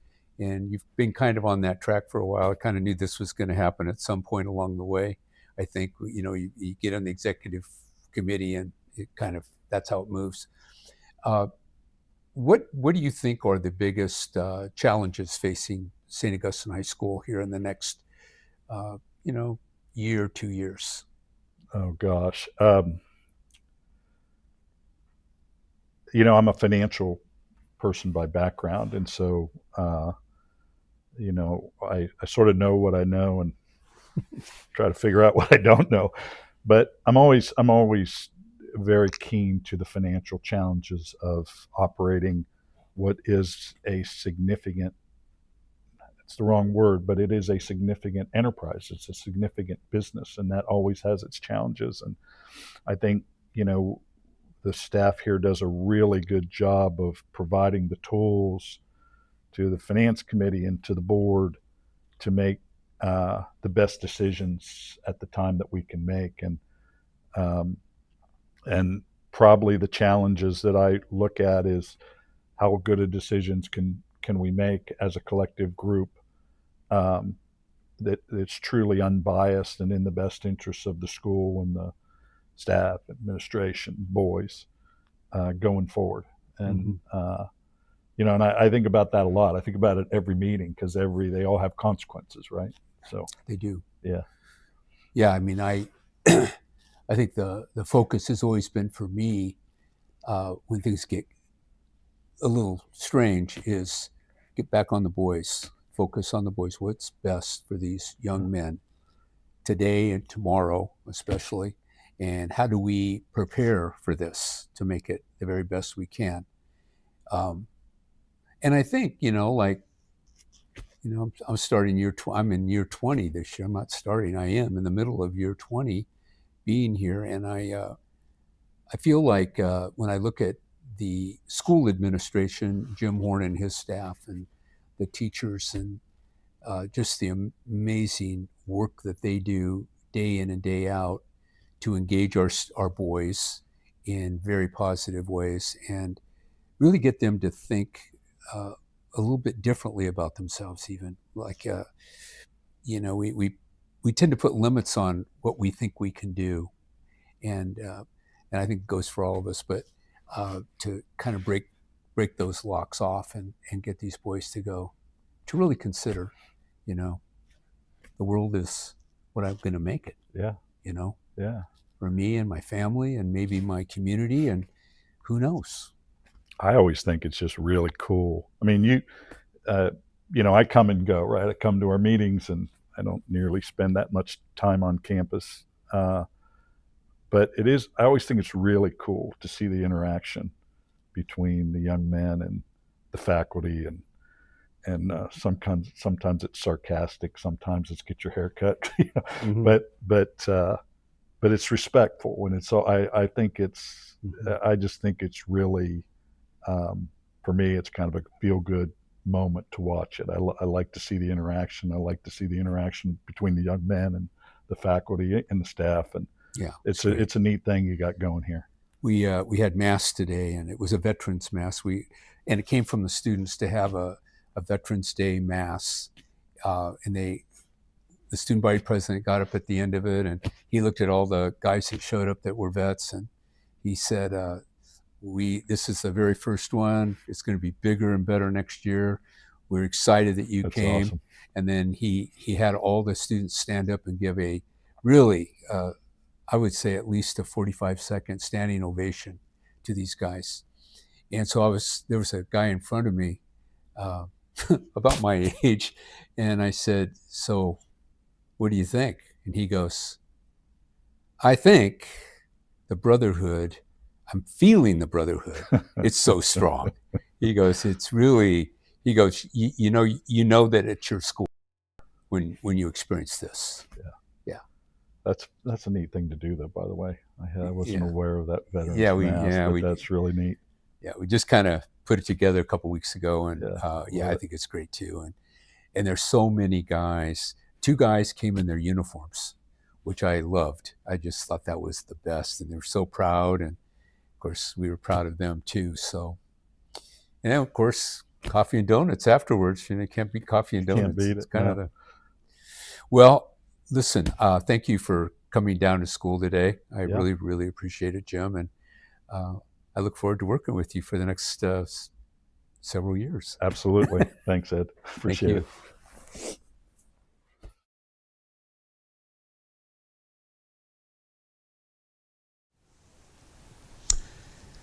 Well, here we are. Hope you enjoyed that interview with Jim Zittenbauer. You kind of get an idea of the flavor of our board of directors and the leadership there. We're going to turn the page now and move to Jordan Adams, one of our teachers, who teaches physics and engineering. And what we're going to do, it's an interview, certainly, but it's also, he's going to show us various parts of his space where he teaches. And it's really interesting. We did some work a couple of years ago, and something like 60% of the majors that statesmen choose require calculus. And so mathematics at our school, being an all-boys school, of course, very, very important commodity. And Mr. Adams does a phenomenal job. This might be in the interview, but in his AP, Advanced Placement Physics class, 21 test takers, 20 passed the AP test with an average score of 4. So just outstanding. And also one of our tennis coaches, really great coach. But before I turn that, I want to thank Rick Miller, who made a gift this last hour. And so Rick, thank you so much for being part of this. Every dollar adds up, and we're very, very appreciative of this as we go through this day. It will hopefully get stronger and stronger as we move through time. So without further ado, Mr. Adams. Hey, Jordan, it's here we are in your. This is where you work. This is where I spend every waking hour with the kids. It's a great place to be. I'm really fortunate to be up in here. The maker space, we call it. Yeah. Well, ladies and gentlemen, this is the esteemed Jordan Adams, premier jazz musician, tennis extraordinaire, if I'm not in here, that's and a physics master. And this is where he works, and just created just a few years ago. So what I'm kind of interested in, Jordan, why don't we go over here and you can maybe, I noticed you have some stuff up here on the up on the wall here. Well, this is an interesting painted space too, isn't it? Right, and so one of the things that this is paint, by the way, but it is it works just like a whiteboard. So essentially, there's a lot of space to be writing things up on the board. So right now the kids have their classroom scores up on the board. That's able to stay there. I have right now on the board also a way of keeping track of who's going into which dark room when they're going and developing photography, so that's not getting that messed up. But then also during my physics classes, what I'll have the kids do is I will have the kids come up in teams and work on the same problem, pass off the marker, and you get this fun little dance that goes around while and the kids get to work on these problems interactively and together rather than just doing it by themselves on paper. And then I get to see how they're thinking at the same time. So really having this whole entire board as a whiteboard has been very pivotal for engagement with the kids, and I think it's been it's been a real blessing to have that in here, definitely. So you've been here how many years now? This is my third year here. Third year at Saints, and I want to say just some extraordinary physics AP scores. I think you had 20 out of 21 pass this year. Yeah, I think my average score was a 4, which I was really happy to see it that way. And again, it's with things of keeping the kids accountable with the work that they're doing. Things like the board helped. We also, it's funny, up over here we have a couple of the different things that we have for lab equipment where we have these are motion detecting carts where as they move they instantly print out position versus time, velocity versus time, and acceleration versus time graphs. We have these 4 sensors over here that these are different things that the kids can use for multiple different labs, and especially with the AP Physics course that we teach, it's very experimental and lab based. So having the equipment ready to go for the kids to use, and when they answer a question on the test, it's not hypothetical anymore. They've used it. I try to give them as much opportunity to do that. So again, the collaborative engagement, and then also the being able to get their hands on some actual lab equipment is. So you don't develop the curriculum, right? The curriculum is given to us, I think, by the University of Texas in Austin. Oh, that's with the engineering course. For the engineering course. So the engineering course, that is given to us by the University of Austin, yes. And it's essentially a survey of the different types of engineering, and also it's a way of developing through the process of the engineering process. So it's funny, up on the board right now, the kids were just voting on what they are going to call the next step in the engineering process, which is, like right now they're in the brainstorming step, introductory phases of the project, and they're in the middle of these cameras, and these are pinhole cameras that they're creating right now, and they're in the process of brainstorming different ways of making it accessible for people with limited dexterity in their hands, and so the kids get to simulate that using oven mitts. So that's just one of the couple of projects that the course has. So each unit, the kids go through sort of the entire engineering process, and then also it's a survey of the different types of engineering, such as mechanical. They get to do some coding with some computer engineering. There's some civil engineering. There's a little tower over there. They learn how to better earthquake-proof some let's towers. go over there and look at that. That's pretty cool looking. Yeah.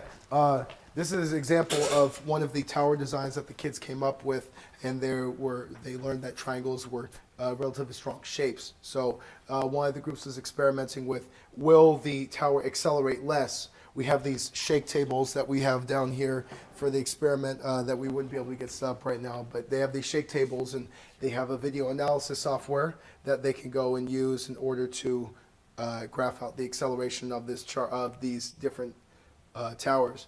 And kids have different designs of towers that they'll be using, and then they compare to see which ones are the strongest. And that's, again, just another one of the projects that comes along with the UT Austin program.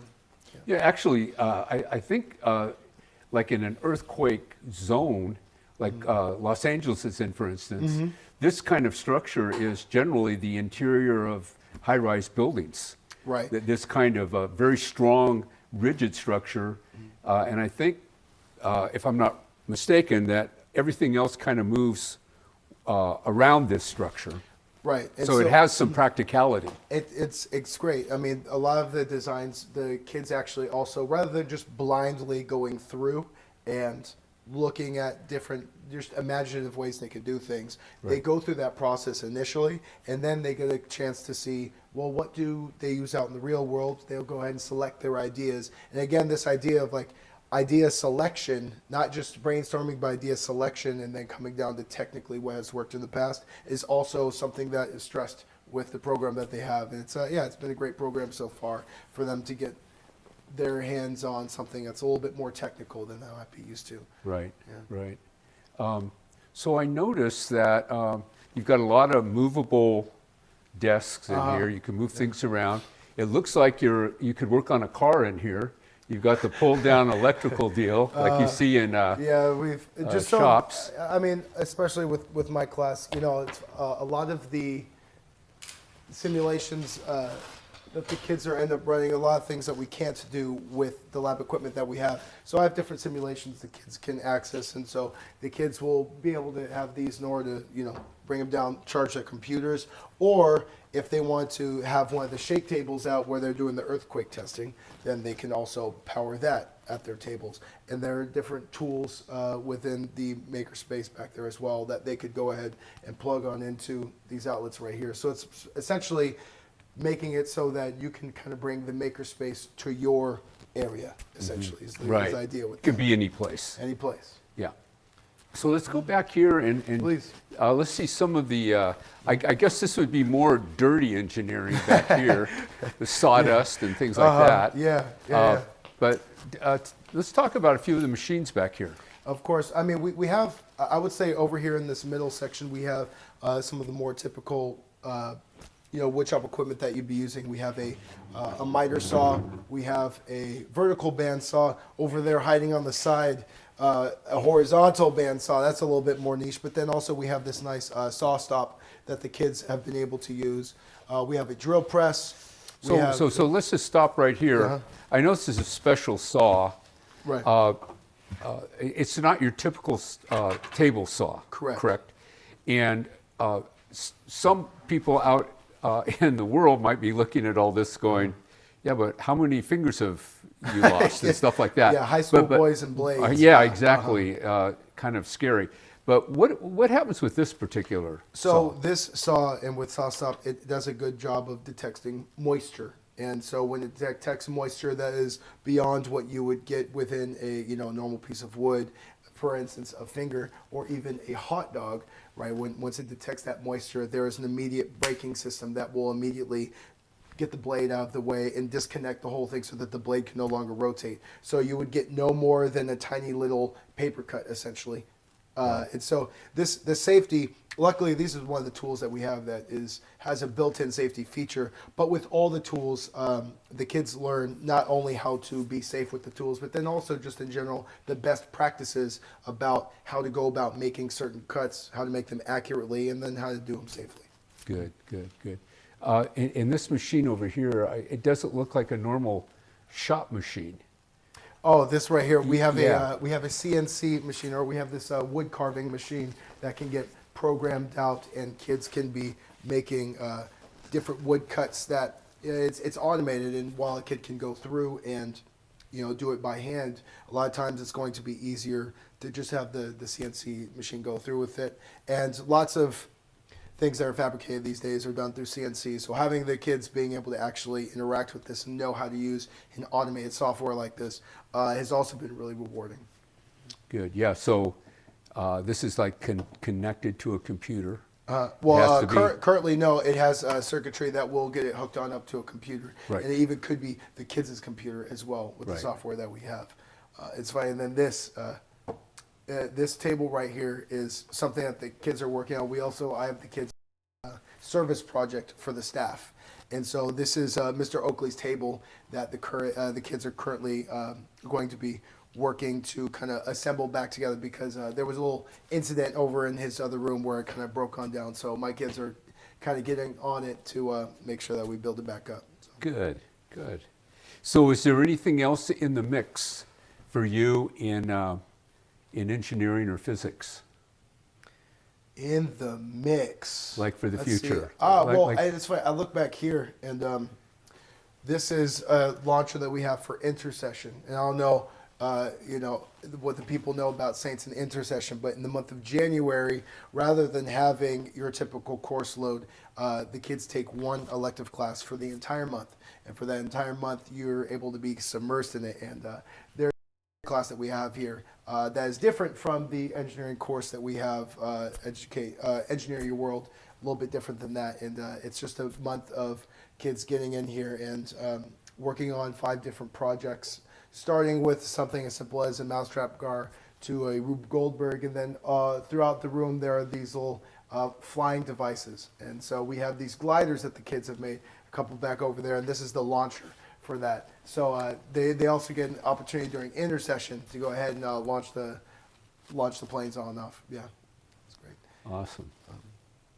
Well, just a little bit about your music background. I know that you're very eclectic. A lot of times you don't see engineers and physicists, playing in a jazz band. So tell me about that. Well, it's funny. I went to Cal Poly, San Luis Obispo, and actually, contrary to what you would think, Cal Poly has a huge band program because most engineers were playing instruments in high school, right? Kids who are instrumentalists, they're smart. So, we had a big band program at Cal Poly. That's kind of where I did most of my playing on the trumpet. And then I've been able to just kind of keep it up. I never stopped. And then now it's to the point where everybody needs a trumpet player every now and then. And so random groups will go and hit me on up for different things. And I've done a couple different steady groups that I'm playing with as well. And that's a really rewarding thing. It kind of a little different side of my physics brain, taking on over to the more artistic side. So I feel like having a nice little balance is good there. Yeah. That's awesome. And so one of the other things that you are very passionate about is tennis. True. So I know maybe take us through this last season and what this season looks like in the spring. Yeah. So we have our tennis team here. I'm the assistant coach. Tim Golden is the head coach, and for the past 4 years, I've been on for 3 years now, but for the past 4 years, the kids have made it to the Open Division playoffs at the end of the year. A very successful program, and the kids know how to fight. The kids know how to compete, and I don't know. It's just it's a treasure to work with them. And actually, the way I got into Saints in the first place is because I was the JV tennis coach.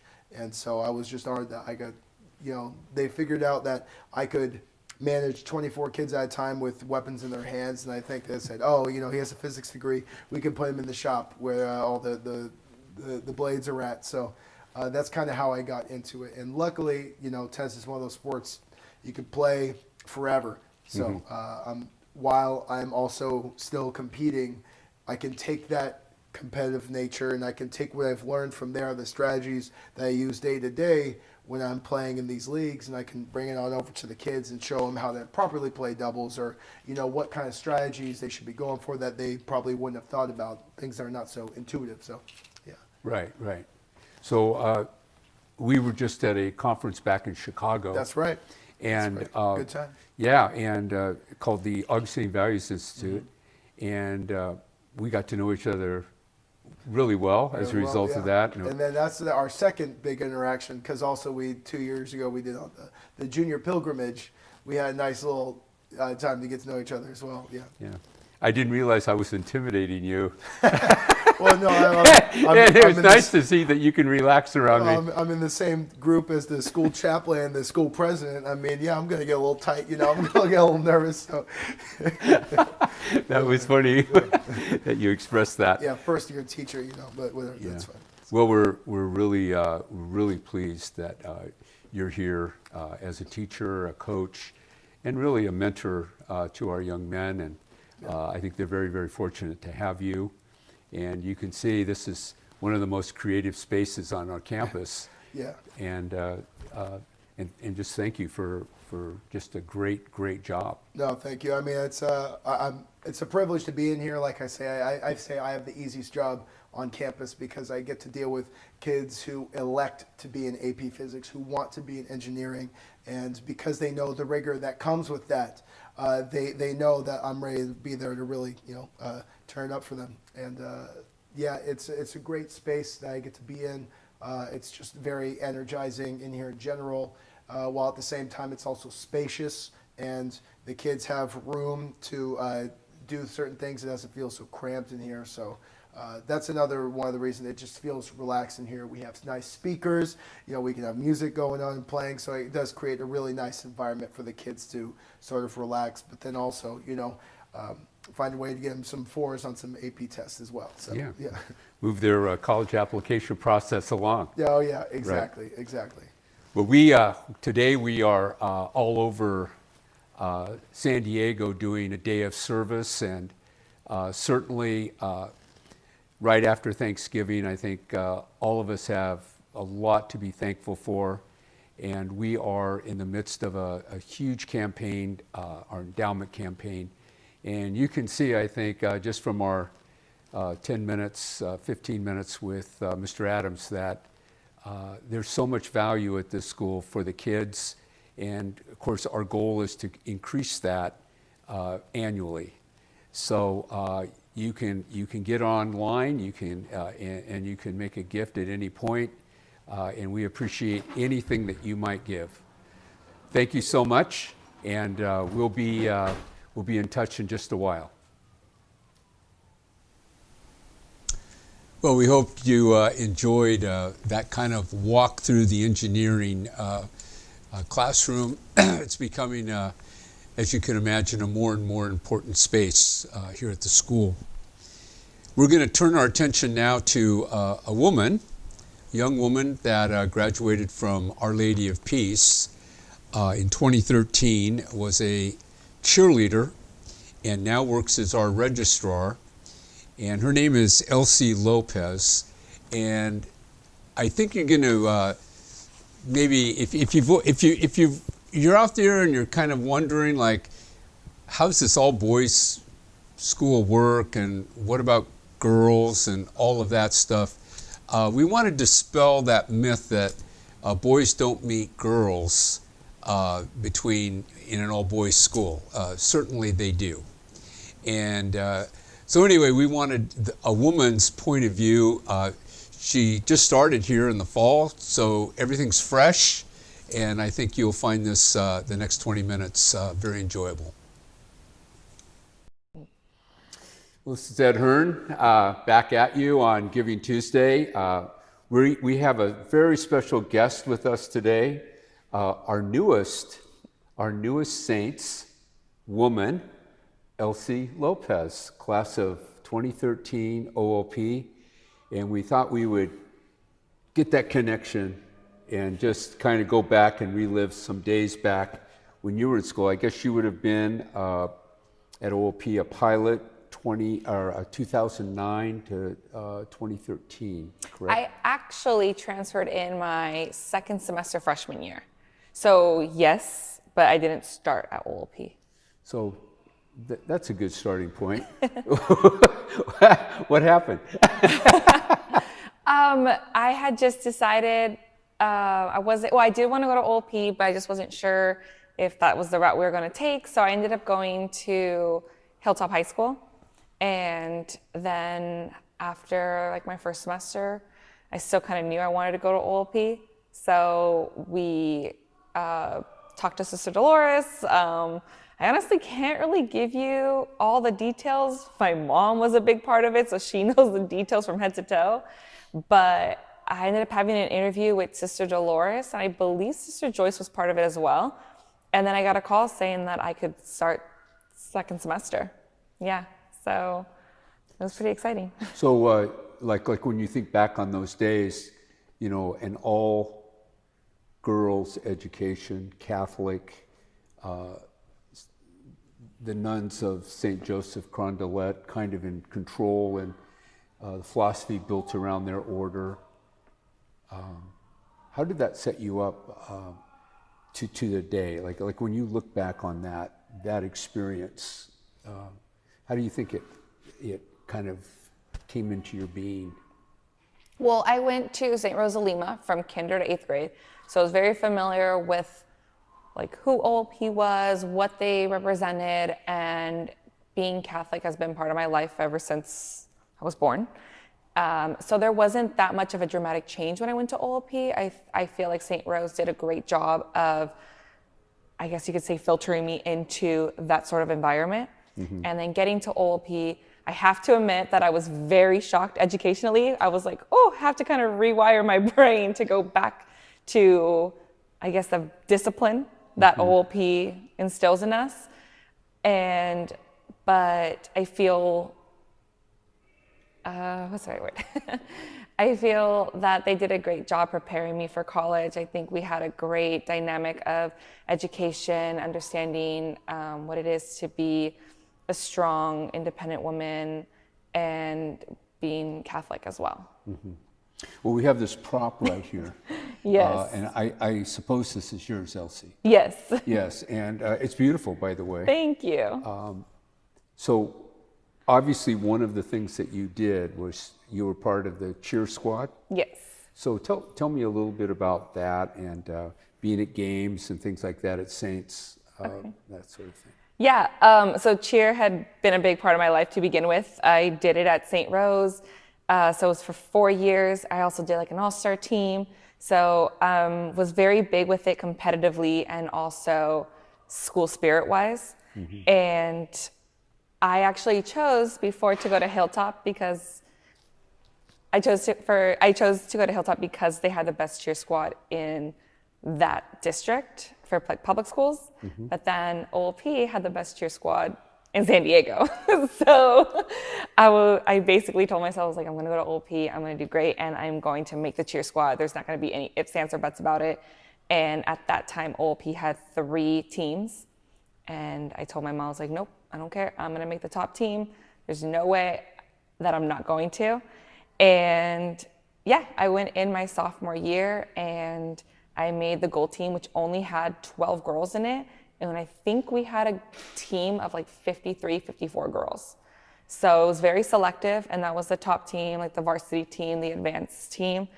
And every year what they do, no matter what level, whether it's like varsity, freshman, JV, you get a megaphone and it's plain white.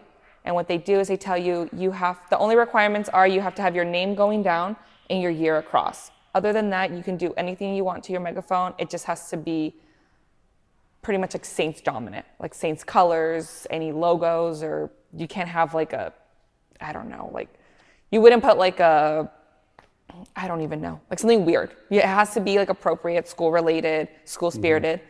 And I'm a big rhinestone person, clearly. So I first got mine spray painted because that's kind of what everybody did. Everyone would get it spray painted or just hand painted. So I got mine spray painted, and for the very first game, we noticed when it was down there that we couldn't really like see my name because of the way the spray paint was done. It was just really hard under the lights.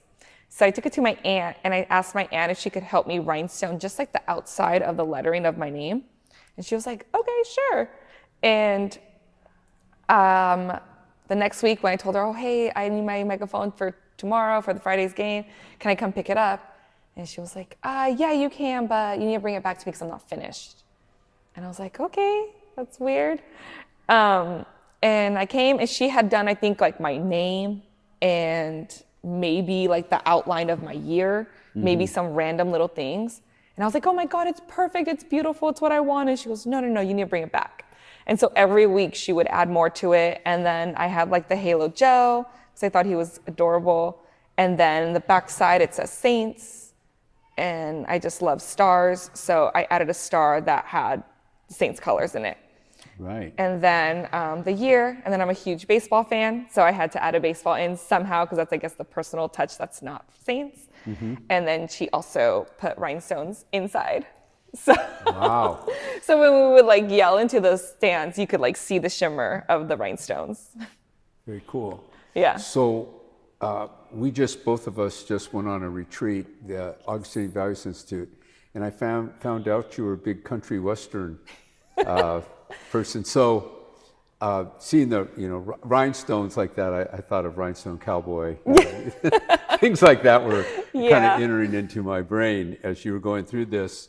Well, that's absolutely beautiful. Thank you. Really a tribute, obviously, to St. Augustine High School. Yeah.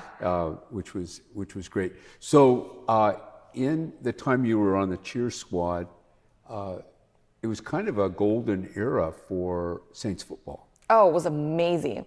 Football and basketball. Right. So we were, oh my gosh, there was my very first year, so my sophomore year, the Holy Bowl. We had the Holy Bowl with Cathedral. We were home.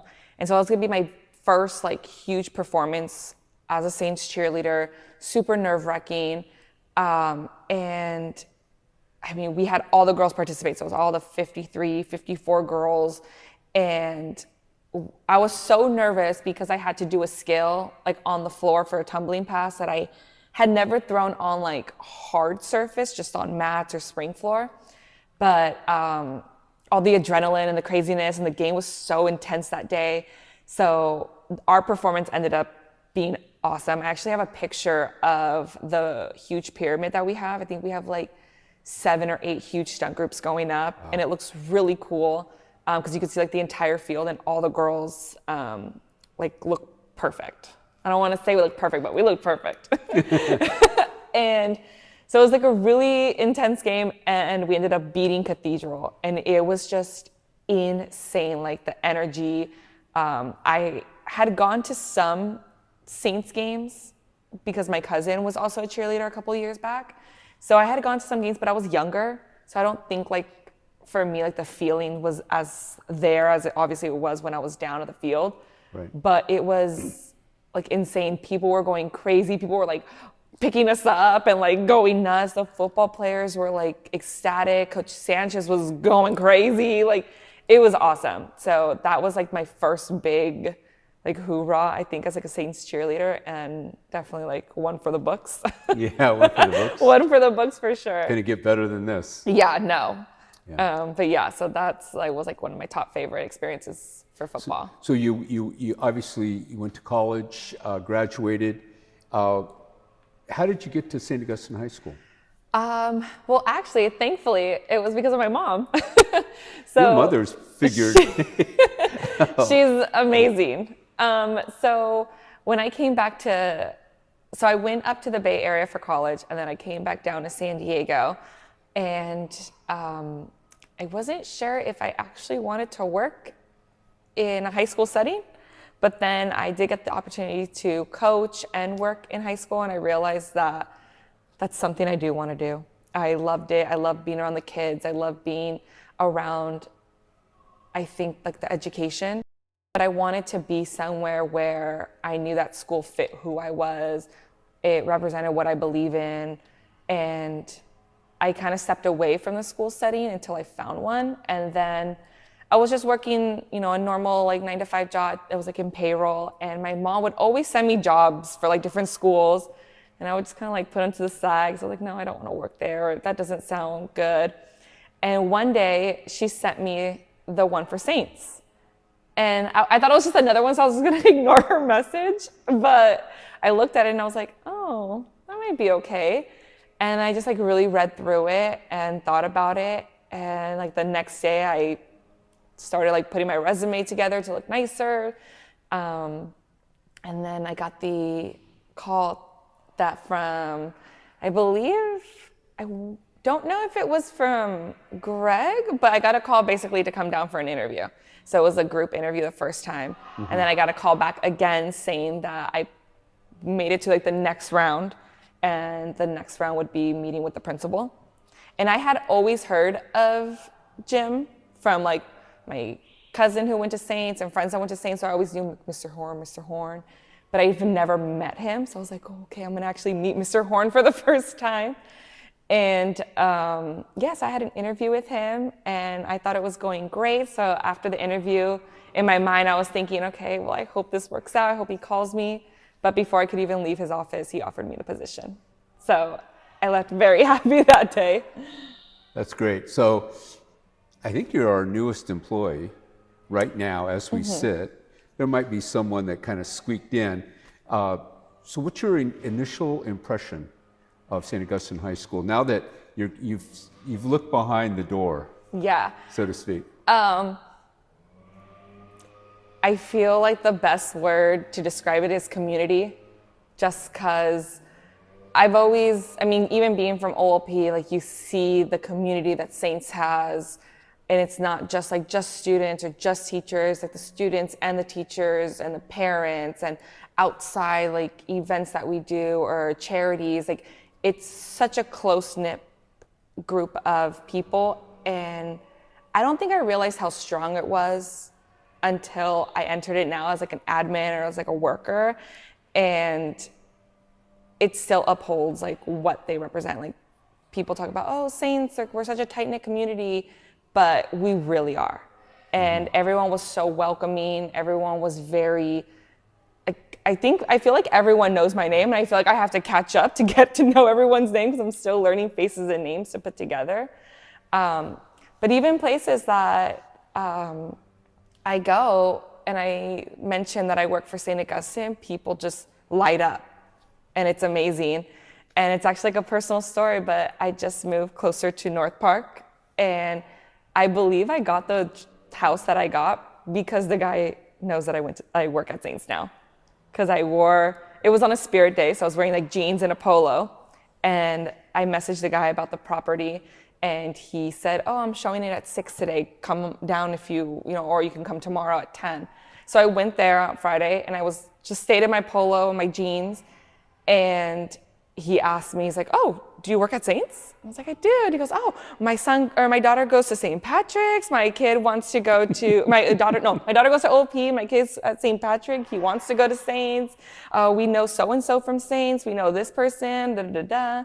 Right. And I told him that I went to OLP as well. And so I think the connection of Saints and OLP, like we ended up talking for like 45 minutes.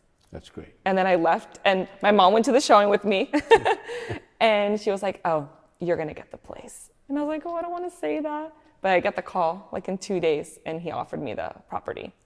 So, Fantastic. Yeah.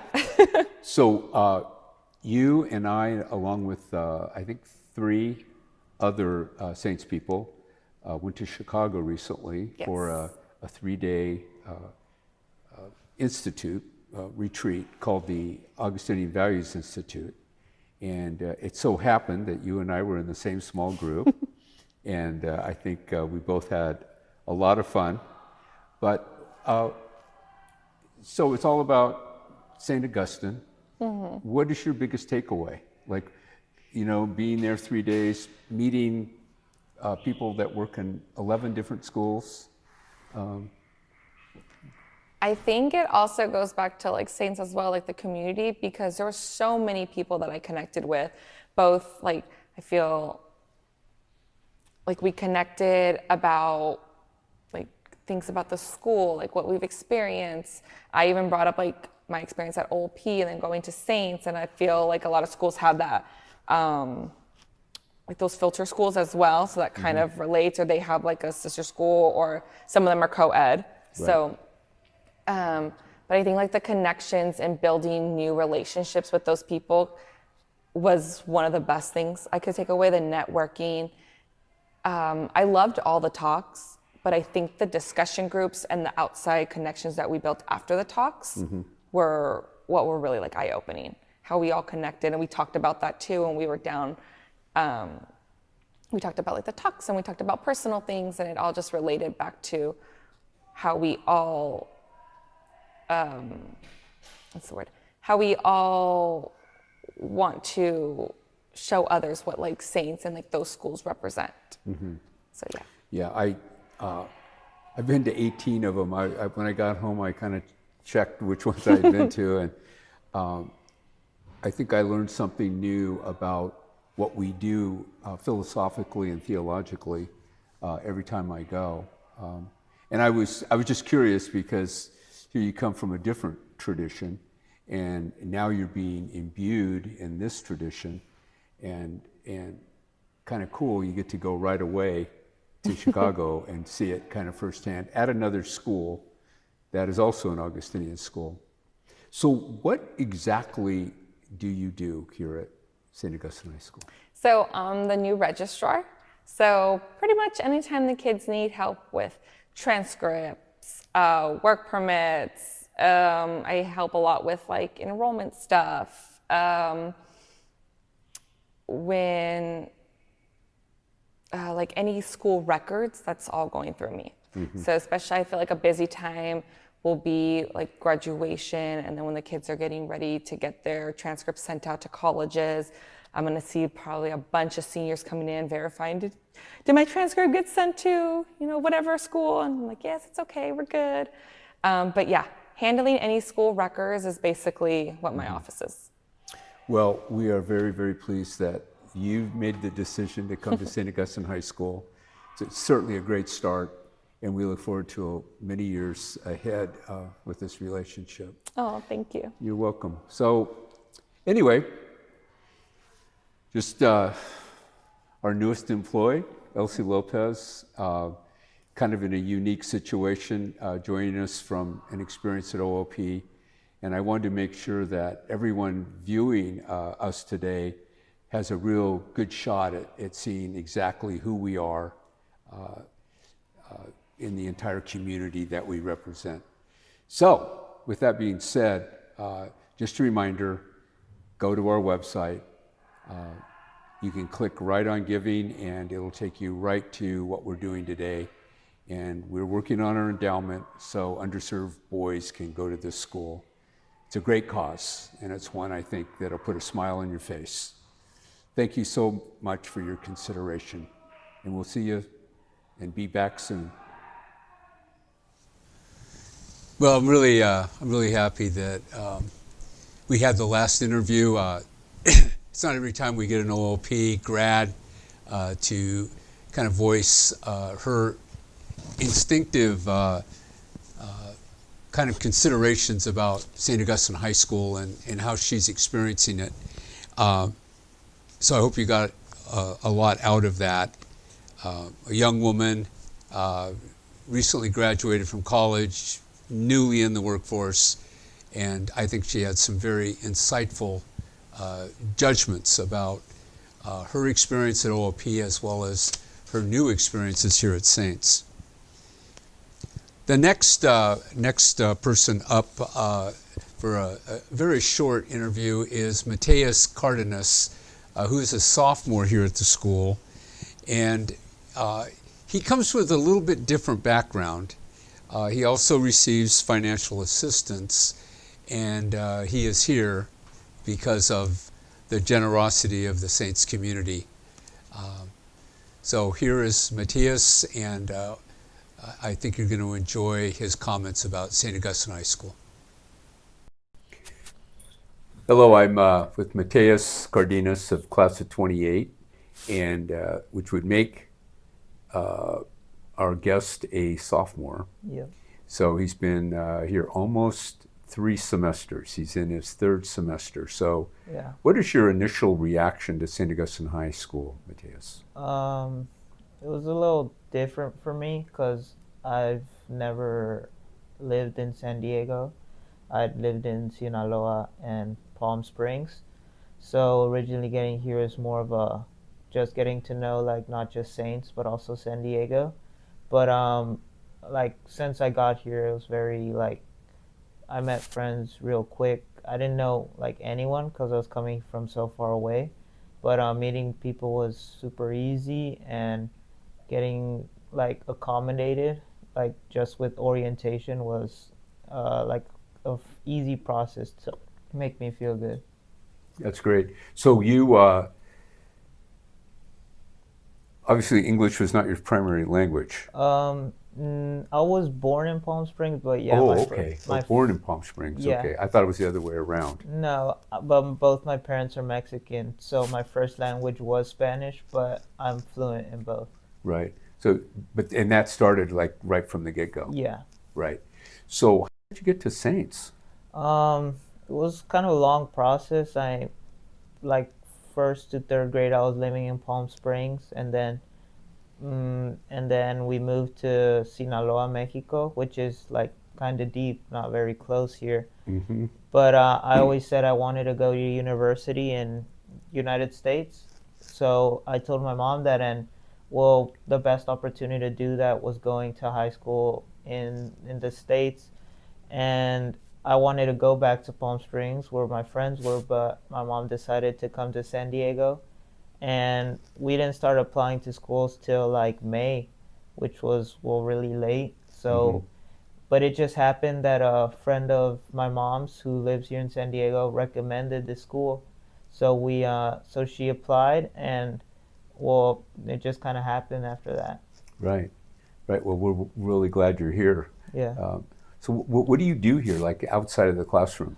Well, I'm part of ASB, which is just a lot of helping out during school, events, whatever's really needed. I'm also in movie club, really interested in films, shows. I go to that every Friday. I really like to be part of the Ogar Orphanage. I go to that every month, which is on second Saturday of every month.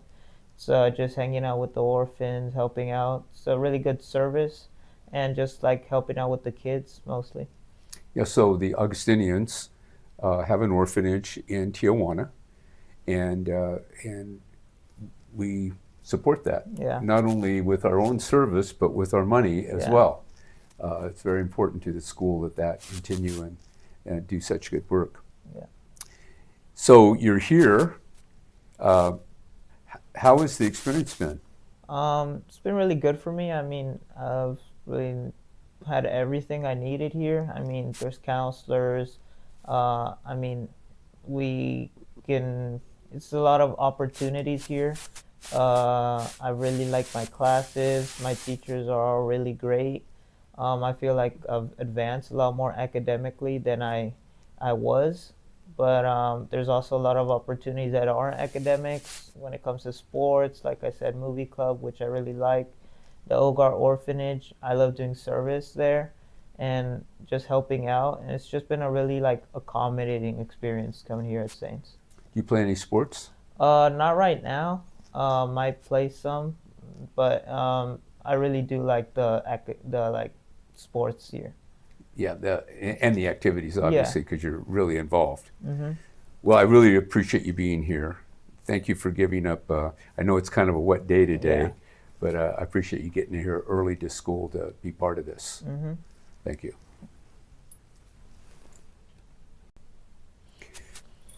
Hello, I'm with Mateus Cardenas of class of 28, and which would make our guest a sophomore. Yep. So he's been here almost 3 semesters. He's in his 3rd semester. So Yeah. what is your initial reaction to St. Augustine High School, Mateus? It was a little different for me because I've never lived in San Diego. I'd lived in Sinaloa and Palm Springs. So originally getting here is more of a just getting to know like not just Saints but also San Diego. But like since I got here, it was very like I met friends real quick. I didn't know like anyone because I was coming from so far away, but meeting people was super easy, and getting like accommodated like just with orientation was like a easy process to make me feel good. That's great. So you, obviously English was not your primary language. I was born in Palm Springs, but yeah. Oh, okay. Born in Palm Springs. Yeah. Okay. I thought it was the other way around. No, but both my parents are Mexican, so my first language was Spanish, but I'm fluent in both. Right. So, and that started like right from the get-go. Yeah. Right. So how did you get to Saints? It was kind of a long process. I, like, 1st to 3rd grade, I was living in Palm Springs, and then we moved to Sinaloa, Mexico, which is like kind of deep, not very close here. Mm-hmm. But I always said I wanted to go to university in United States. So I told my mom that, and well, the best opportunity to do that was going to high school in the States. And I wanted to go back to Palm Springs where my friends were, but my mom decided to come to San Diego. And we didn't start applying to schools till like May, which was really late. So, but it just happened that a friend of my mom's who lives here in San Diego recommended the school.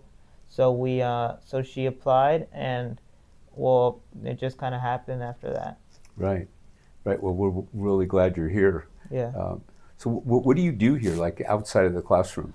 Well, I'm part of ASB, which is just a lot of helping out during school events, whatever's really needed. Mm-hmm. I'm also in movie club, really interested in films, shows. I go to that every Friday. I really like to be part of the Ogar Orphanage. I go to that every month, which is on second Saturday of every month. So just hanging out with the orphans, helping out. So really good service, and just like helping out with the kids mostly. Yeah, so the Augustinians have an orphanage in Tijuana, and we support that. Yeah. Not only with our own service, but with our money as Yeah. well. It's very important to the school that continue and do such good work. Yeah. So you're here. How has the experience been? It's been really good for me. I mean, I've really had everything I needed here. I mean, there's counselors. I mean, we can, it's a lot of opportunities here. I really like my classes. My teachers are all really great. I feel like I've advanced a lot more academically than I was. But there's also a lot of opportunities that aren't academics when it comes to sports. Like I said, movie club, which I really like. The Ogar Orphanage, I love doing service there and just helping out. And it's just been a really like accommodating experience coming here at Saints. Do you play any sports? Not right now. Might play some, but I really do like the like sports here. Yeah, and the activities, obviously, because you're really involved. Mm-hmm. Well, I really appreciate you being here. Thank you for giving up. I know it's kind of a wet day today, but I appreciate you getting here early to school to be part of this. Mm-hmm. Thank you.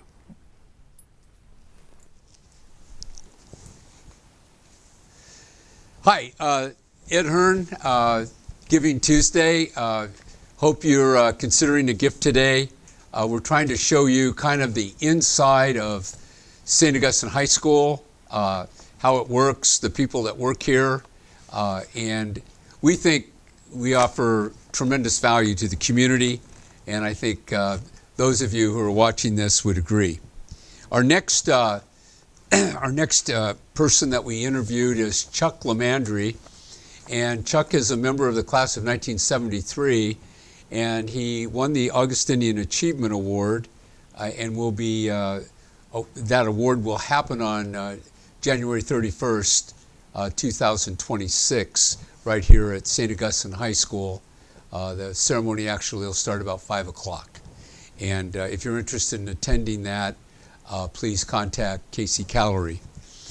Chuck Lamandry is in the news off and on because he is a high-profile attorney in San Diego, really nationally.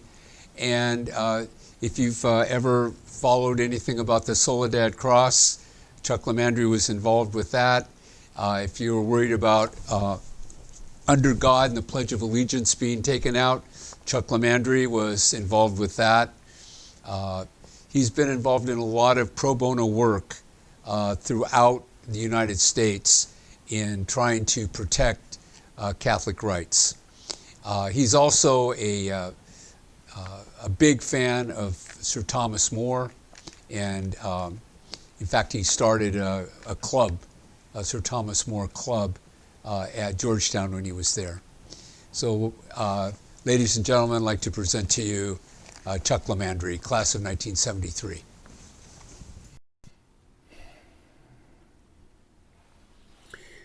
Well, we're here with Chuck Lamandry, class of 1973, St. Augustine High School. And you're probably wondering where we are. We're actually in one of his offices, and he is the founder of the Sir Thomas More Society at Georgetown University back when he was in law school. And obviously, it's still in effect and still moving forward. Yes, although this backdrop is for the Thomas More Society in Chicago, which is a national public interest Catholic law firm. It does a lot of religious liberty and pro-life work. Perfect. Well, Chuck, to get started, you just showed me an amazing document. Okay. Why don't you describe what you sure. just purchased? Well, I've been a fan of St. Thomas More for years, ever since I saw the movie A Man for All Seasons, after I graduated from UST in '77, and then I happened to be headed to England to study graduate school there in English literature and history, and it so happens 500-year anniversary of his birth, so they had a big exhibitions and lectures. So I was really able to dive into, like never before, a scholarship studying about the life and works of St. Thomas More for a year. So ever since then, I've been giving presentations on Thomas More. He's a patron saint of lawyers and judges. So when someone sent me that there was coming up for auction at Christie's signature of Thomas More on a document that he signed in 1533, I figured I'd take a stab at bidding for it. I didn't think I would get it, but prayed about it, and God allowed me to be the high bidder. The next highest bidder was Christy Throton. Said he was so disappointed, that I was able to come in at I waited till the last minute to place my bid. And just came in just over the highest bidder at that point. I was able to get the document. Well, I was going to ask you, you overpaid. Probably. But the other guy was going to pay more, so I'm glad that I got it. So anyhow, it's a little treasure that I have in my collection. And what exactly does Sir Thomas More mean to you in terms of his values and your values? Well, in many respects, he's a perfect saint for Catholic lay people, not just lawyers, because he had a very busy, hectic life in his profession, public life, but also in his private life. He was a wonderful husband and father. He was the first major notable historic figure to educate his daughters in such a way so that they got an education equal to or better than men at the time.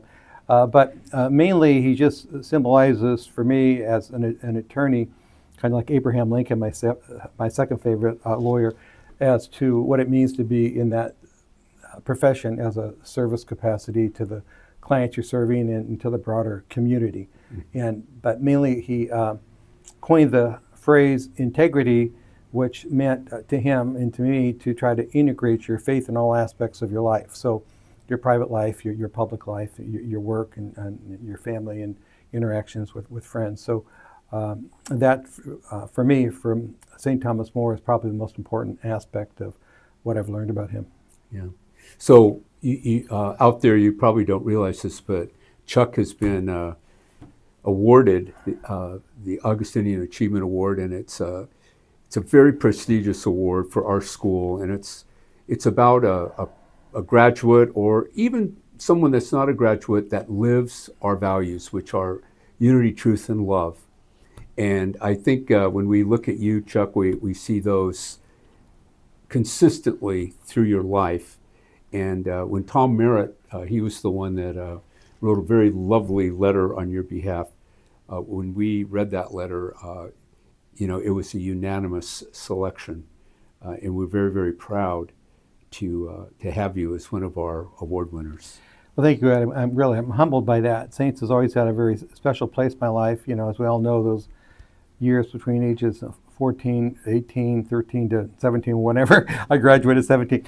But very formative. And for me especially, having the presence of the Augustinians in my life at that time really kind of set me on the track that I've been on ever since. So being recognized by saints is hopefully putting to use some of that good learning that I received from those great Augustinians is, again, very gratifying and very humbling.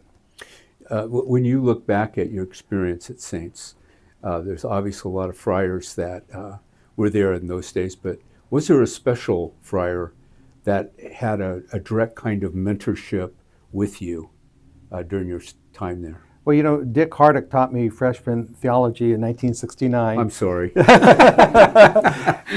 I actually remember some of that stuff he taught me. It's funny because when I run into kids that I taught at Saints at 1 year, someone will say, "Mr. Landry, I always remember that you said this. I don't remember saying it," and I'm amazed anybody else remembers that I did say it. But it is remarkable the impact that teachers can have. And Dick did. We became friends and have stayed friends.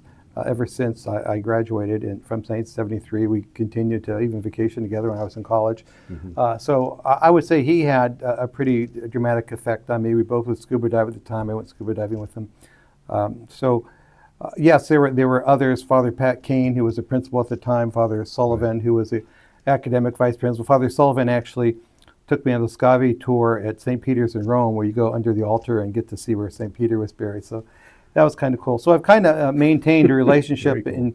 in friendship with some of the teachers I had at Saints, including the great Augustinians. Mm-hmm. So you graduate, you go to USD, right, undergrad, and then you end up. Oh, but you might have gone to University of Notre Dame. Yeah, there was a little. I was recruited by Notre Dame, and I always, being a Catholic, lifelong Catholic, and having gone to Catholic grade school, high school, wanted to go to Catholic college, and Notre Dame was the most notable. Mm-hmm. And they did recruit me. They had other students from Saints who had gone there, calling me and stuff. And I was looking forward to doing it. Then I hurt my knee wrestling in the Saints gym my senior year, and it was a bad injury. I kept wrestling on, it kept getting worse, so I had to get surgery. And back then it was just before they started arthroscopy, so it was a little bit more invasive, a longer recovery time. So it would have been hard to go to Notre Dame, be away from home to have that surgery. So I figured I would stay at USD at least for the first semester and then transfer. But I really got into things at USD, had a wonderful time there, and decided not to transfer. I was director of Speakers Bureau, and we brought a lot of great people to the campus, like Rod Serling from the Twilight Zone, and Very nice. Otto Preminger, and George Plimpton, who was a sports writer at the time. Just so many great people, and politicians. Judge Sirica was going to come. He was the Watergate judge, but we did have Senator Sam Ervin, who chaired the Senate Watergate Committee. And I got to chair a debate between William F. Buckley Jr. and Mayor Joe Alioto, who was a Democratic candidate for governor at the time. My dad That was had to be fun. a labor leader. Yeah, we were very strong with that Democratic Party back then. And that was really cool. It was a great debate. Yeah, I had a wonderful time. And so then I became student body president. I had been involved in student government at Saints and really enjoyed it. Tom Merritt, who nominated me for this, was ASP president. I was his vice president. And we stayed friends ever since. I didn't really plan to continue to do that in college because I figured I got to get serious about law school and stuff. But it worked out great. Had a wonderful time. I learned a lot. I got a scholarship and free room and board and all that, and a salary, being student body president there. So it was a really good deal. But a lot of wonderful experiences and great people. And so I've been very blessed in that regard. So just before we started the interview, we talked about your stint as an English teacher at St. Augustine High School. Tell me about that. Were you kind of in between things at that point? Yeah, I did the USD Oxford program where I studied the life and works of St. Thomas More. And while there I met Rotary Scholars and Rhodes Scholars, Marshall Scholars, Fulbright Scholars. And it just seemed like a wonderful opportunity. And so I decided to apply for a Rotary International Graduate Fellowship to return to England to study, which I was fortunate enough to get, but I had to wait a year. And at that point, my English teacher had just left Saints, Mike Greenwald, who we vacationed with as well with Dick Cardick, and I was friends with. And so I had that year, and while they were looking for a permanent replacement, I was fortunate to fill in for him. And I taught 4 sections of freshman English, and a section of sophomore world history as freshman class counselor and assistant wrestling coach. So it was a pretty full load for a guy who wasn't planning to be a teacher for a career. But I loved it. The kids were just fantastic. As a new teacher, they gave me a bit of a hard time. I had to learn the hard way. You really can't be their friends and be in complete control of the class all the time. But they learned a lot. I learned a lot. And I think it was a net positive result for everyone. But that was the year of Flight 182. And I don't know if you wanted me to talk about that at all. I would love your, for many people that will be watching this, you realize that we put in a memorial to the 144 people that perished, and it's on the outside of the gymnasium facing Palm Street. And just your recollections. Sure. Well, I've got a pretty vivid recollection. For some people, it was a dramatic event. They kind of suppressed it. But for me, it's like a video recorder.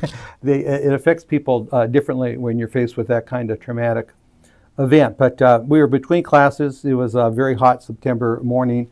It was a Santa Ana. And so most of the students were out in the quad there. And I remember younger priests at the time, Jim Clifford, yelling, "They're too close." And I looked up and I just saw the moment of the impact of the small plane on the jet airliner. I didn't see the small plane, but I saw it exactly when it hit because there was an explosion on the wing. And the jet started kind of banking towards the school, and the kids were running. And then the plane just turned and just went down in a very steep, and you've seen the photos of it, the very steep angle into the neighborhood. And when it hit, it was like a bomb going off. The ground actually shook because it was pretty close to school. What was it, quarter mile, half a mile? And a big black cloud went up like a bomb. Yeah. And at that point, I was up in front of the old gym because we were kind of running in that direction. I stopped the kids though from going any further. but a car pulled up there on that side street. What is it, 32nd? 32nd or Palm. Palm, yeah. And said, what happened? And I said, a plane just went down up the street. They said, get in. So I hopped in, and I was there within 2 minutes, 3 minutes after the plane hit. So I was probably one of the very first people. There was another guy from Saints there with me, but it was about 15 minutes before the first police or firemen got there. So, you know, I don't want to get into too much graphic detail. I'll just say the first thing I saw was a person hanging out of a car, and I couldn't figure it out because it wasn't a normal appearance of the body. I said, what did they crash from the car? But it turned out to be a body from the plane, flew out of the plane, you know, through a car and was hanging out the window of a car. And then from that point on, it was just, you know, body parts everywhere. Now, I tried to put out fires. That's all I can do, and help people out of their homes. There was no survivors, 135 people in the plane. For me, though, I kind of suppressed it. I couldn't really process it. I mean, not suppressed it, not in the sense I couldn't remember it, but it was disassociation. It was like walking on a movie set. Mm-hmm. So that's why I didn't have to go through counseling like a lot of people, you know, hardened war veterans and paramedics who had seen stuff for years, and some of the priests who had to open up the body bags to bless the bodies, went through counseling. But I disassociated then and now, you know, but I still have a vivid recollection. But it really sent a very dramatic message to me of how fleeting life could be. You know, I was still wrestling with the kids, entering wrestling tournaments, because, you know, after my knee got better, I loved wrestling. I didn't want to give it up. And you get the sense back then you're kind of invincible, but you're not. Right. And so you learn in a very powerful way that we could pass to eternity in a split second. So it kind of helped me commit myself to wanting to do as much good as I can at the time we have, because we really don't know when God's going to call us home. People say you're worried to fly. Well, no, you know, those people have like 10 seconds to make their peace with God and then enter into his presence. So because that's really not such a bad deal. And, you know, it was very sudden. There was no pain. So anyhow, that's my recollection. But then the community, the way it pulled together, they brought all the bodies to the gym, put them on the wrestling mats. The city had to buy us new mats finally. I wrestled on the same mats my brother did in 1966. Finally took this, but we got new mats. But the way the school pulled together, we had a mass, and you know, obviously prayed for the people that lost their lives and did what we could. Some of the students had, one of my students lost his sister who was on the ground. So did what we could to comfort them and help them deal with the situation.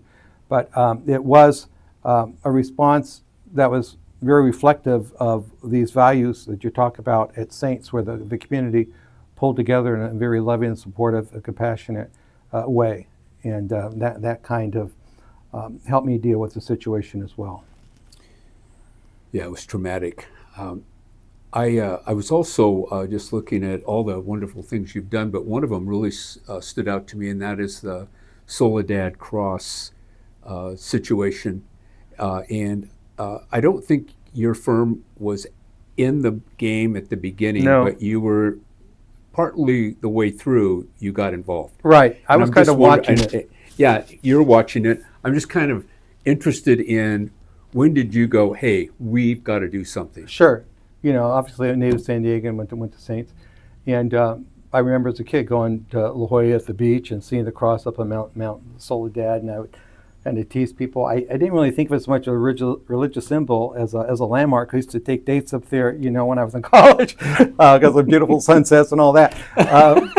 But when people attacked it as a Catholic symbol, when this atheist came to town, I guess it was 83, was the first legal attack, Philip Paulson said, well, wait a minute. Okay, so it's a Christian symbol, but I mean, you know, the first mission was in San Diego. The Franciscan friars, you know, who came here, helped establish the community and help protect the Indians.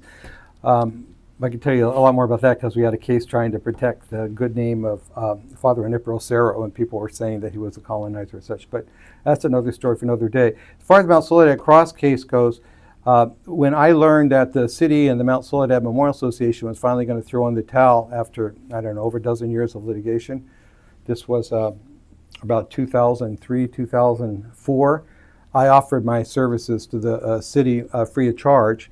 I said, this is a fight that we shouldn't give up.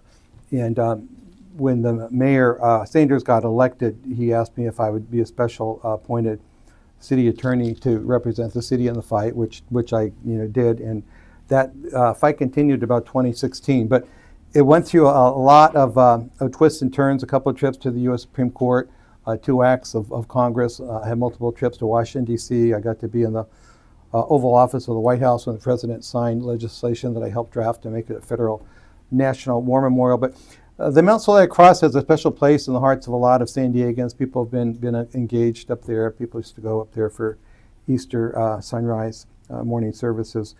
And for me, I just felt that it was an attack on a symbol that, yes, the cross is, of course, a preeminent symbol of Christianity, which is what was bothering the atheists. But it was also the symbol that the veterans chose to honor their fallen brothers. Mm-hmm. It was originally put up in 1954 by returning soldiers and sailors from the Korean War in honor of the people they left behind. But it has since come to symbolize veterans from all our wars, First World War I and II, and then the modern conflicts in the Middle East. But now going all the way back to the Revolutionary War, there's plaques honoring veterans of all conflicts in which the U.S. has been involved, like over 6,000 plaques. So it was an honor to work with the veterans and work with various faith-based groups. It was an amazing alliance of Catholics, evangelicals, Orthodox Jews. 2 of the clients represented were practicing Jews, but they said, if they'll come for the Christian symbols, they'll come for the Jewish symbols. We're all in this together. And that was gratifying because, always being a cradle Catholic, I never had as much interaction with people of other faith-based groups, but I realized we have a lot in common, particularly values regarding patriotism and, our love of God. And I formed some enduring friendships with people, different faith-based groups that we've continued in other issues that have come up. We've worked together successfully. Yeah, I was just going to briefly mention that you do a lot of pro bono work, just because the values are in alignment with what you think. What are some of the projects you're working on right now? Well, the Mount Soledad Cross I did on my own. So I had to finance that, hire other lawyers. We had an army of lawyers from the ACLU on the other side. And that became kind of unsustainable. So I ended up teaming up with eventually the Thomas More Society, which was already existing Catholic public interest law firm. So we do the work through them at a very reduced hourly rate, basically, keep the doors open and the lights on. It's not part of our profit center. We still have a private practice, which is really what the business side of what we do. But I've got a passion for the religious liberty and the pro-life work and the traditional family values. Probably the biggest case in recent years was during the pandemic when the churches were closed. My wife has really pushed me on this. I had that knee surgery in 1973, and they said, your knee will be fine. And it was for like 30 years. But it finally, the arthritis got so bad. And during the pandemic, my knee was all swollen. I couldn't get in to the hospital because it was considered an essential surgery. But so during that time, though, we're working at home, and my wife is saying, you got to do something about this. We're going to Mass in the morning. It's like in the 50s outside. And, it's not right. So we did file a lawsuit against the state of California. Now, the pandemic really started in March of 2020. Mm-hmm. We went to the U.S. Supreme Court on an emergency injunction like early May, and it was a little soon. And nobody really knew exactly what was going on or how long it would last. And so we lost by like 1 vote at that time. So we had to develop the record to go back before the court to establish why going to church is really no more dangerous than going to a liquor store or to Costco or a marijuana dispensary, all of which were open. So we hired some world-class experts, including the person who's now head of the NIH, this Dr. Bhattacharya at Stanford, who's an MD, PhD, very widely respected, and others. And they cited all these studies that, if people socially distance in church and, they're not singing, initially, before people knew what was going on, the people go to church and they were sick. Other people would get sick. But once people knew what was going on and they stay home if they're sick and they socially distance and such, going to church was no different than standing in line at a big box store or something. And so when we developed that record and went back before the U.S. Supreme Court in February 2021, enough time had gone by. Mhm. At that point, the court said, no, the state of California has to realize religious liberty is a very important protected interest, and people have a right to go to church. And sure enough, when they opened all the doors after we won that case, there were no super spreader events, at that point.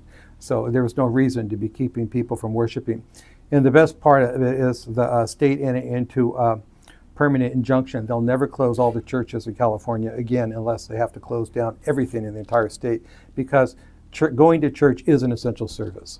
It's not secondary. It's first constitutional right in the First Amendment. Okay, free exercise of religion. So we're really proud of that, because that opened their churches for some 40 million people. So, and we've since won other big cases against the state. As an educator, you'd be amazed some of the stuff, crazy stuff they're doing in Sacramento.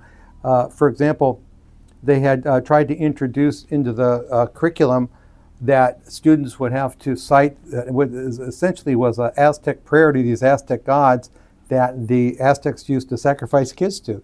They said, nah, this is just cultural, it's kind of poetic. But when you translate it, they're petitioning for goods, they're thanking these Aztec gods for all the blessings. It sounds like a prayer. And the people pushing them got into it said, well, the Christian missionaries came here and they basically engaged in deicide and killed off all the Aztec gods, so we want to bring them back. We're going, these were demons. They're sacrificing human beings to these. So as soon as we brought that lawsuit, they dropped that. So a lot of things, if you don't push back, it just happens. Mm-hmm. Okay, and so we've been proud of the record. For a while, we had like 9 consecutive wins against the state of California on a lot of these crazy cases. A lot of it's dealing with the schools. And then one of them now is up the U.S. Supreme Court on appeal. We're waiting to see if they're going to take that case. So anyhow, we're proud of our record. I've got a really good team, and really by the grace of God. If we had time, I'd tell you about one thing that happened with the Mel Solari Cross case. It just shows how God has a hand in these things. Do you have a minute? Go for it. So there was a very dark point in my handling of the case. It was May of 2006, where a federal judge ordered the cross down in 90 days. And otherwise the city would have to pay $5,000 a day fine. And it was during the pension crisis.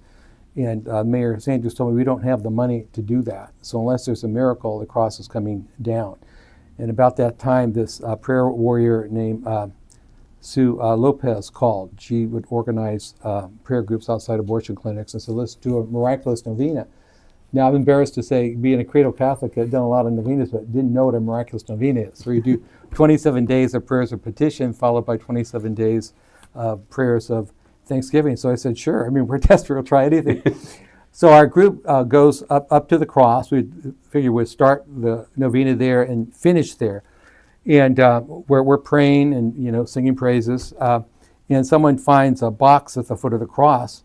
And we look in it, and in it is a goat's head and desecrated Gideon's Bible. And we're going, what the heck? Well, we realized we were up there at June 7, 2006. So the night before was June 6, 2006, 666. So the Satanists were up there doing their thing the night before. And then here we are saying the rosary and singing praises. So it kind of showed the juxtaposition of the different interests that were really at play here. And these are spiritual battles, in my view.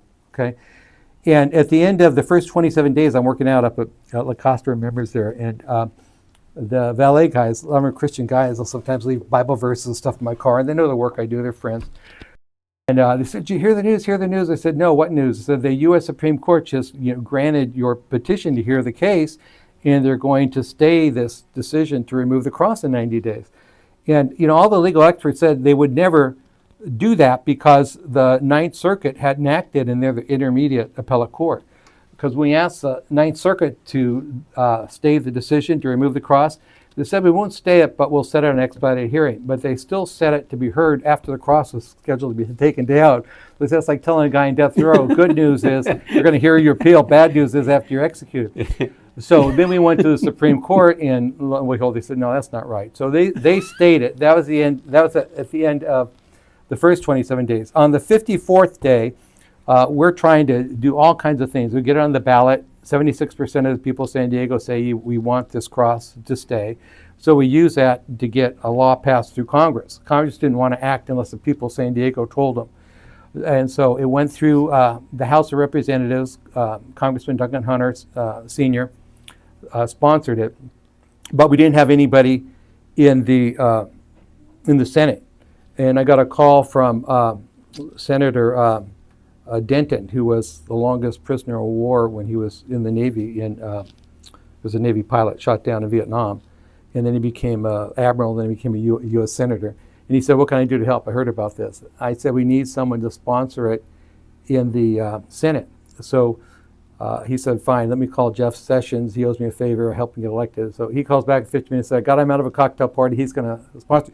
But Sessions wasn't able to, for whatever reason, to get it scheduled for the Senate to vote on it in time. So we're still praying in the last 27 days that happens. And on the 54th day of the 54-day novena, I get 2 phone calls. One is from Congressman Duncan Hunter's aide, who's monitoring what's happening in the Senate, and goes, you won't believe this, but there was an opening in the Senate schedule, and Jeff Sessions got it voted on, and it passed unanimously, even though the ACLU was lobbying heavily to defeat it. And in the Senate at that time was Barack Obama and Ted Kennedy and Joe Biden and Hillary Clinton. A lot of people we thought wouldn't support it, but they all did. And Barbara Boxer did, and so it was a unanimous. It was not partisan, which was really gratifying. But that was on the 54th day of 54-day novena. The next call was from Mayor Sanders' office. Let's go up there for a press conference. Well, I go up there, and our prayer group is already assembling because that was the plan from the beginning. And Sue Lopez is being interviewed by the local news. And they're saying, how'd you guys find out about the news? She goes, what news? That the Senate just voted to make it. She goes, we didn't know. I go, why are you here? Well, we're Catholics and we're doing a novena, and this happened to be the 54th day of a 54-day novena. News first goes, well, what's a novena? Now she's explaining that we pray to invoke the help of the Blessed Mother and Jesus. And they go, wow, are you surprised? She goes, no, they call it a miraculous novena for that reason. We just didn't think it'd be so dramatic. And that's a true story. So no one's going to tell me that's a coincidence. Right. That vote that was on schedule came through on that day and was unanimous. Very timely. And that's not the only story I have like that, but probably the only one you have time for. Right. Well, I want to salute you for your civic and spiritual kind of response to the world, Chuck. I mean, it's remarkable. You've done so much for San Diego and the city in which we live. And of course, St. Augustine High School is certainly proud of the work. Well, I appreciate it. It's been a privilege. Really, I can't think of anything else I'd rather be doing. God's given me great opportunities, including my education at Saints and the inspiration and the hard work of good people like yourself, and keeping that institution going and forming the minds and hearts of young people. And I'm a direct beneficiary of that. And I'm just, as I said, proud to put it to good use, and very happy and humbled by the recognition I'm getting. Thank you. You're absolutely welcome. I'm in my 20th year as president, and wow. I think that what I've given, I've easily, it's been returned to me tenfold. Just the quality of my heart, how I feel about life, the people that work there. Yeah. It's maybe not as many Augustinians, but very Augustinian in our practice. So, well, congratulations. Thank you. Thank you so much. Thank you. I appreciate it. My pleasure. Thank you. Well, I hope you enjoyed Chuck Lamandry. Great personality, great figure in our community, and has done so much great work as an attorney, especially with the cause of liberty. This next interview is actually with 3 guys that work here as engineers, and we thought we would just give you a bird's eye view of them and kind of their perceptions of Saints, as they're the guys that are fixing stuff when it breaks down. They're cleaning up, they're painting, they're doing all those kinds of things, and we just want to offer that perspective. I personally love this interview. I thought it was one of the best ones we did. So I will give you their names: Roman Estelano, Alex Huertado, and Juan Sanchez, and they are three great individuals who do an amazing job here. If you're ever on campus, you know how clean it always looks. It's these three guys. Driving is Alex Hurtado. In shotgun is Juan Sanchez, and their leader, Roman Estolano, is in the back. So welcome, gentlemen. Thank you. Please come in. These are the three men that make this campus so absolutely beautiful all day long. Thank you for and saying we're that. going to have a very Thank you, short Perez. conversation here regarding just how this all rolls. We are in the football storage area. So we've got helmets above us, got some trash cans over here, some blocking dummies, shoulder pads over here. But you can see we're in the middle of football season, starting the playoffs on Friday night. And I'm really, really so happy you three gentlemen are going to be with us today. And normally we don't do panels. Normally it's kind of one-on-one.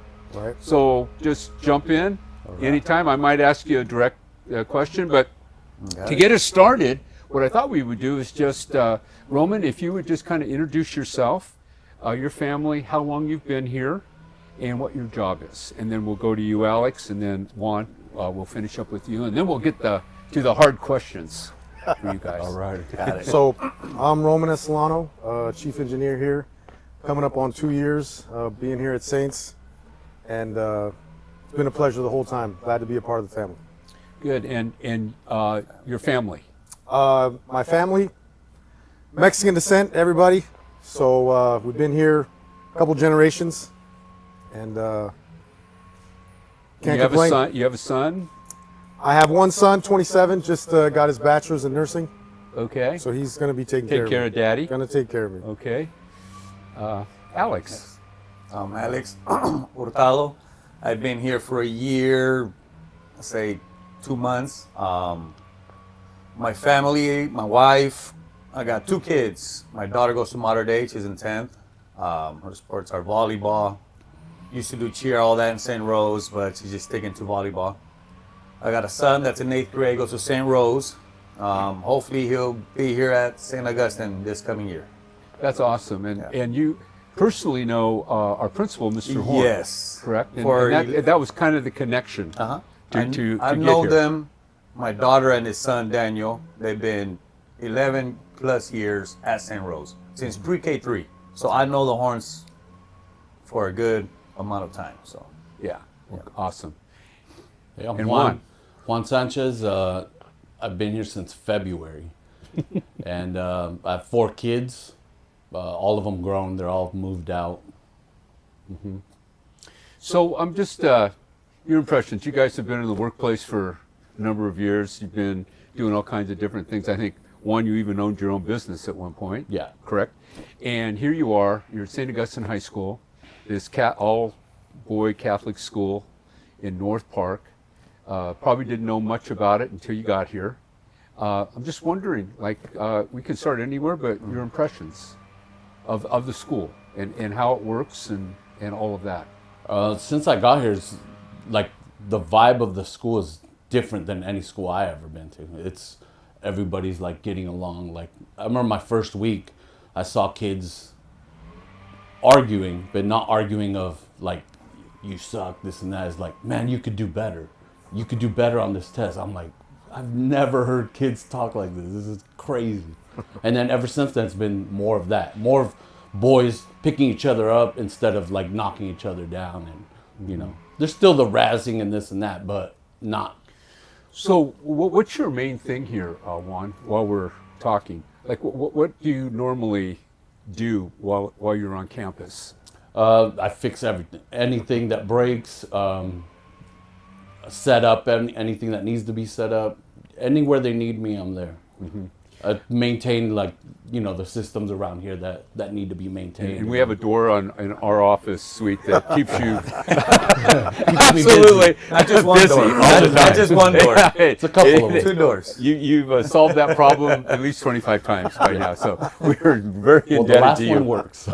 Yeah, well, Wow. it needs your attention again. Oh. Yeah, it continues to whatever's going on with that door. And Alex, your impressions? I like it. It's from helping out at St. Rose.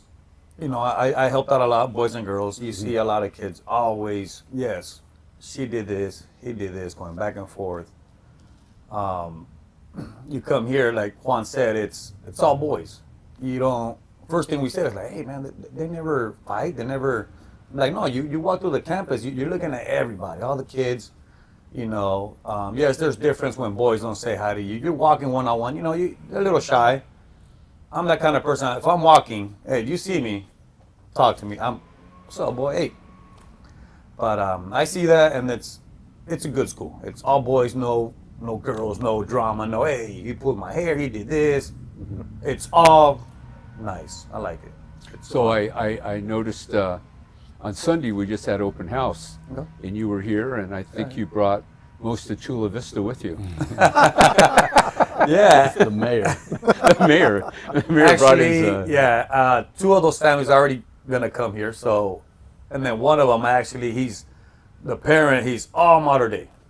Okay, so his daughters went to Mater Dei. He went to Mater Dei, and I told him about this school a year ago when I started. I said, hey, why don't you give Raymond a shot? I mean, go do the tours, go do the open house, and nah, I'm always Mater Dei. He's always wearing Mater Dei hats and stuff, and I told him, give it a shot.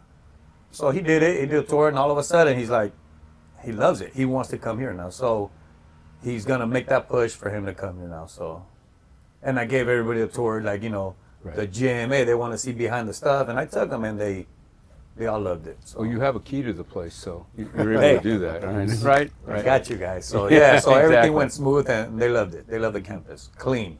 Right. These guys we all did it, and we did cleaning, so everything. So Roman, your impressions? Well, I guess you've been here the longest. That's true. I've been here the longest, and I think I can speak for my guys. We all feel very fortunate to be part of, just a small part, obviously, of the family and legacy that is here. And for me, that was one of the biggest parts, is the legacy, the 100 years that the school's been in existence, and it just leaves an impression on you. And these kids, my guys had mentioned before, that their level of academics, athletics, across the board is bar none. And so I believe here at St. Augustine High School, we have lightning in a bottle, and it's hitting on all cylinders. And obviously you play a huge part in that as well, Ed. But very thanks. fortunate to be here. We're a team, right? All of Definitely. us. I was at a soccer game. It might have been last year. We were at Mission Bay playing Del Norte in the finals. I was there. Well, that's what I'm going to say. So I'm up in the stands, I'm watching the game, and I look down on the rail, and there's this guy all decked out in Saints gear. He's looking like, I'm going, God, who's that guy? I keep looking, and finally someone said something to him. He turned around and went, oh my God, it's Roman. And it was a really an amazing game finish, because we looked like we were going to lose, and I think less than maybe 2 minutes, a minute, we snuck in and got that goal from the left side. I just remember that it was a cross, quick left boop, and all of a sudden penalty kicks, and we won those. And so it was really cool to see you there, because I knew that, for me, Catholic education for 54 years. I've seen what it's done to my own boys for their lives. I know the power of it. I've seen countless young men thrive in this kind of setting, and to see the head of our engineering crew rooting for our team really was heartfelt for me. Right. Very appreciative. I don't know if there's another guy in your position that would have been there, honestly, but I could tell that day that you loved the school. No question. It was a Saturday, and a lot of things to do on Saturdays, but you were there, and anyway, I really appreciated that.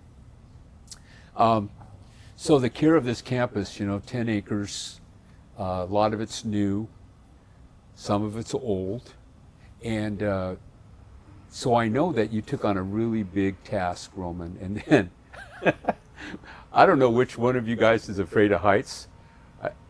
Alex? Okay, so I knew that was kind of an issue, and now you're going to paint the school, and there's one building that's 3 stories, another building that's 2 stories, and you were up there most of the time, but then every once in a while, and I didn't know which one of you was afraid of heights, but I saw both of you up there, and I kept thinking, wow. Way to go, guys. Yeah. But wow, what a transformation. We forget that, quote, the new buildings were completed in 07. Yeah. Right? So they have not been painted since 07. until we did this last summer. Yeah. And I think that project's completed? Well, the answer is no, to be honest with you, but most of it is done. So okay, we painted basically the majority of both Mendel Hall and Villanova Hall, but there's a gray accent that's at the top for both buildings. Okay. So that's slated for this summer. Mhm. And obviously I drew the short straw again, and I'll be up there on the man lift. But I enjoy it. I mean, I used to be, I worked with my father and my brother when I was a kid, growing up, and I love painting. I'm sure the guys can attest to that. They kicked me all the painting jobs. And but yeah, so that's slated for this week. I'm sorry, this summer. And after those buildings, then we have your building, the gymnasium, and the theater to go. Yeah. Well, no matter who's on this campus, I get the compliment, you guys, and it goes on and on and on. Just how well kept the campus is, even to the point, like if you go to most campuses at lunch and right after lunch, you'll see trash everywhere, and you don't see that here. And I don't know who's taking care of that. I know there's other people, right? But I know you guys are on top of it, and it's very, very appreciative. I'm never embarrassed when there's a guest on campus. I'm always just like, wow, like, and they comment on it, just how beautiful the campus looks. So, great job. And I wanted to do this publicly, so that whoever in the world is watching this would know my deep appreciation for the 3 of you and what I see you guys do every day. So we appreciate that, Ed. Thank you so much. Thank you so much, and I'll let you go. I know you got a ton of things to do, but thanks for just hanging with us just for a little bit for Giving Tuesday, and I appreciate your comments about this school as well. Thank you for having us. Thank you. Thank you. Well, I hope you enjoyed that last conversation with 3 great guys who work here and really every day give it their all to make sure our campus is working well and also remains beautiful. And so I'm very grateful for all that they do here at the school. We're gonna turn our attention next to a young man. His name is Liam McDowell. He is a senior. I became involved with Liam. His dad passed away, died, and the reason I became involved is his mother is a Catholic school teacher, and I received a phone call from the principal of her school about the tragedy that just hit the McDowell family. And as a result of that, and working through some financial aid and whatnot, Liam became close to me, and so it's not unusual for Liam to stick his head in the door and say hello to me and want to talk about different things. So anyway, I'm very very honored to have Liam talk about his situation and financial aid and how it all works for him. And I just this is when the generosity of the Saints community, it always shines, because we had to come up with a lot of money in a very short period of time, because as it turned out, all the financial aid had been given for that year. And of course, Liam was, I think he was a sophomore at that time, and so times were difficult. Anyway, ladies and gentlemen, Liam McDowell, class of 2026. Well, good day. We are here in the president's office right now, primarily because it's pouring rain today, and I looked outside and I looked out like what washed up on the at the door, and I saw Liam McDowell kind of there, Yep. like kind of washed in, and Liam, thanks for Yeah. really dressing up today. Yeah, I I really know. appreciate it. Anytime. Yeah, you really. But I understand the wet weather and all of that. Liam, you're a senior. Yes. And you've been here 4 years. Correct. Tell the audience out there exactly what do you do here? Well, again, my name's Liam McDowell. I'm a senior. I'm a part of Saints ASB, and I'm currently the Irish Club president.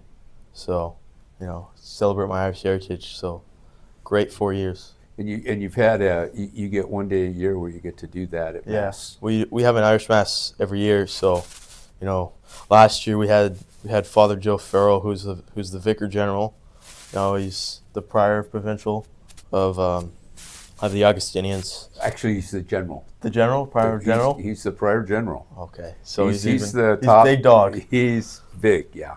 So we had him last year, and we have Father Mark Campbell, who's a good family friend of ours, married my parents. So he comes, volunteers his time, and this year for the Irish Mass, he'll be the celebrant. So.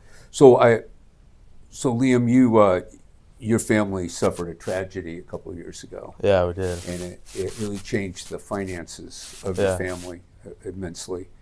And as a result, you have had financial aid. Yeah. For I think 3 years, correct? Yeah. Yeah.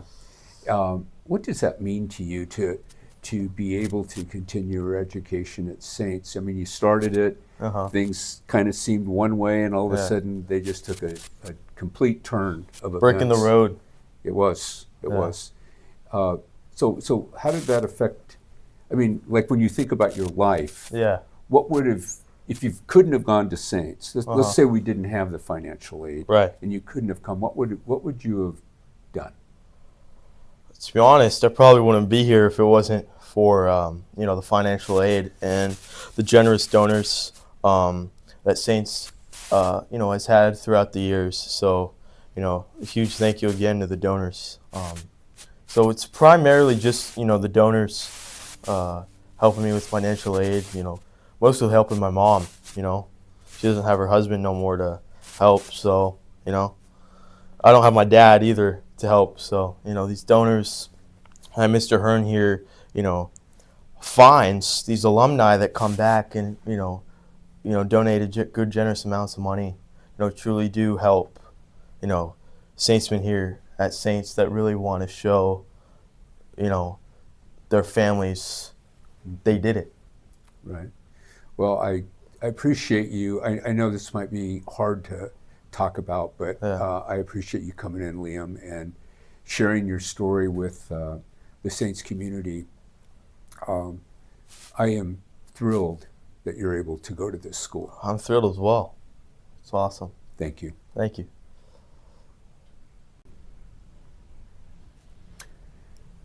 Well, good day.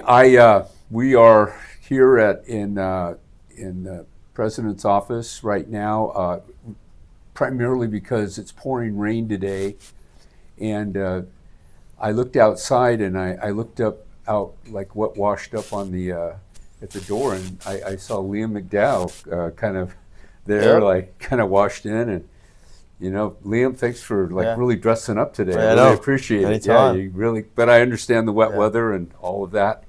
Liam, you're a senior. Yes. And you've been here 4 years. Correct. Tell the audience out there exactly what. Really appreciate that last interview with Liam. I hope you can tell that the meaning behind a gift to St. Augustine High School for these boys, because what happens is A lot of them come here. They may think, if they have a brother, they know that it's going to be really a great experience. But if they're like the lone person coming from their school and they kind of have an idea that maybe this is going to be okay and they don't have any friends, it's always within just a couple of weeks that they get their feet underneath them and they begin loving school. And that is the thing that we crossed this bridge a couple of years ago, where we knew that boys got up in the morning and wanted to be at St. Augustine High School. They wanted to see their friends, they wanted to see their teachers, and it became a very, very important thing.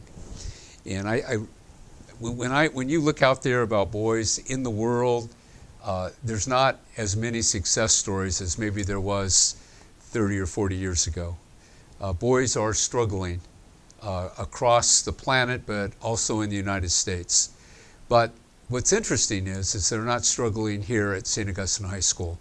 They find boy culture. They find that they can achieve, and they can find that they actually enjoy it. They actually enjoy school, and there's no pretense here. We basically educate them just as they come to us. And all we need is help from all of you out there that are going to watch this or are watching right now. So thank you so much. We really appreciate it. We've come a long ways together, but we still have a long ways to go. Our next video is of a renowned teacher here, Tom Goodall, class of 1972. Tom has taught here, been an administrator here, is one of the most often cited teachers that boys will mention as really making an indelible imprint upon them in their education here at the school. He's dynamic, he's playful. Sometimes students don't really know how to make him out, but he is an Augustinian Achievement Award winner. And if you don't know him and you come to a basketball game or a football game, you'll know him by his voice because he is the voice of the saints. And so our next guest interview is Tom Goodall. Kind of move across, and then we're down here. This is the last class last year. Yeah. And Leo Sullivan was amazing because, remember, he gave us a Turley's name. That was and of course, Turley was the hero in Vietnam. You're absolutely right. I remember that. And, yeah. You know, so we're here right now with Tom Goodall, who's been a teacher here since I think the school opened. Too long. It's been a long time, but he on January 31st, we have our next Augustinian Awards banquet, and Tom is one of 4 that will be celebrated that night for his amazing contributions to this school. And we're just outside looking at all these men and women that are up on this wall that have made St. Augustine High School so great for all these years. A bunch of guys and women that have really kind of upped their game to the very top of the list, right, Tom? Yes, I feel honored to be a part of this group. Yeah, it's I think it's a wonderful group, and it's a testament to 103 years of graduating classes. Well, no, 101 year of graduating classes, 103 years that the school has been serving San Diego. So for our talk, why don't we go in the library? Oh, wonderful. I think that would be the perfect thing to do right now. Great. And we'll have a little chat. All right. Here, go ahead. Oh, thank you.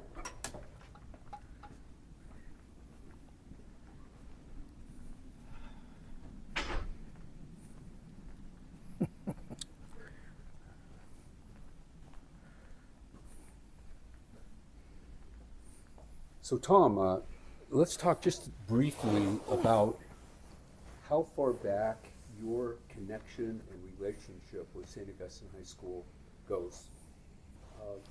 Did your father, for instance, did he go to the school? No, not at all.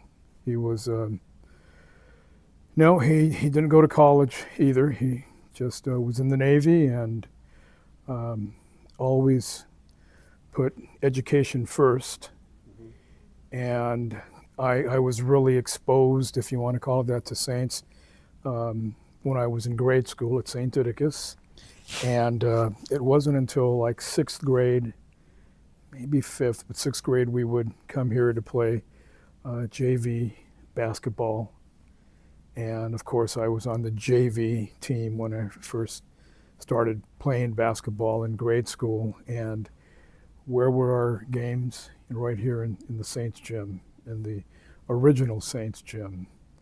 So about what year was that when this was all happening? In the late 60s? Yeah, I would say mid to late 60s. Mid to late 60s. Yes, okay. yeah. San Diego was a little different in those days. Very different, and you didn't have all the outlying neighborhoods. Mira Mesa wasn't really there yet, and it was just, I don't want to say rural, but it was a small San Diego. Tumbleweeds and jackrabbits. Somewhat, yeah. And a few somewhat. coyotes chasing the Yeah, jackrabbits. the 805 wasn't there yet. I remember, So- I'm not from San Diego, and I Sure. remember taking our vacation up in Solana Beach. Oh, yeah. And that 805 opened, and we simply got in my father-in-law's car, his station wagon, and we all drove down the 805. You probably weren't even wearing seatbelts, were you? Oh no, there was no seatbelts. No, it was just really kind of crazy, and Yeah. of course there was no one on it in those Sure. days, but Yeah. pretty crowded these days. No, we remember those days, and even playing in the canyon there before it was 805. What was it about Saints that when you were at St. Didacus that made you think this is the school for me? It was really the way in which the Saintsmen who were here, those guys, the way they interacted with each other. And, they just were friendly to each other. They obviously were teasing each other, but just, watching guys who were really like the referees of the JV basketball games and the varsity basketball games for the parochial school leagues, that, that's what was observed. And of course, they were wearing maybe a PE shirt that said Saints on it, because there wasn't a lot of that type of outerwear. And but really just watching them, listening to them, and just the fun that they were having amongst each other, on a Saturday afternoon. Right.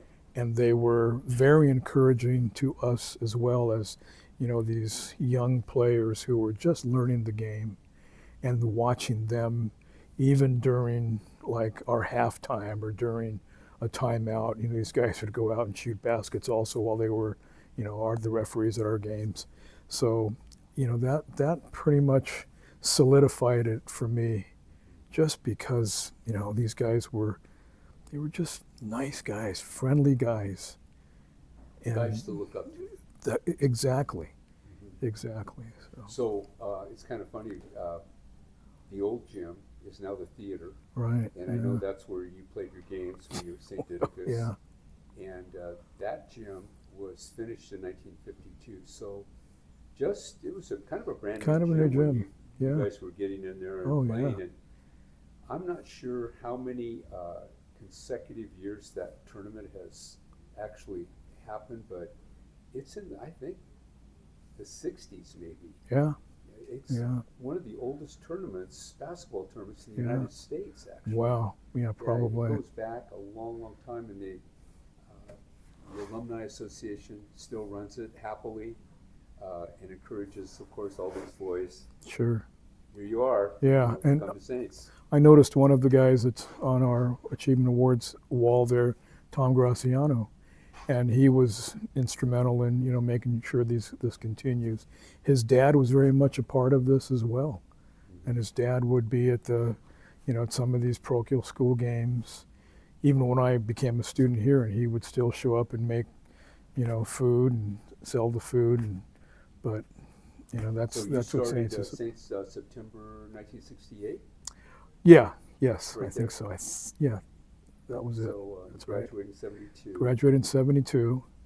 And any highlights in those 4 years that you just kind of right there in the Oh, it had to be the football games. football games? Sure, and basketball. We were pretty much the powerhouse. You know, they had Coach DiTomaso, Coach Player, 2 coaches for varsity. Well, 72 was the big year, right? Well, no, it was 1970. 70. 70 was the year that they won the CIF championship. 13-0, I think. 13-0. I was a junior when they won, but you know, back then there were no divisions. It was whoever was undefeated, and of course, those games were very well attended, and you know they had like the semifinals and quarterfinals, semifinals, and of course the finals. And what was interesting that year is the teams that were slated to play against each other.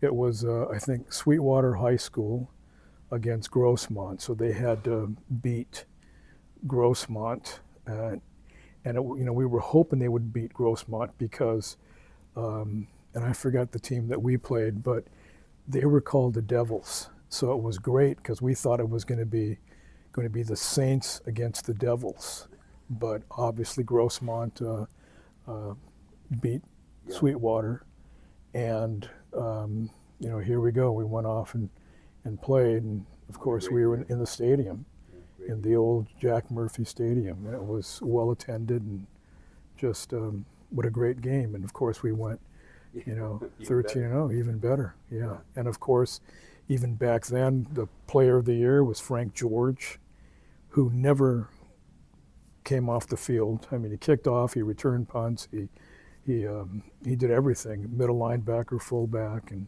so we had really very good players. But back then it was just 2 coaches, and it was Coach DiTomaso and Larry Shepard, because Coach Player had gone on, I think, to Lincoln. Yeah. So. Yeah, he was so great that they named the stadium after him. Yeah, over there, Big sure. Player Stadium. Big Player Stadium. Yeah. So you graduate. What's the next step for you? Graduate. I go on to a junior college, and I was just there for a year because my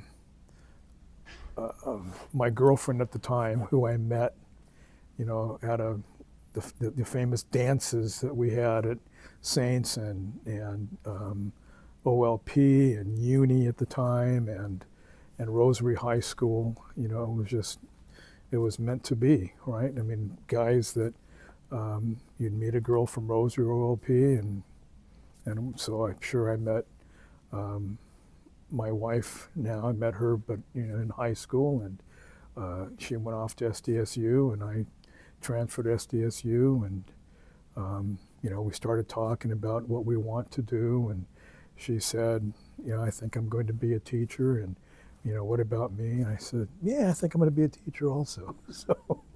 So that's what I ended up obviously doing, majoring in English, and then working towards becoming a teacher. So So you graduate. Did you get married right away? No, we didn't, because we Back were in those days, back that's those what days. happened a lot. Yeah, not in our time. Maybe it's embarrassing, maybe not, but we went together for 10 years before we got married, and that was good because she wanted to focus on education, and she finished her bachelor's and master's degree, and we just wanted to make sure that we were settled and ready to do it correctly. Mm-hmm. And we did. So, but we were exclusive to each other for 10 years. Wow. Yeah. So there Pretty you go. boring. So you're here. You're teaching English. Yes. I think you're coaching football too. I coach football. Interesting, because I did my student teaching at Elkhorn Valley High School and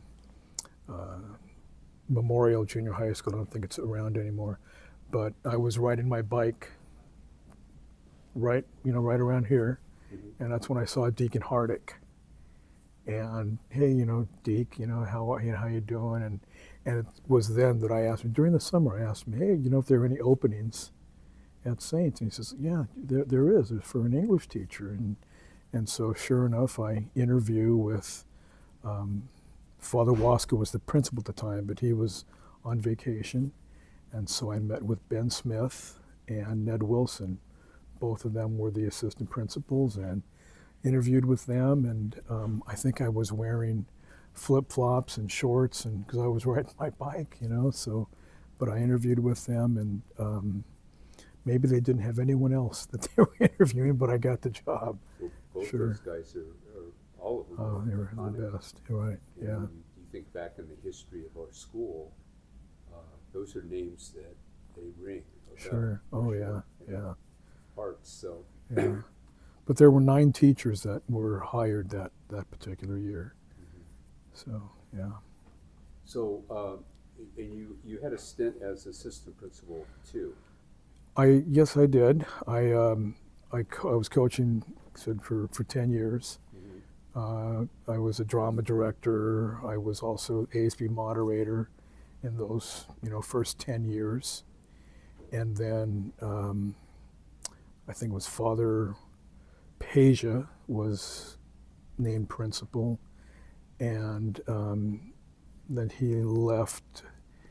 I don't know all the circumstances, but Father Sanders became the principal. Right. And there was the opening for an assistant principal because Ben Smith had, he was offered a position, I believe, at a middle school in Vista.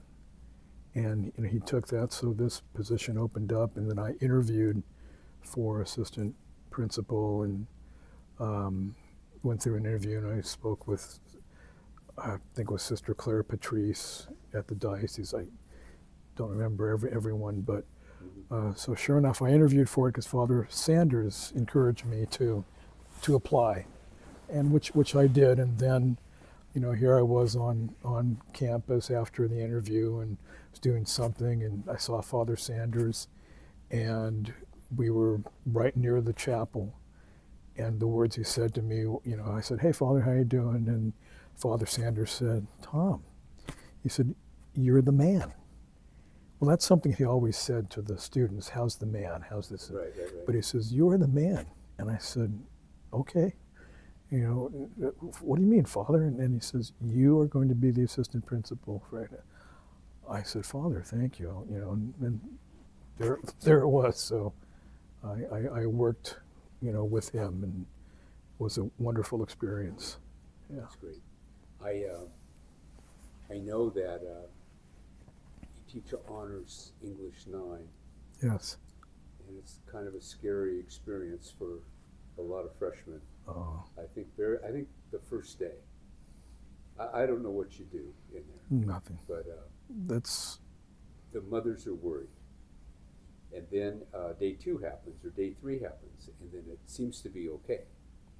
And I'm just wondering, what's going on that? Like when you introduce yourself to these boys, what's going on? It's maybe it's because I don't smile right away, or I'm serious.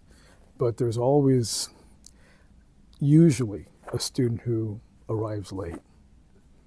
And all I say to that student is, don't ever be late for this class again. That's all I say. Never yell at them, scream at them, and maybe they get a little tense over that. Right. But no, it's a very manageable situation. There's a lot that goes on in Honors English because the person who taught Honors English before I do is Father Wasco. And Father Wasco always made it a point to, teach the following, teach these novels and whatever. And he was always pretty stern. And he said to me, he says he never really wanted to give up that class, but he said he knew that, they would be in good hands. And I said, oh, okay, Father, sure, So it's a class that all the kids at the school who've taken it cherish. Oh, wow. So whatever happens the first day, it dissolves pretty quickly into absolute wonder Yeah. about how you do things. So I was kind of interested in what you would say if I said, what is your philosophy of teaching English? Make it fun, number one, but I always tell them that what they're going to learn here in this class is going to help them in all their classes. And that is to be able to communicate effectively, not just on paper, but orally, and to have the confidence. And so it seems rather strict, because I still teach the basics of grammar, and a lot of them have the foundation, but there are some students that have never been, let's say, exposed to, grammar study. And so I teach it as if it's the first time they've ever seen any of this. And then, of course, I apply it to when they finally write something, and if they make an error in grammar or sentence structure or what have you, then what I say to them, they will be familiar with what I'm telling them on what they should work. Right. So, yeah, and so really focus on grammar, and then once we get through that, and punctuation is there, capitalization, all that good stuff, and then we focus on literature and writing. And it's at that time when, the students, they're not just reading for comprehension, they're reading for a purpose, and try to get them to see, what it is that the author the message that he or she was conveying to the reader, and really try to understand the characters, the setting, and how all that intertwines, and so we can understand and appreciate what that author intended to do when he or she wrote the story. Yeah, pretty simple, pretty basic. Yeah, but really sets the structure for the next 3 years. And when we get to the senior year and we're doing the exit interviews and we're asking them, were you taught how to write? Virtually every senior goes, yeah, really well. That's good. So Yeah. when you look at what you're doing and what the other teachers are doing in English, it's obviously very coordinated and with purpose and intentionality. Sure. that is taught, and it's such an important skill. Yeah, very much so. Yeah. I mean, when they Yeah. learn how to write and write well, they're kind of set for life. That's absolutely right, because it's not just for an English class, but whatever class they're going to take in college, whether it's a philosophy or history class or a psychology class, there's going to be writing communication that's going to be key. So. And I think you're also teaching them how to think. Sure. Yeah. I mean, there's a lot of that really basic stuff that goes on there. So that's really exciting. I've been asking everyone kind of towards the end of the interview, do you have any questions for me? Is there a question that, like if you wanted to embarrass me or whatever Tom Goodall would. Ed, how can we embarrass you when you embarrass yourself all the time? No, you don't. So true. No. Thank you, Tom. Not at all. No, Ed, I'm always amazed at how you pull it off. And, the message that when I listen to, whether you're talking to our faculty or you're talking to our students, when you're talking to the families, what you keep in mind is what we're all about, our Augustinian values. And, a lot of people don't see that until they hear from you what we're all about. And it's very impressive. And where you think the school should be headed. And, if we didn't have that, then we're just kind of like another school. Then just, the focus is there. And it's because of leadership like yours and, of course, Jim's and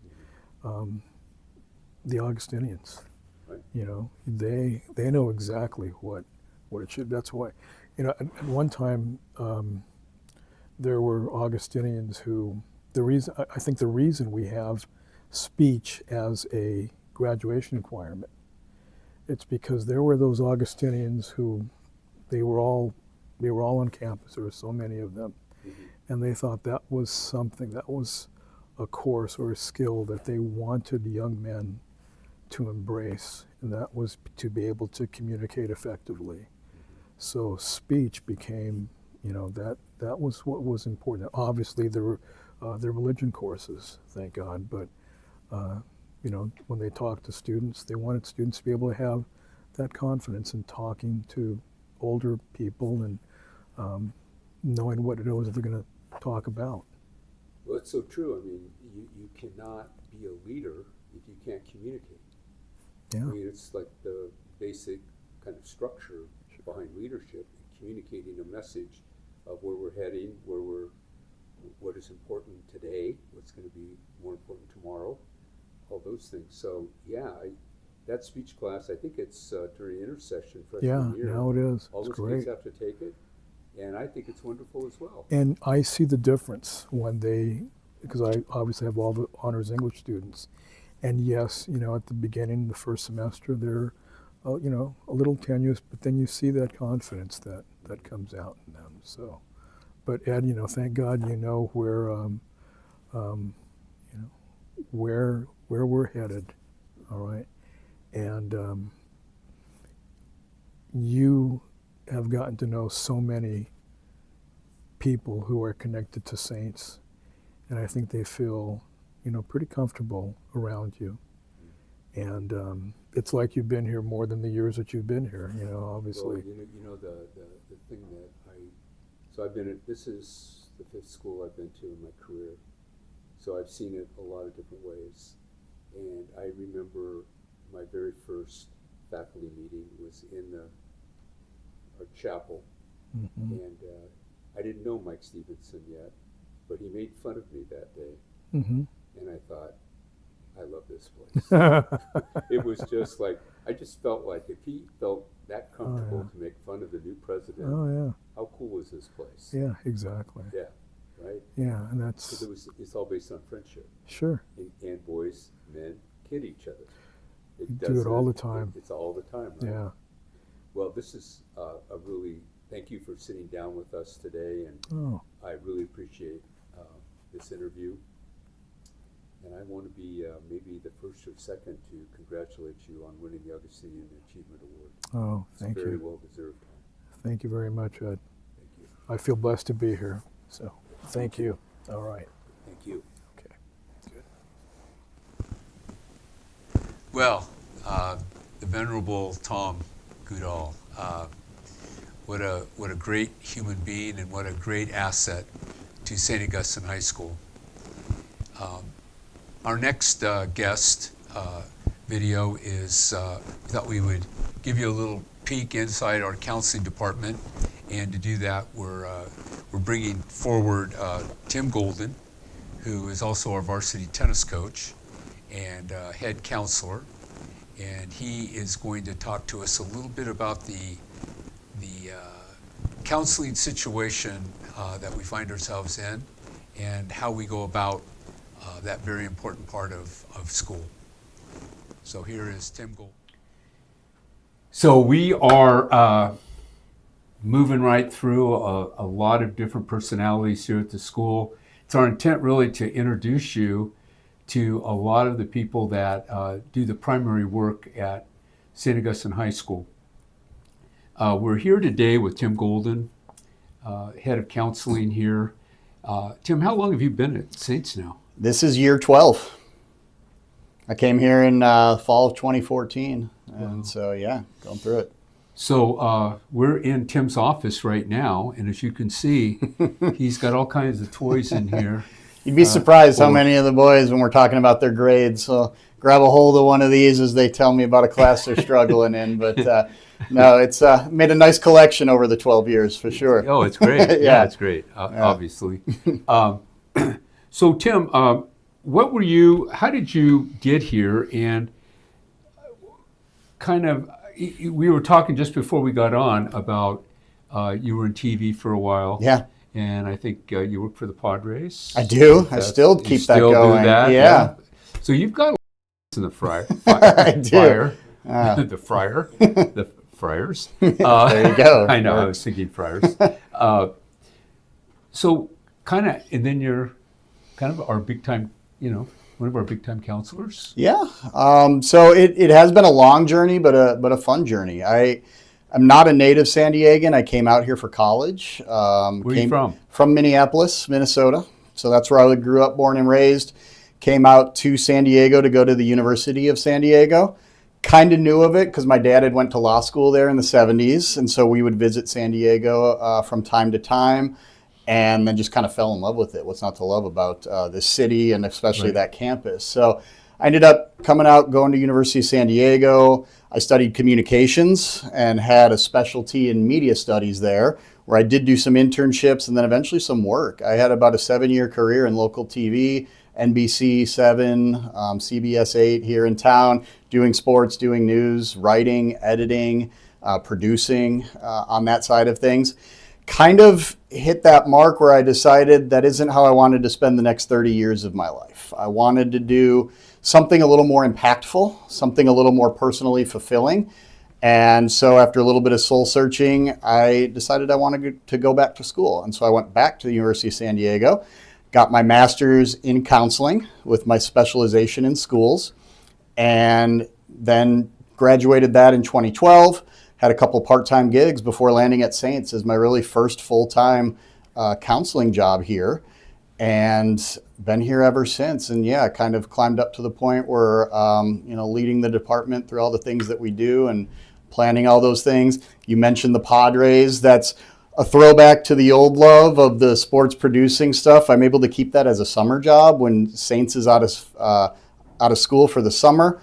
I will be down at Petco Park, and I help run and operate the scoreboard down there during games. So when you're there and you see a ball go on the board, a strike go on the board, live stats changing, it's likely me that's doing that. And it is. It's really fun. I wouldn't necessarily keep all the extra hours of work, but it's like most people pay to go to the stadium. I get paid to go to the stadium, so I love doing that. That's awesome. How long have you done that? I've done that since I went back to school, so since 2010. So I finished my 15th year. They gave me a really nice pin. So how do you get that job? Like, that's good question. Yeah. So it was all connections through the industry. So when I was working at one of the TV stations, a friend of mine, this is actually an interesting Saints connection.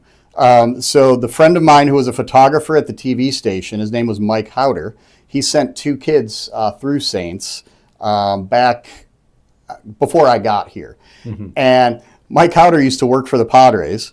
He was friends with Tony Gwynn. Tony Gwynn asked him to set up video production at San Diego State so that they could watch back all the game film from all the angles and have all that stuff.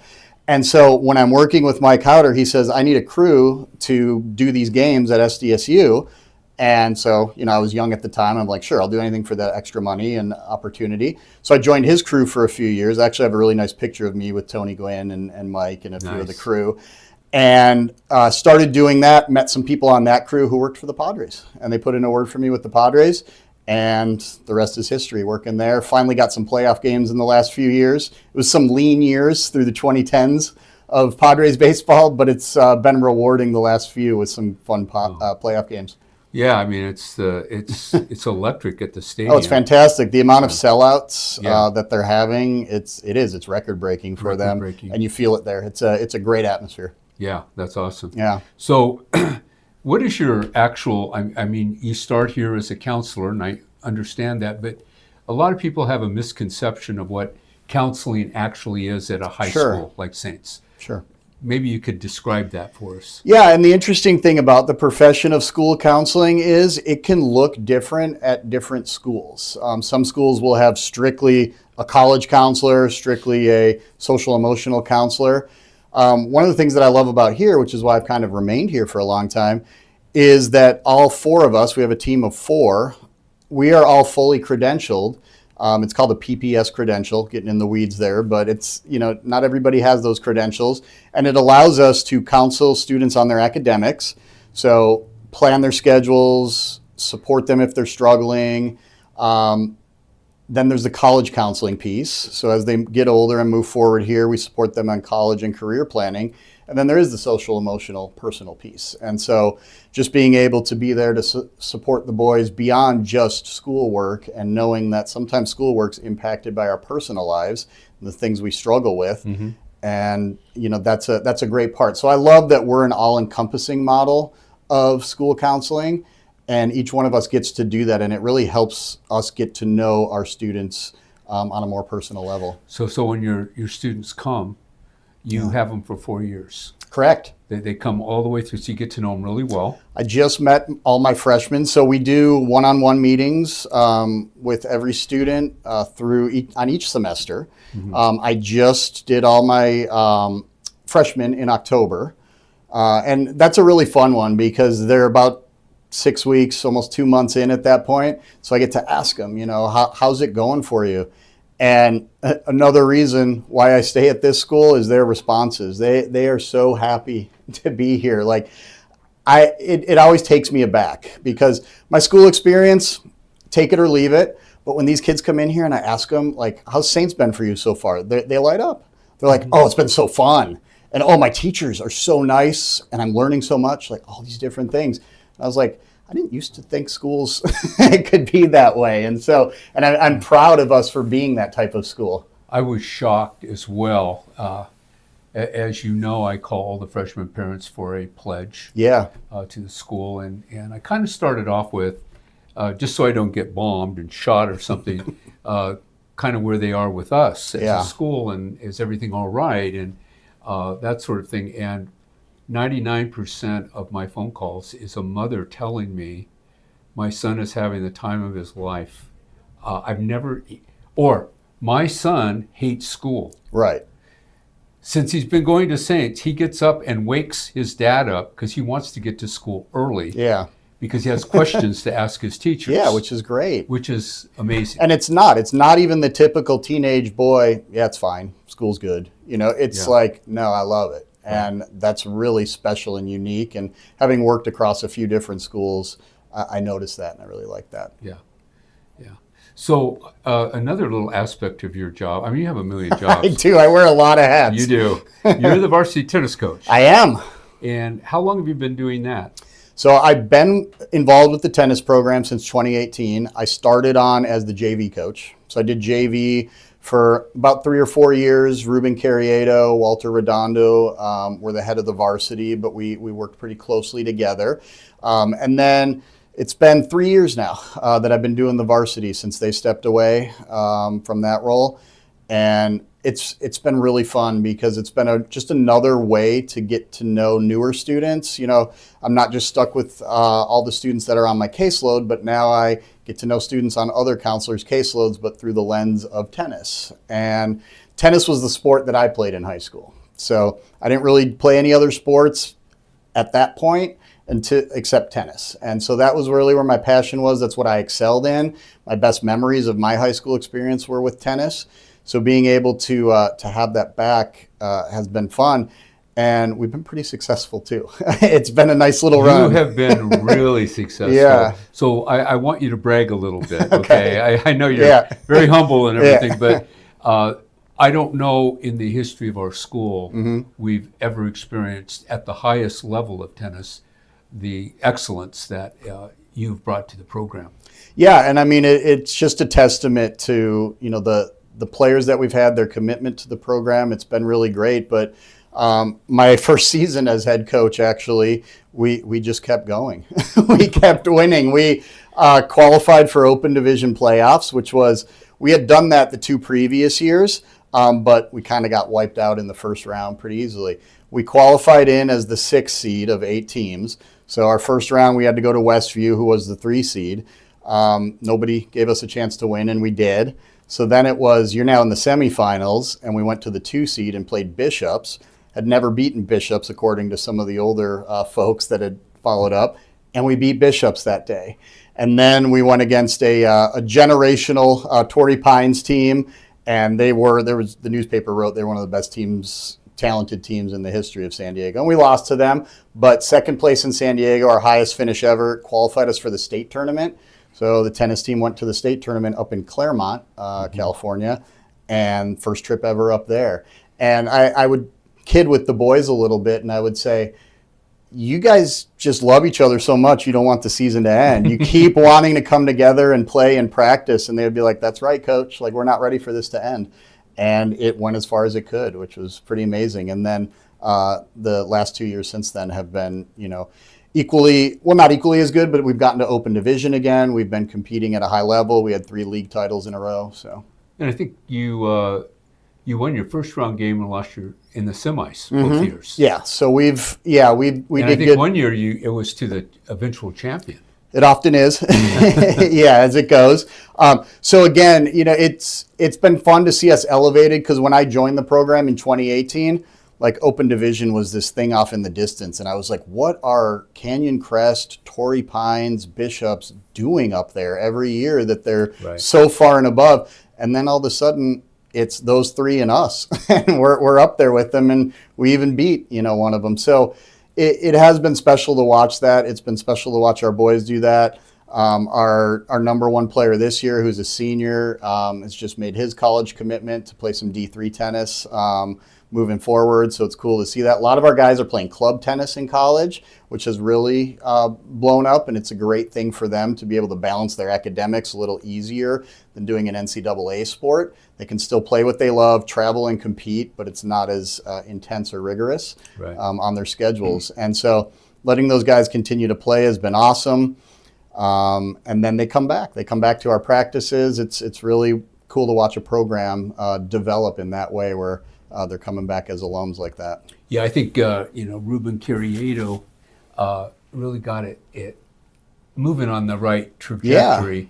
And I just remember I went to a tennis match one day when he was coaching, and there must have been 50 tennis players watching the meet, and I'm going, who are all these other guys? Well, we don't cut anyone. Right. Yeah, well, all these guys play, and their job is to come root for their brothers when the team is actually playing. Yeah. So and I thought that was pretty cool. Yeah, and it's really cool. One of his last years, we had Noah Zamora on our team, who won CIF, the championship, as an individual, which hadn't been done since, I think, 1990 for a Saintsman. He went on, had a great career at UC Irvine, and I just caught up with him back in May. He's starting the Pro Tour now. So we got a guy out there playing professional matches. Congratulations. Yeah, Coach. no, that's fantastic. That's great. So, like, of all the experiences you've had here, it's been a while. What is one that is, like, you would say was just an exceptional moment in your career while being here? Gosh, that's a big question. I don't know. It's hard to pick just one. I think one of the special things for me has been the amount of professional development that I've been able to gain by being here. I've been to a few of the International Boys School Coalition conferences. So I did the Action Research Project that took me to Vancouver and Baltimore, and presented at Baltimore after going through the workshop in Vancouver. Also got to go to New Zealand for one just a couple years ago. I led for a period of 4 years college spring break trips where I took a group of students on tours. So we did the Northeast and saw schools in Boston, Connecticut, New York. We did the Mid-Atlantics, the Dukes in North Carolinas one year, did a year on the Pacific Northwest. And again, it was great for the boys to see colleges, learn that stuff. It was great for me because I've seen so many colleges. I get a magnet from every college I've been to, put it up on my wall, and now I've been at several dozen colleges, which just really helps my professional development. So I think I'm really grateful for those opportunities. I know not every school is able to afford those opportunities to let counselors experience that kind of stuff, and some counselors get stuck in their office quite a bit. But to be able to do that and then just reapply it back to my practice, to our students and our families, has really been a great gift for me professionally. As somebody who didn't come into this right out of college, played a little bit of catch up after getting my master's degree, and now feel fully entrenched in this career. That's great. Well, I'm kind of through with my questions. I was wondering if you might have a question for me. I don't know. Jeez, that's an open-ended one. I don't know. I would guess, what's sort of your impression, or what do you hear from the families out there in terms of the support outside of just the academics that families are either looking for or pleased, to be getting from their Saints experience that we provide? Well, we just had an open house Sunday a couple days ago, and I've been getting a lot of emails from that experience, and just all I've heard is wherever these parents at least look, they found excellence, which, is gratifying to the president. Obviously we're doing a lot of things right. And, but I'm always looking for, the things that we can, do a little better, that sort of thing. And even having this interview today, I've learned a little bit about what you guys do, I think it's really impressive that you're taking kids to the Northeast and the Mid-Atlantic, giving kids the opportunity to see more than just Southern California and the local scene, because it's just a big world out there, right? Absolutely. Yeah.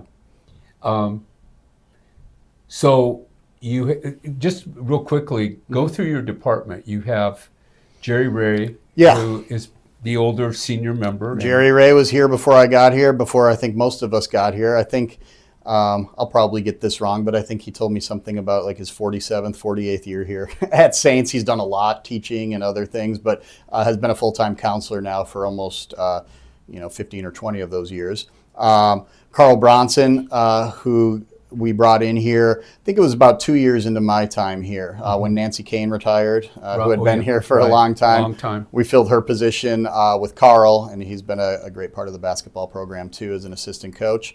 And then most recently it was Bill Sullivan. Bill's in his second year here, so he took over for Brianna, Colorado.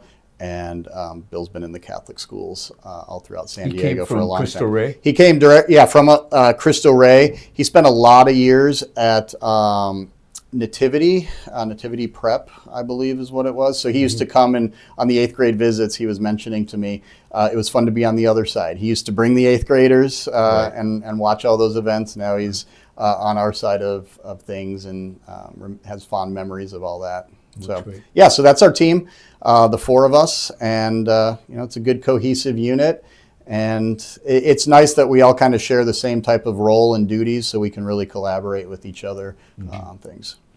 Well, thanks so much. Absolutely, really, my pleasure. Really appreciate Thanks for your time stopping by my room here. Yeah, right. Yeah. It was great to see your room and sit here. Yeah, I feel like absolutely. a counselee right now. There you go. Feel free to grab one of them. Okay, I'm a little nervous. There you go. Thanks. All right, you're Thanks, welcome. Tim. Well, I hope you found Tim Golden's words very enlightening. I thought there was a lot of amazing information in that interview, and I bet you didn't know about his Padre connection. During that time period, we've received 3 additional gifts.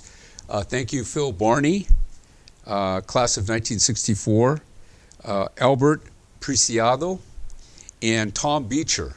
Tom Beecher, of course, formerly the superintendent of Catholic schools and an assistant principal here at the school, St. Augustine High School. So thank you all three, to all 3 gentlemen. We really appreciate you helping us with these great young men that we serve. Next on the docket is actually a sophomore, Lucas Wade, who came to us from a public school and received some financial assistance so he could come here. And I hope you enjoy Lucas. Just a sophomore, but he does have some insightful things to say. Well, I'm with Lucas Wade today, class of 28, a sophomore in his 3rd semester. So Lucas, welcome to the show. Thank you. Really appreciate you being here. Yeah, of course. How's your experience been so far? It's been very fun. It's just been, the community is amazing, and I feel like I fit in very well. Like what do you do? What are some of your activities? I'm part of ASB. I played freshman football last year, rugby last year, and lacrosse, and I'm doing rugby again this year. But sadly, I'm not doing football. So yeah, Talk about football a little bit when you were a freshman. A lot of guys play freshman football. Yeah, I mean, I was the only one coming here from my school, and where was that? I went to Harvey Lewis Junior Middle School, it's a public school like in Del Cerro area. Okay. And I was the only one that came from that school to Saints, actually. So when I went to freshman football, I didn't know anyone, but it was a great way to make friends. It was just a really fun community. Did you do anything during the summer prior to the football? Or did you just show up day one, get the pads, and get going? I did summer school and SSS during the summer. Okay. So, yeah. So you probably met a bunch of guys there. Yeah, I met a couple guys. Yeah. Okay, so I'm going to throw a question at you. It might be tough. Who's your favorite teacher? I think it has to be Mr. Dent. Mr. Dent. Yeah. Mr. Dent. Yeah. Your rugby coach. Yeah. Not just because of that. I know. But Spanish was really fun, like just in general. Uh-huh. And are you doing all right in it? Yeah. I'm taking Spanish 2 now with Gormley, and that's just a bunch of fun. So when you probably knew, your family knew that the only way you could probably get to St. Augustine High School was to receive some financial aid. That and also doing well in the HSBT, but yeah, it was mostly financial aid, which really helped me out a lot. Good. Like, what would you have done had you not come here? I mean, the original plan for my high school career was to go to Patrick Henry if I didn't get into Saints, and I don't think it would have been as good of a high school, and like this community is just really, really fun to be in. What's it like being in an all-boys high school, an all-boys classroom? It was interesting at first. It was pretty unnatural, but then now, like after like being a part of it, it's like you get to hang out with your friends, and you don't need to worry how you dress up in the morning. Mm-hmm. You don't need to impress anyone, and it's just a relaxing environment. And do you think it makes for stronger relationships? Yes. Most definitely. You do, yeah. You had the co-ed experience too, coming here from a public school. Yes. So you kind of saw that, and I'm sure when people were going, yeah, why don't you go to this all-boys school, Catholic school in North Park, you're going, I don't know, but it's working out for you. Yeah, it's very working out for me. Good. Do you have any, as you think to college, I know it's a few years away, is there anything that's in your mind right now? I want to go to Cal Poly in San Luis Obispo because that's where my dad went. But if that doesn't work out, then I want to go to another aerospace engineering school. So you're thinking aerospace engineering? Yes. Awesome. That's great. Well, thanks for being here today with us. Really appreciate it. Yeah, thank you so much for having me. Well, I'll tell you what, Lucas Wade, how can you resist that kid? He's a kid that's here because he gets help, and it's because the Saints community reaches out to him and helps him. And I think all you have to do is see the smile on his face, his interest in all things. And anyway, definitely is a factor for me.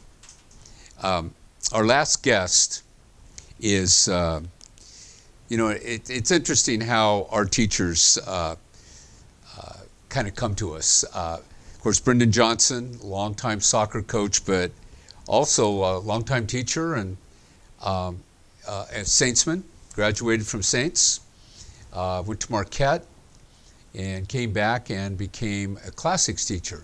He teaches Latin. And somewhere in the early 2000s, got the soccer job, and he has slowly built an empire. And I say that kind of in jest, but also by the mere fact that the last few years, things have just kind of fallen in place for our soccer program, for Brendan, and some great assistant coaches, of course, he would admit to that. But they work so well together, and it's seen on the field.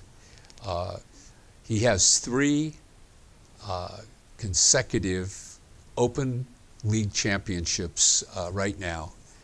They're getting ready for tomorrow's first game, which is Wednesday against Torrey Pines. Always probably a very, very difficult game. But let's hear from Coach Johnston, really one of the pillars of St. Augustine High School. I'm here with Coach Brendan Johnston, class of 1994. We're in the gymnasium for a very special reason.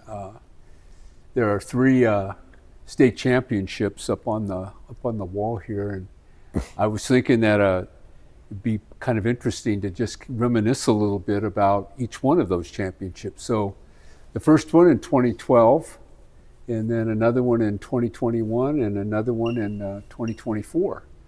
So very recent, and I think 3 Open championships in a row at this point. So Brendan, like when you think back, you look up at these State of California championships. What do you reminisce about in the very first one? A lot. First is just kind of, it's all like really humbling and grateful to be part of all of this and around like so many good players and to have all the support we have from the school. And it's just always kind of crazy to look up and just like the amount of pride I have and sure. Yeah. So well earned. Yeah. Well earned. So the first one in 2012, that group that year, they just got inducted into our Athletic Hall of Fame last year, and it was just it was a super resilient group. That particular year, our field was under construction for the turf, and we played all of our home games off campus that year. Over at Mesa College, and we had games early in the year where there were a couple different games. I remember in particular being down to Poway 2-0 in a final of a tournament, and we scored 3 goals in the second half to come back and win. And I remember that kind of propelling us forward to where we were at. But most specifically, that year, the semifinal game, which you were at, sitting right behind the bench. Crazy game. We went up 2-0, and then we was were at Long Beach. It was against Santa Ana. Santa Ana Valley. Yeah. And then we were down 4-2 by the. Yeah. We just got 2 early goals, and then they had a really talented team and a dangerous attack, and in particular a striker that was super pacey, and our back line had a hard time with them. But we were down 4-2 with 6 minutes left, and our guys scored 2 goals in the last 6 minutes. It was magical. Yeah, and then the game went to overtime, and we scored Connor Keefe scored a golden goal, and that was amazing. And then that was, as I remembered, a long cross yep, and a header. Yep, that he got in over the keeper. And there's, there's just the moment and the joy and like watching the boys really enjoy it, and the bus ride home are things like I won't forget. It's kind of like the game 6 of the Boston Red Sox game, where Fisk hits the home run that he's waving fair, and then you think everybody thinks that Boston won the World Series that year, but there was a game 7. Yeah. And you guys faced the game 7 the next game in the finals, where you got, I think, tied it right at the end of the game. Yeah, we were up 1-0, and we dominated the game. We probably should have been up 3-0, just chances, a post, just missed.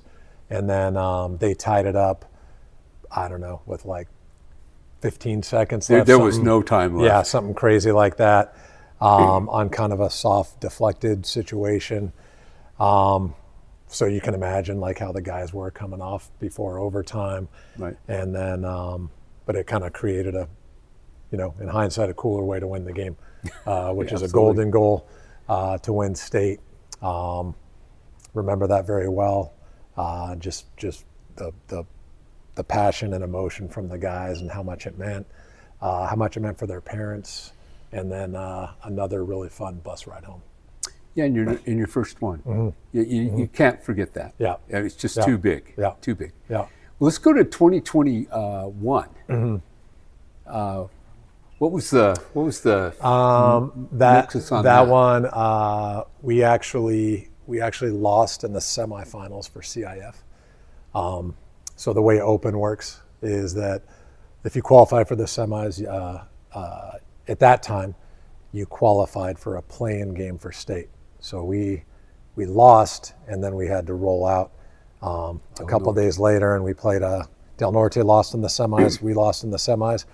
So the second team from San Diego is determined by that game. So we won on a late goal, and then we had 3 games all away, Tuesday, Thursday, Saturday. We did really well on Tuesday and Thursday in those wins, and the Saturday game was a 1-0 win.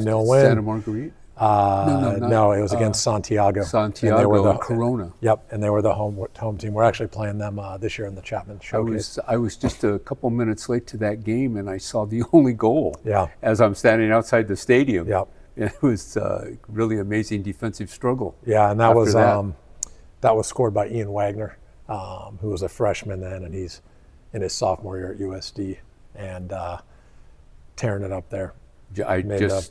Made all. Yeah, first team all conference, all WCC as a sophomore. USD's like ranked 7th in the country, and they're playing this weekend in the tournament. So yeah. So that was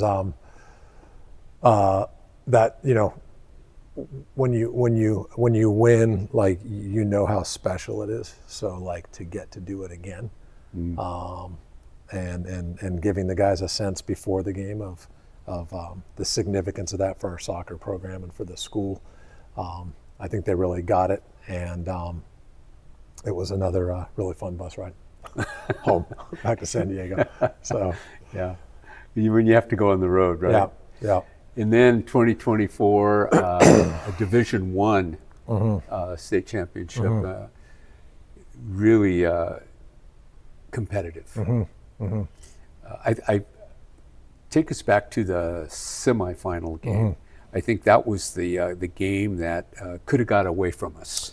Yeah, we played in the semifinal. We played Arlington up in Riverside, so we had a bus ride up there, and they were the best team we played that year.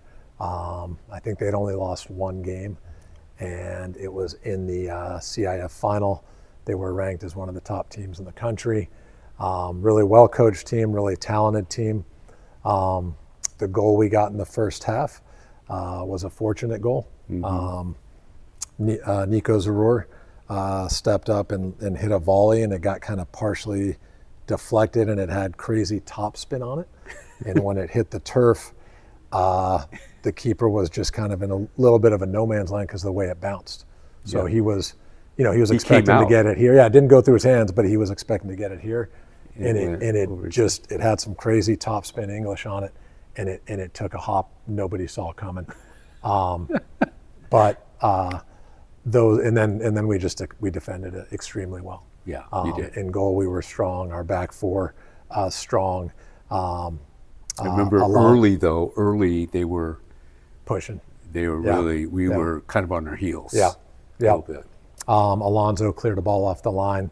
Somahano cleared a ball off the line in the second half, and it was a tough match that we were fortunate to win. But our guys are good at finding ways to win tough matches. Right. Yeah. They do. Yeah. They persist. Yep. And so then you get the big dog in Santa Ana, Mater Dei High School, on their field. You can't get any tougher than that. I mean, because they're not going to give you 1 ounce of anything. No. You're going to have to take everything. Yeah. So Mater Dei hadn't lost a game all year. Undefeated. And they were rolling through everybody, and that school athletically it's a powerhouse. They've produced professional athletes beyond levels that so many other schools have. So coming from, small school in North Park, 700 plus boys, going up there and playing Mater Dei, the field, it was kind of this tight situation. They should have played it like in a different one, but they insisted on playing it there. And the sideline, like it was awesome, honestly. Like the sideline was like right on top of the game. Their fans were like right there. Our fans were right there. and we got a goal in the first half. Tavo made a nice run down the right side, and Gus was streaking into the box and hit it first time to the far post.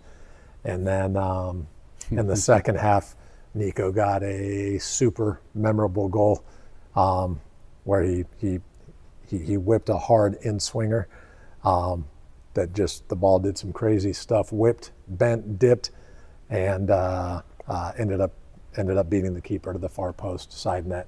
And it wasn't a blooperish type thing. No. It was a ball. Ian said at our banquet that year, like, I was going to take the corner, but I'm glad I let Tavo have it.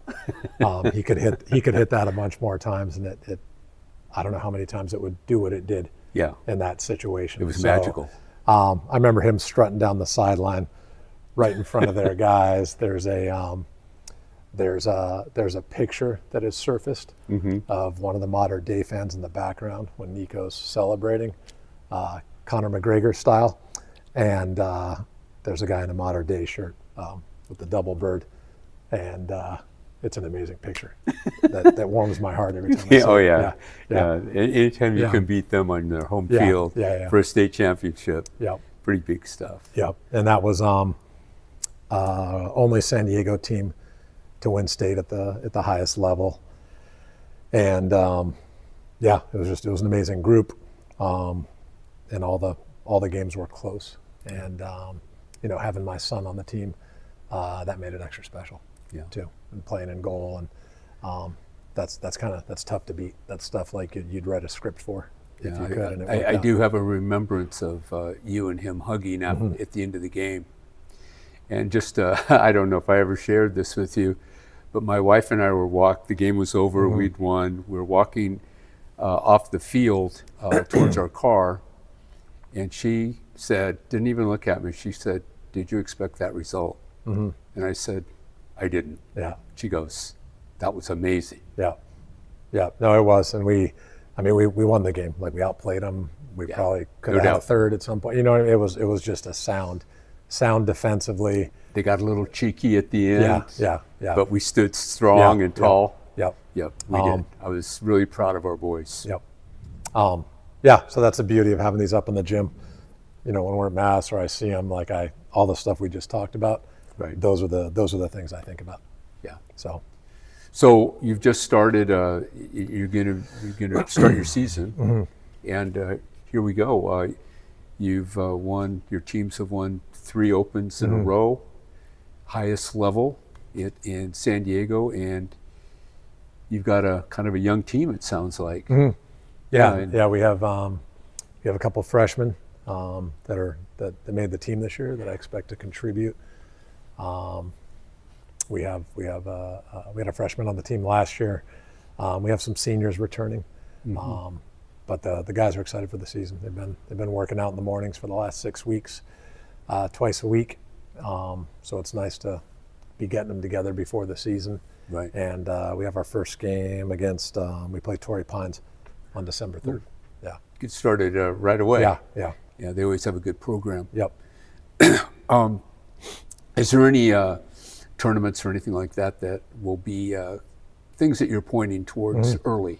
Yeah. Now we'll play in the Chapman Showcase, which we get invited to play in every year. It's an awesome tournament up in Orange County on campus at Chapman. We get to play in their stadium. It's beautiful. The tournament's fully funded, and it's just one game a day, a day off in between games 2 and 3. There's no semis, there's no final, there's no 5 games in 3 days.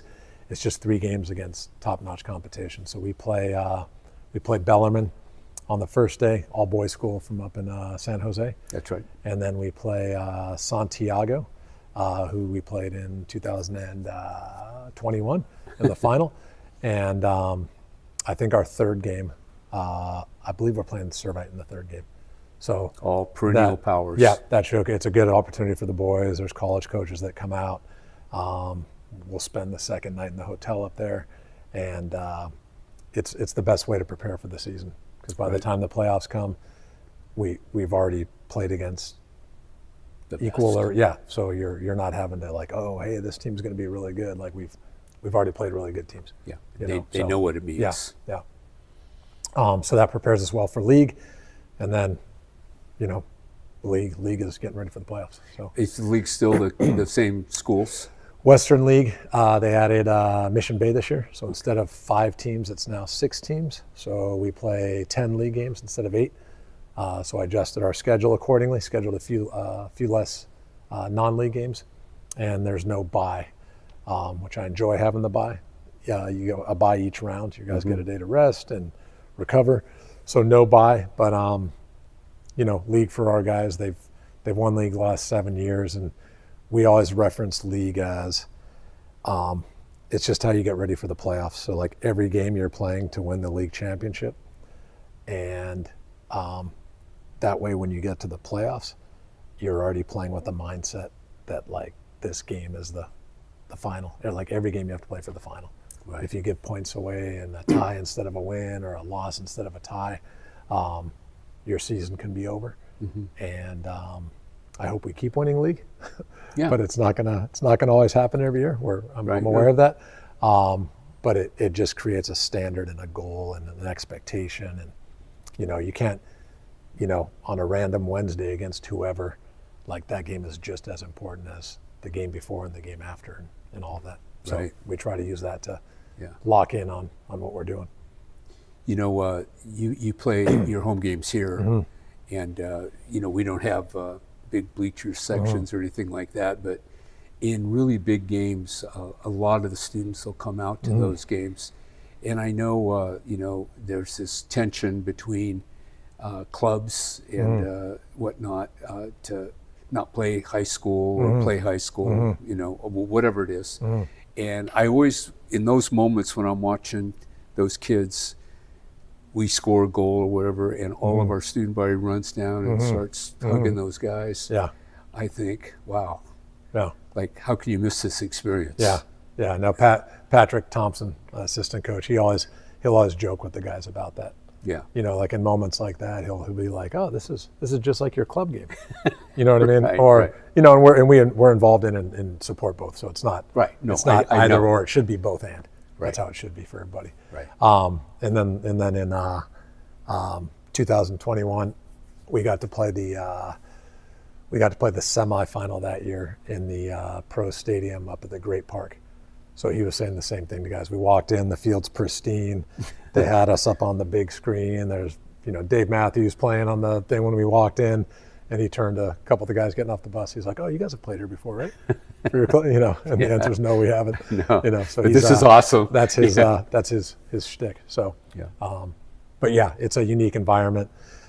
And it's because our community shows up and the games are right after school, so you're always hoping to catch a few people going like, the soccer team's playing today. Yeah. So I love it with them up on the track and the barriers. Well, over the years, I've been in education, a long time. Certainly, I've seen a huge growth in the popularity of soccer and at school, in particular. So it's really trending the right way, and I'm really glad it is because it's such a great sport. Yeah. No, we just finished tryouts, and we had, I think, close to 115 kids trying out. So I was telling the boys before you make your final decisions and post your final rosters, that's like 1 in 7 of students on our campus are wanting to play soccer. Yeah. So it's why we're competitive, but it's also not fun not being able to take guys that have a passion for the game and are good players. I know. Like at open house, I think it was almost like 7 or 8 to 10 out of 10 when I said, "Well, what sport do you play?" Yeah. Soccer. Yeah. Yeah. It's an easy game to play. You need a ball. Well, and I think you're becoming a little magnet too, Brendan. I think they want to come play for the master here. So need a ball and a couple cones, and you can play. So that's right. That's it. Well, listen, thank you. Yeah, thank you. I appreciate it. I wish you the very best this year, and may the ball keep bouncing into the goal for you. We'll take all good fortune. Send it our way. So thank you. Thank you. I'm here with Coach Brendan Johnston, class of 1994. We're in the gymnasium for a very special reason.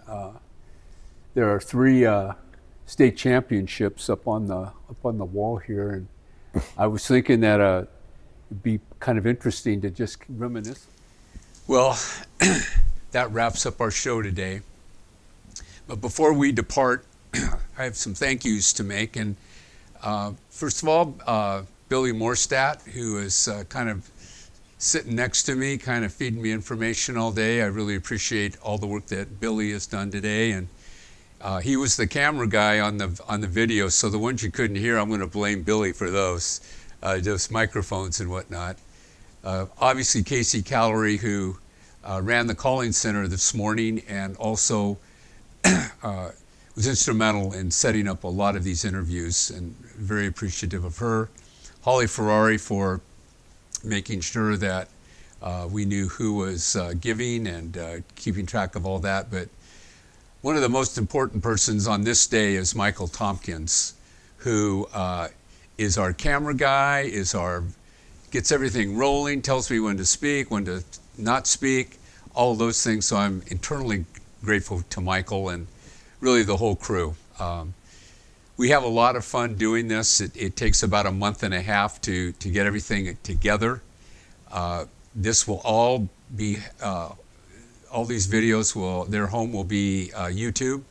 So if you've missed something or there's something you want someone else to see about really one of the great high schools in the United States, you should just point that out to them and tell them that while our school is maybe too expensive, we think it's worth every penny of it, but affordability does count, and that's why we're so big on this endowment, so that everyone can afford it.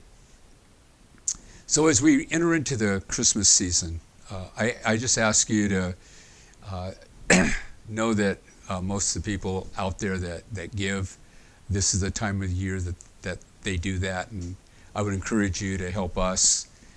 We live by your donations.